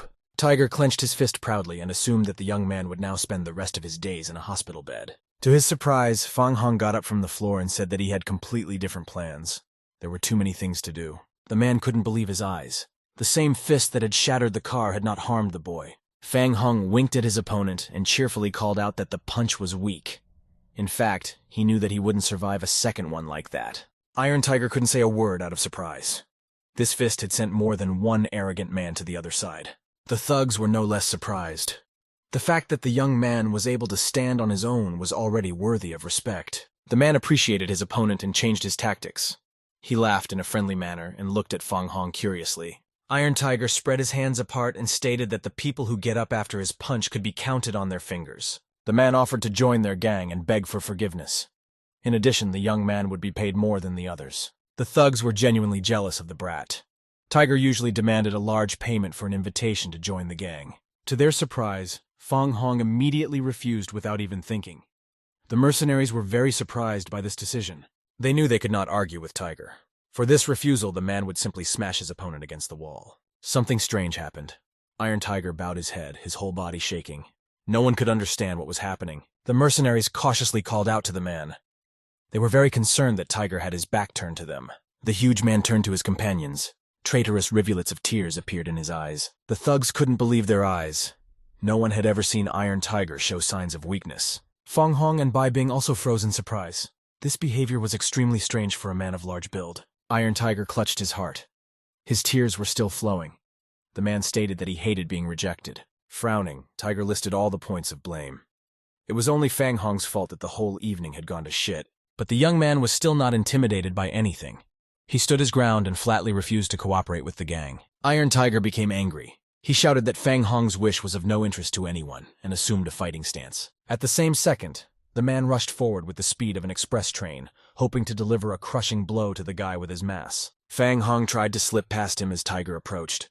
Unfortunately, the man noticed this maneuver. The giant gloatingly stated that the young man was too slow to do everything and clenched his fingers into a fist. Fang Hong was now at his mercy. The powerful punch hit the young man's solar plexus again. Fang Hong couldn't stay on his feet and pulled himself off the floor. This time the boy almost stayed on his feet. He landed and went down on one knee, helping to keep his balance with his hand. Iron Tiger raised an eyebrow incredulously and looked at his opponent. This youngster was able to withstand even after the second strike. Fang Hong frowned. He stated to the man that he was in quite a bit of pain. Sweat was streaming down the young man's face, and it was hard for him to stay on his feet. Despite the great loss of energy, Fang Hong found the strength to level up. He stood straight and looked at Tiger. The mercenaries shouted animatedly in one voice that the young man had managed to get up again. Any one of them wouldn't have survived a single blow. Iron Tiger was quite upset at the young man's refusal to join the gang. Such strength would be very useful in their team. Fang Hong stated that the man could beat him as much as he wanted. He will get up from the floor every time. The giant laughed. He said he was ready to admit defeat after 100 blows like that, but he wasn't sure the kid could take it. The young man smiled faintly. Such a condition suited him, Fang Hong stated, catching his opponent off guard. The man's reaction was lightning fast. His fist went to the same point, and the guy wouldn't survive a third blow. Suddenly, something incredible happened. Fang Hong put out his index finger towards the huge fist, and Tiger's hand stopped. Moreover, there was no sign of fatigue on the young man's face. He resisted the giant with extraordinary ease. The mercenary couldn't believe his eyes. He couldn't believe that Fang Hong had stopped Tiger's punch with one finger. The giant realized that there was nothing he could do and asked the young man how he had managed to do it. The boy confessed that he had mastered Chinese medicine. Iron Tiger worriedly asked about Chinese medicine. It was becoming difficult for him to breathe, sweat streaming down his face. Fang Hong smiled and narrated that he knew everything about the enemy's body. For example, the fact that the man now felt very weak. As it was, Tiger could no longer stand on his feet and fell to his knees exhaustedly. The man felt that he would never get up again. The young man now towered over his opponent. Fang Hong demanded as Iron Tiger begged for forgiveness. Iron Tiger's body was shaking with tension. He asked the young man with fear in his voice what had happened to his iron fist. A strange feeling came over the giant. The man suddenly realized that he could no longer feel his formidable weapon. Iron Tiger almost cried from helplessness. He demanded to be told immediately what had happened to his fists. Fang Hong looked at his defeated opponent in surprise, as if he was facing a child who couldn't understand simple things. The young man said that nothing terrible had happened. As a result of acupuncture, Tiger will not be able to move his arms for some time. Fang Hong noticed that the man was almost crying. He asked why Iron Tiger was so worried. The man could not stand it and roared. Through his tears, he said that without an iron fist, his life would be meaningless. The giant admitted he'd lost. He asked the guy to kill him. Without his fists, he is nothing and no one needs him. Fang Hong smiled. The young man said that the offer was quite interesting, but he had to decline this time. The man smiled through the force. Sweat still trickled down his face. This young man had managed to gain his trust. Iron Tiger gave Fang Hong a friendly wink and offered to fight another battle after his strength returned. The young man had nothing against it. He was always happy to fight a worthy opponent. It was even more interesting that way. The man's eyes shone enthusiastically. The giant introduced himself. His name is Wang Hu. He was very happy to see them today. Fang Hong gave a friendly smile and introduced himself. He said that he was glad to meet him. It was nice to deal with a serious opponent. Fang Hong was surprised to ask Bai Bing what debt was even in question. He assumed that the girl was in trouble. Bai Bing angrily replied that she had nothing to do with it. It was all the fault of the man who was prevented from leaving the house by the young man. The girl approached the battered fat man and explained that he didn't have any money, so he brought creditors to her mom. Now Bai Bing had gained confidence in herself. She exclaimed that she was no longer afraid to talk about her past. The woman was seriously frightened. She was ashamed of her past and feared that her daughter might be in trouble. Bai Bing didn't pay any attention to her. She smiled at her mother and admitted that she only now realized everything. But things would be different now. The woman was very moved. The sudden happiness brought tears to her eyes. The girl took in air and leisurely began the story of her childhood, closing her eyes. She tried not to leave anything out. Several hours passed like this. Fang Hong had been listening to Bai Bing attentively the whole time. She said that this was her real biography. The girl could only hope that after what the young man had learned about her today, he wouldn't despise her for her past. Fang Hong turned black with anger. He was ready to finish off the fatty right now. Bai Bing barely managed to restrain the young man. At this moment, Iron Tiger came up from behind and imperiously placed a hand on Fang Hong's shoulder. He realized that the guy was too excited. Wang Hu assured his new friend that they would deal with that debtor themselves, after all. That was what they had come here for. Putting his feet together, Tigray bowed low to the young man and apologized sincerely for what had happened. It was all his fault. The thugs were stunned. No one had ever seen Iron Tiger apologize to anyone before this moment. Wang Hu gathered his guys and said that they had to go. He reminded Fang Hong of his promise to have another fight later. The young man couldn't help himself and kicked the cheetah. He fell onto a pile of rocks with a howl. Fang Hong asked him to keep the fighter. Iron Tiger had nothing against it. That man with the mohawk on his head had fallen very hard in his eyes today. Wang Hu said goodbye to his new acquaintance in a friendly manner and left. The young man reciprocated. He was glad that everything had gone well. Bai Bing bowed her head. She was very pleased that Fang Hong was there for her at the right moment. The girl didn't know how to express her gratitude. The woman was very happy that everything had been resolved. She thanked the young man sincerely. Without him, things would have been very bad. The hostess smiled slyly and asked if Fang Hong had a girlfriend. He should take a look at Bai Bing if he had a chance. The boy and girl blushed with embarrassment and tried to hide their true feelings with indignant shouts. After a while, the silence of the slum was cut through by the wail of police sirens. A few carriages stopped outside the house. Gong, the police station chief, walked leisurely to the scene with his hands in his pockets. He ordered all the bandits out. After a couple of minutes, the beaten man, nicknamed Cheetah, was taken out of the building. The escort advised him to behave properly. Fang Hong waved his hand happily, greeting the man. He didn't realize that the chief of the police bureau would appear in person. Gun smiled. He too was happy to see an old friend. The man thanked Fang Hong for his work and offered him a position in his department. The young man frowned. Of course, he would always help if needed, but he didn't want to tie himself up. Gun asked what he could do to show his gratitude.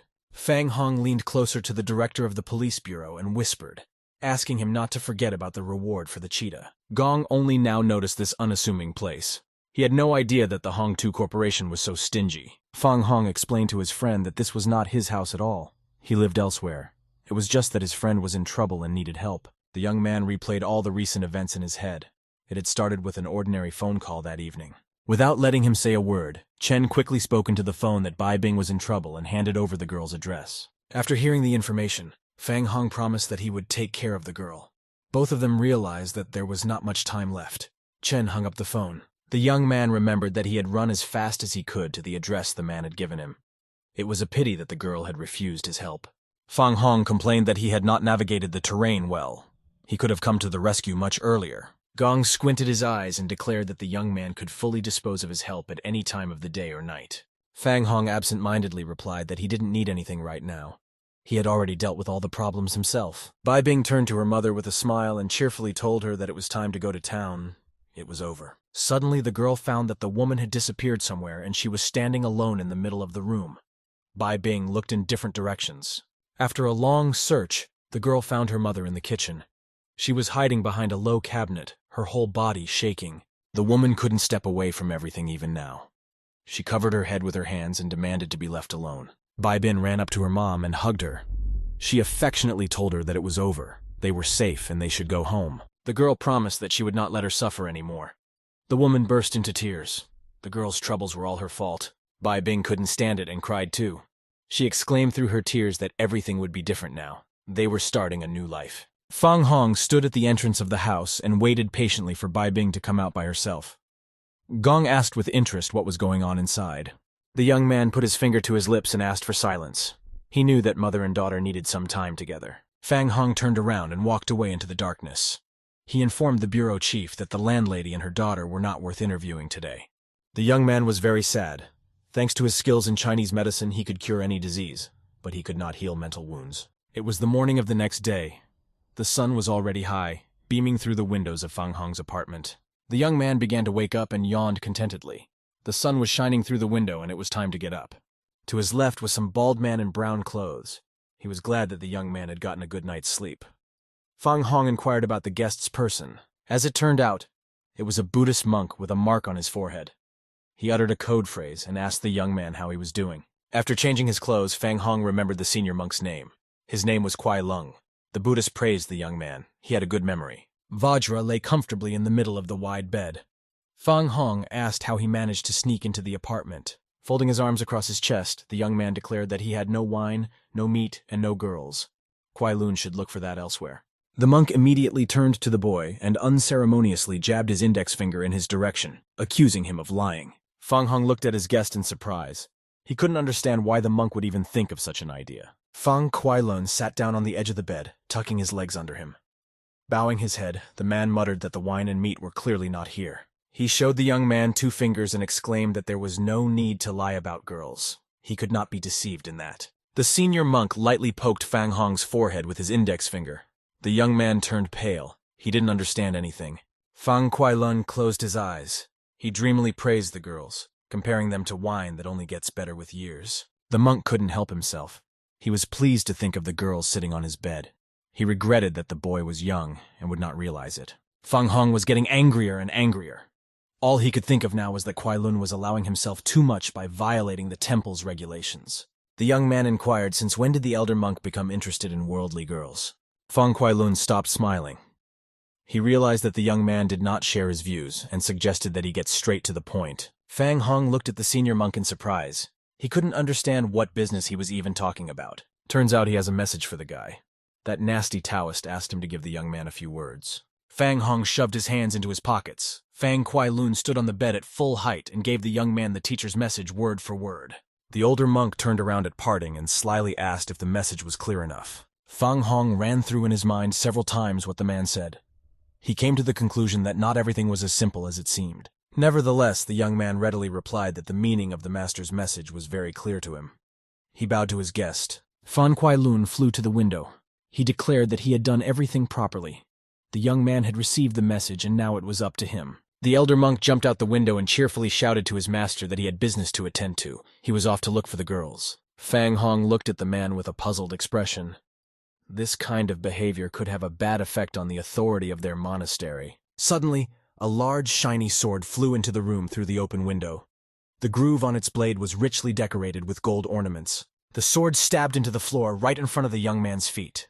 Fang Hong looked at the excellent weapon with astonishment. The gold hilt with silver inlays was decorated with outlandish patterns. The monk shouted that he was giving the blade as a token of attention. Fang Hong was very unhappy that he received the gift in this way.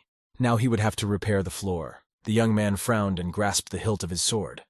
The gift was very beautiful, but it was not necessary to spoil the property. The blade was very comfortable in his hand. Fang Hong swung the sword and made an arc in the air, testing the weapon in action. Repeating the trajectory of the sword strike, a huge crack appeared in the room. Small stones fell from the ceiling. The shattered glass scattered across the room. The remnants of the window frame were stuck in the floor, creating more cracks. Fang Hong now looked at the elder monk's gift in a completely different way.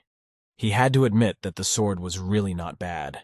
On this day on campus, the stadium was the site of another practice for the competition. Two girls with relay sticks in their hands ran almost side by side. It was impossible to determine the winner in advance. A girl with brown hair near the finish line pulled slightly ahead and broke the red ribbon with cheers. Her pink-haired girlfriend immediately ran up to her. They rejoiced at the victory and hugged each other as much as the volume of both girls' breasts allowed. There weren't many spectators on the podium, but they had all come to watch the female students. Fang Hong was also here, wearing a tracksuit. It was at that moment, when the young man was clucking his tongue enthusiastically, watching the lush forms of the female students with fascination, that someone called out to him. Fang Hong cocked his head up, trying to figure out who needed him. He was very unhappy that he had been interrupted from his important task. Directly above him in the aisle between the rows of bleachers stood Din Zhou's granddaughter in a very short blue skirt and top. Because of this, Fang Hong perfectly saw everything he shouldn't have seen. He closed his eyes in bliss and licked his eyes dreamily. The girl realized what that insolent expression meant and embarrassedly covered the bottom of her skirt. The young man said that she had chosen that angle herself. Fang Hong flew towards the student in one leap. She knew that he couldn't see anything in this position, so she let go of his hands. The young man wondered why Kai-Shin had called him. He guessed that she obviously wanted something. The girl angrily stated that her grandfather had invited Fang Hong to dinner. She was still angry at the young man and his act. Fang Hong questioned the girl about lunch in surprise. He had no idea why the dean would want to do this. The young man asked Kexin what her grandfather needed.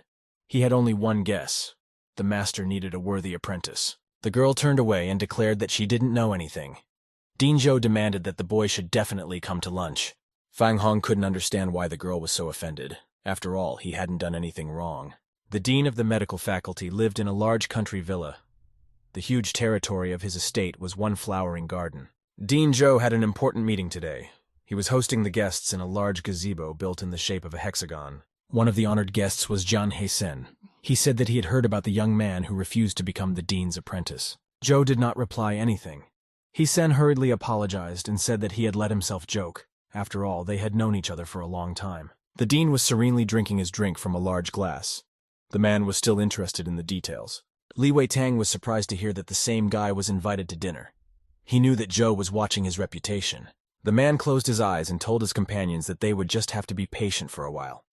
The young man would come, and they would understand. After a while, a yellow cab stopped at the entrance of the villa. Feng Hong and Dean Zhou's granddaughter got out. The young man looked at everything with interest. He said with admiration that the Zhou family lived in an excellent house. Kexin overtook him and irritably said that they should hurry up. Grandpa was obviously already waiting for the guy. They were walking through an excellent garden paved with cobblestones. Not far from the gazebo, the girl announced her arrival joyfully. Feng Hong stood in front of the gazebo and scrutinized Dean Zhou's guests. The young man was curious as to why he had been called to dinner. John He-sen and Li Wei-tang were quite surprised at the young appearance of the young man. They had hoped to see a man older than this young man. The man in the business suit looked at the master of the house incredulously. Wei-tang was amazed that Feng Hong possessed the art of healing. However, he knew that one could not judge a person's ability by age alone, and allowed that Zhou had invited him for a reason. Wei-tang told He-sen that it is not that simple. If the young man has achieved Dean Zhou's favor, there is something extraordinary about him. Kexin ran into the gazebo and politely greeted her grandfather's guests, showering them with compliments. The young man walked in next, scrutinizing Dean Zhou and his guests. He suspected that they were related to medicine. Wei-tang slyly asked the girl if she had a boyfriend and stated that he had some talented medics in mind. Kexin blushed embarrassedly and lowered her head. Every time Li Wei-tang asked her the same thing. At that moment, an elderly woman came running into the gazebo. She shouted from afar that she was in trouble and needed help. Everyone looked at Madame Zhou, hoping that she herself would explain the reason for the rush. The woman only repeated that she had to go immediately. All three men got up from the table anxiously. The dean asked his wife excitedly to tell him what had happened. The woman was scared out of her wits and therefore not very verbal. She said only one name.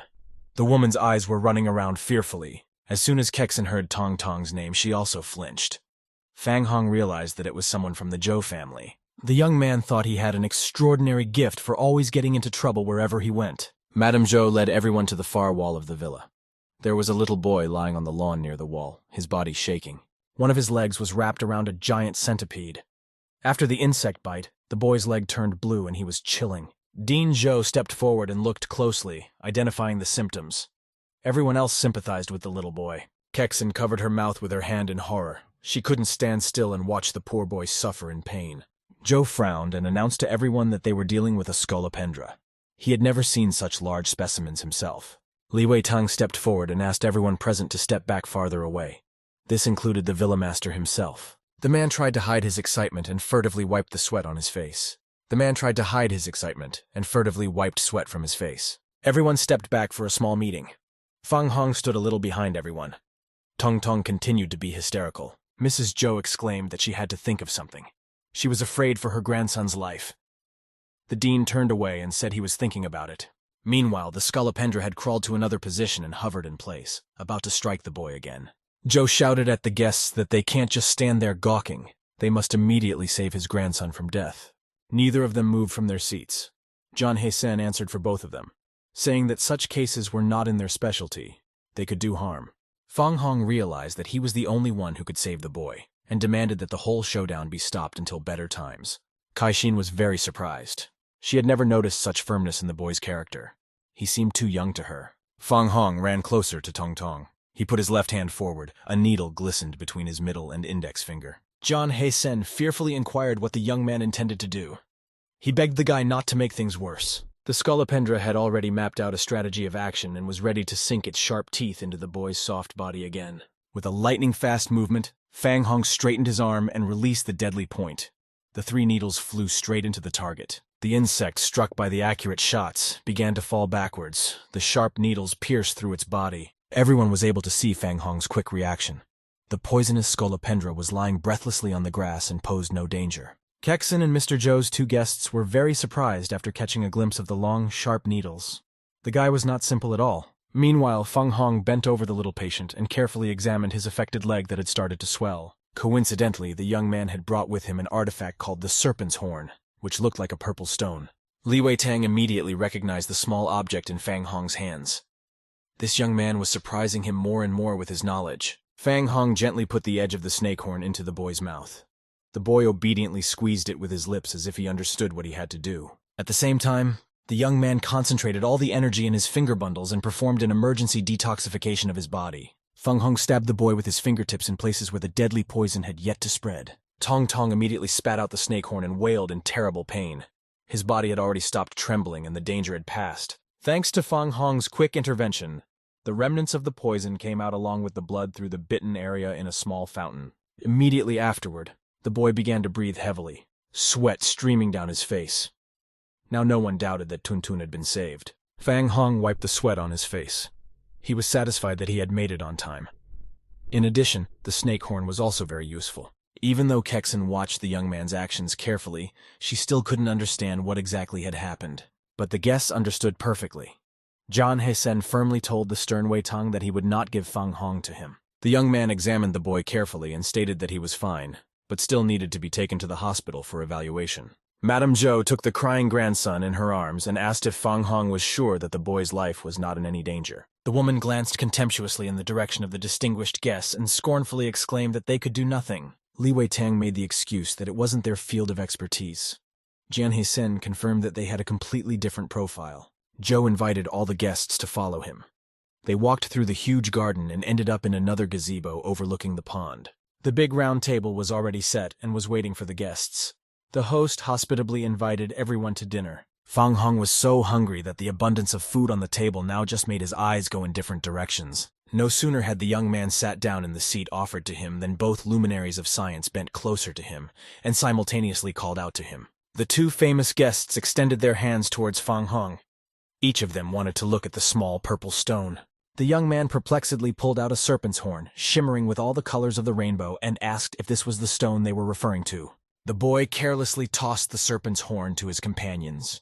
They shouted fearfully that this stone was not to be thrown. Li Wei-tang deftly caught the artifact and turned pale. He was not mistaken. Fang Hong really did possess the legendary serpent horn.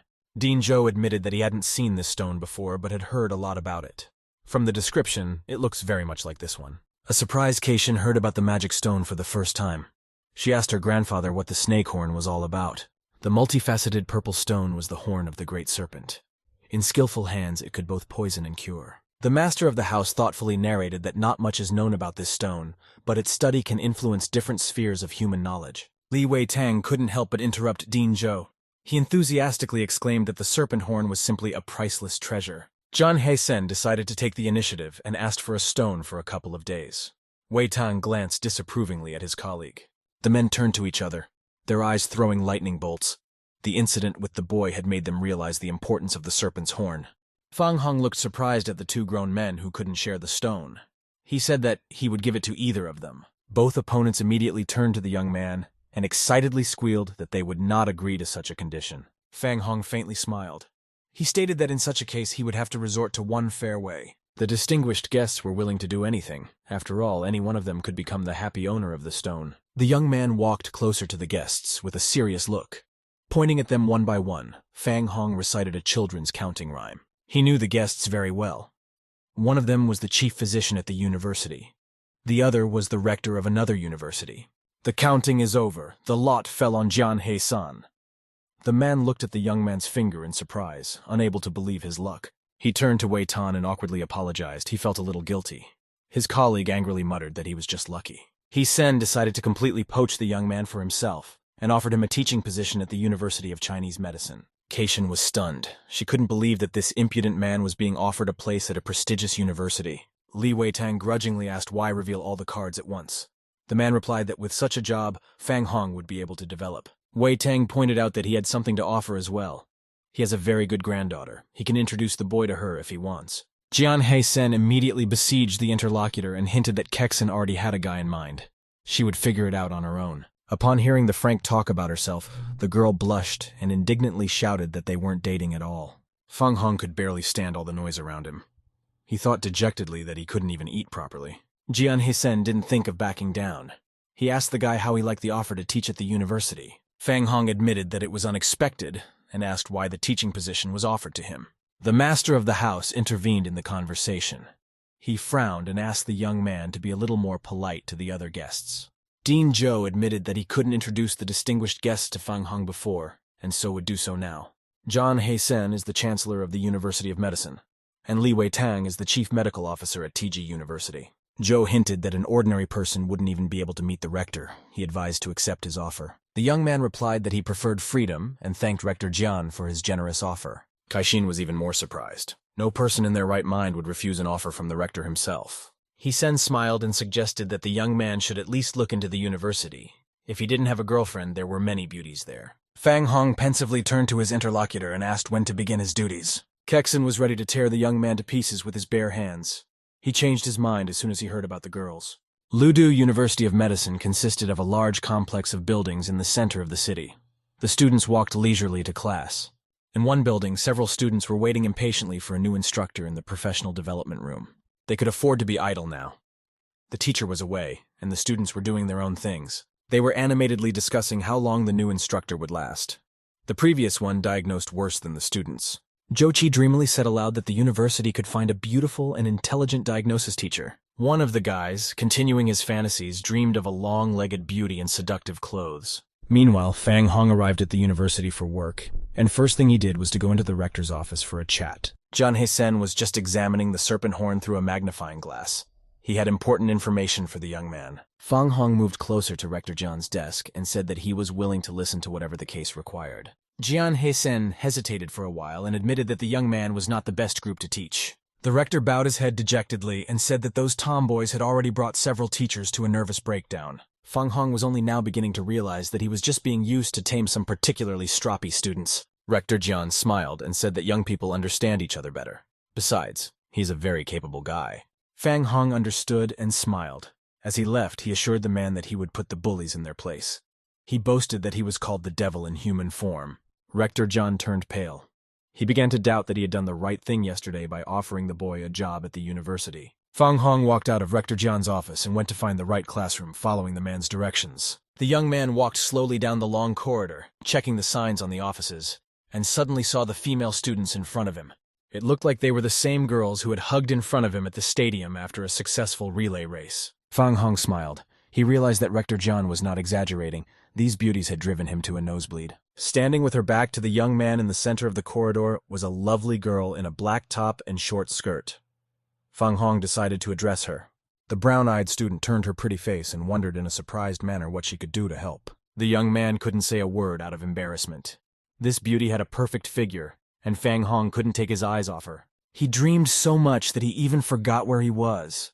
The girl appeared to him as a juicy and ripe strawberry. The female student saw that Fang Hong looked rather strange and asked what was going on. The girl's face was quite close. The young man could barely contain himself. The dark-skinned man exclaimed angrily that no one dared to stare at his girlfriend like that, and promised to deal with the young man. There were two other dark-skinned students standing behind him. One of them told Zhao that there was no need to be ceremonious with the newcomer. The student surprisingly told Zhao that she was not his girlfriend at all. The young man had made something up for himself. The bruised student couldn't stand it and stated that he should think twice before turning him down. This offended the girl even more. The beautiful girl couldn't say a word out of indignation and glared angrily at Zhao. She turned in the other direction and muttered that this student was just an uncouth blowhard and didn't follow the rules of decorum. Zhao rushed over at the same moment and grabbed the escaping girl's arm. She realized with horror that she couldn't break free. The student turned around angrily and wailed that the young man was allowing himself too much. He had no right to do that. Zhao swung his free hand, intending to hit the beauty. He exclaimed that he didn't like to be rejected. Fortunately, Fang Hong was nearby and managed to intercept the dark-skinned student's large hand. She hovered in place. The young man looked straight into Zhao's eyes and calmly held his hand. He asked why this girl needed to be beaten. The student was angry, his eyes bulging with anger. The man shouted that no one should care what he did to his girlfriend. Zhao's friends wondered if they should help with the insolent man, or if the young man preferred to handle it himself. The man didn't say anything to his companions. He swung around, intending to teach Fang Hong a lesson. The guy stood still without trying to defend himself. Fang Hong calmly endured the powerful blow to his face and didn't even move. The fist did not seem to have reached its target. All three dark-skinned students were surprised to notice that the young man didn't even move despite the heavy blow. Fang Hong calmly looked at his assailant. There was no sign of hostility in his eyes. The young man exclaimed that Zhao's punch was too weak and promised to show how real men fight. With a lightning-fast movement, Fang Hong was next to his assailant and hit him in the face with a right straight punch. The dark-skinned student didn't even notice the moment of impact. In the next moment, he was already grudgingly writhing in pain. In the same second, the young man's left fist stamped into Zhao's nose. The student couldn't believe that he had missed 2 punches. Fang Hong turned around to the other side and carelessly said that there was no need for such weaklings to make a fool of themselves. The young man caught up with the very beauty that started it all and asked for directions to the office he needed. Zhao stood with his back to his fellows. He suddenly felt a strong pain in his stomach. It was all the fault of intestinal gas. Smelling the stinky odor, both dark-skinned students clamped their noses with their hands and began to resent the unpleasant sensation. Zhao stepped aside slightly so that he wouldn't be caught in spreading the odor. To his horror, at this moment, his intestines emptied. Both buddies involuntarily witnessed his shame. Their faces expressed both anguish and amazement. Zhao was determined to avenge this humiliation. He swore to himself that he would get to that guy sooner or later. The girl volunteered to show Feng Hong to the advanced training room and led him to the correct classroom. The young man thanked the beauty politely. He wouldn't have been able to find him so quickly without help. The girl smiled and exclaimed enthusiastically that she herself should actually thank the stranger for saving her. She warned that the guy should be careful, that Boar runs the place with his gang and doesn't listen to anyone. Feng Hong assured him that it wouldn't be for long. One more meeting between them, and that Brat would definitely become silky smooth and behave himself. Feng Hong walked into the advanced training room and stopped in front of the blackboard. He looked around at the group of naughty students. It was the first time the young man had to speak in front of such a large audience. He was a little uncomfortable. Suddenly, Feng Hong heard his name. A female student in a blue dress waved at him from afar, inviting him to approach her. The young man was surprised. He had never imagined that someone in this group of hooligans could know him personally. The girl with glasses refreshed Feng Hong's memory. As it turned out, she was sharing a room with his acquaintance, Zhan Shuqi. The guy looked at the student perplexed, trying to remember her. Maybe he really had seen her before. The girl invited him to sit down next to her freely. A couple of students at the end of the row watched the newcomer with interest. Feng Hong scratched the back of his head and smiled politely. He stated that he had to decline. He already had his own place. Wanner was surprised. It was the first time she had seen the young man in this group. The girl asked where exactly he belonged. To her surprise, Feng Hong pointed towards the blackboard with a serious look. There was a desk there for the teacher. Li Wan thought that Feng Hong was just joking and said that at that table it was usually a teacher, not a student. Pointing proudly, the young man replied that everything was absolutely correct. This is his place because he came here as a teacher. The student couldn't believe her eyes. With all the desire, the guy looked very young and could not have gotten the education he needed so quickly. To make sure that no one in the audience had any more doubts, Feng Hong walked to the blackboard and took a seat at the table. He demanded that they stop talking. The two students looked at the impudent man in surprise. They had no idea why the newcomer was standing up for the faculty. Feng Hong paid no attention to the noise in the classroom. He reached for the small box of white crayons on the table. He turned to the blackboard and began to draw something on it. The whole class watched him mesmerized. After writing his name in large letters, Feng Hong turned to the audience and checked if everyone was looking at the board. The young man explained the correct spelling of his name and stated that students could consider him their instructor from now on. The students immediately made an excited murmur. No one believed that it could be true. Some thought they had misheard. One of the boys scornfully advised to behave properly and suggested that he call himself rector in such a case. All the students laughed with glee. They found their classmates' joke quite witty. Feng Hong smiled. He realized that he would have to start dealing with the unruly students right now.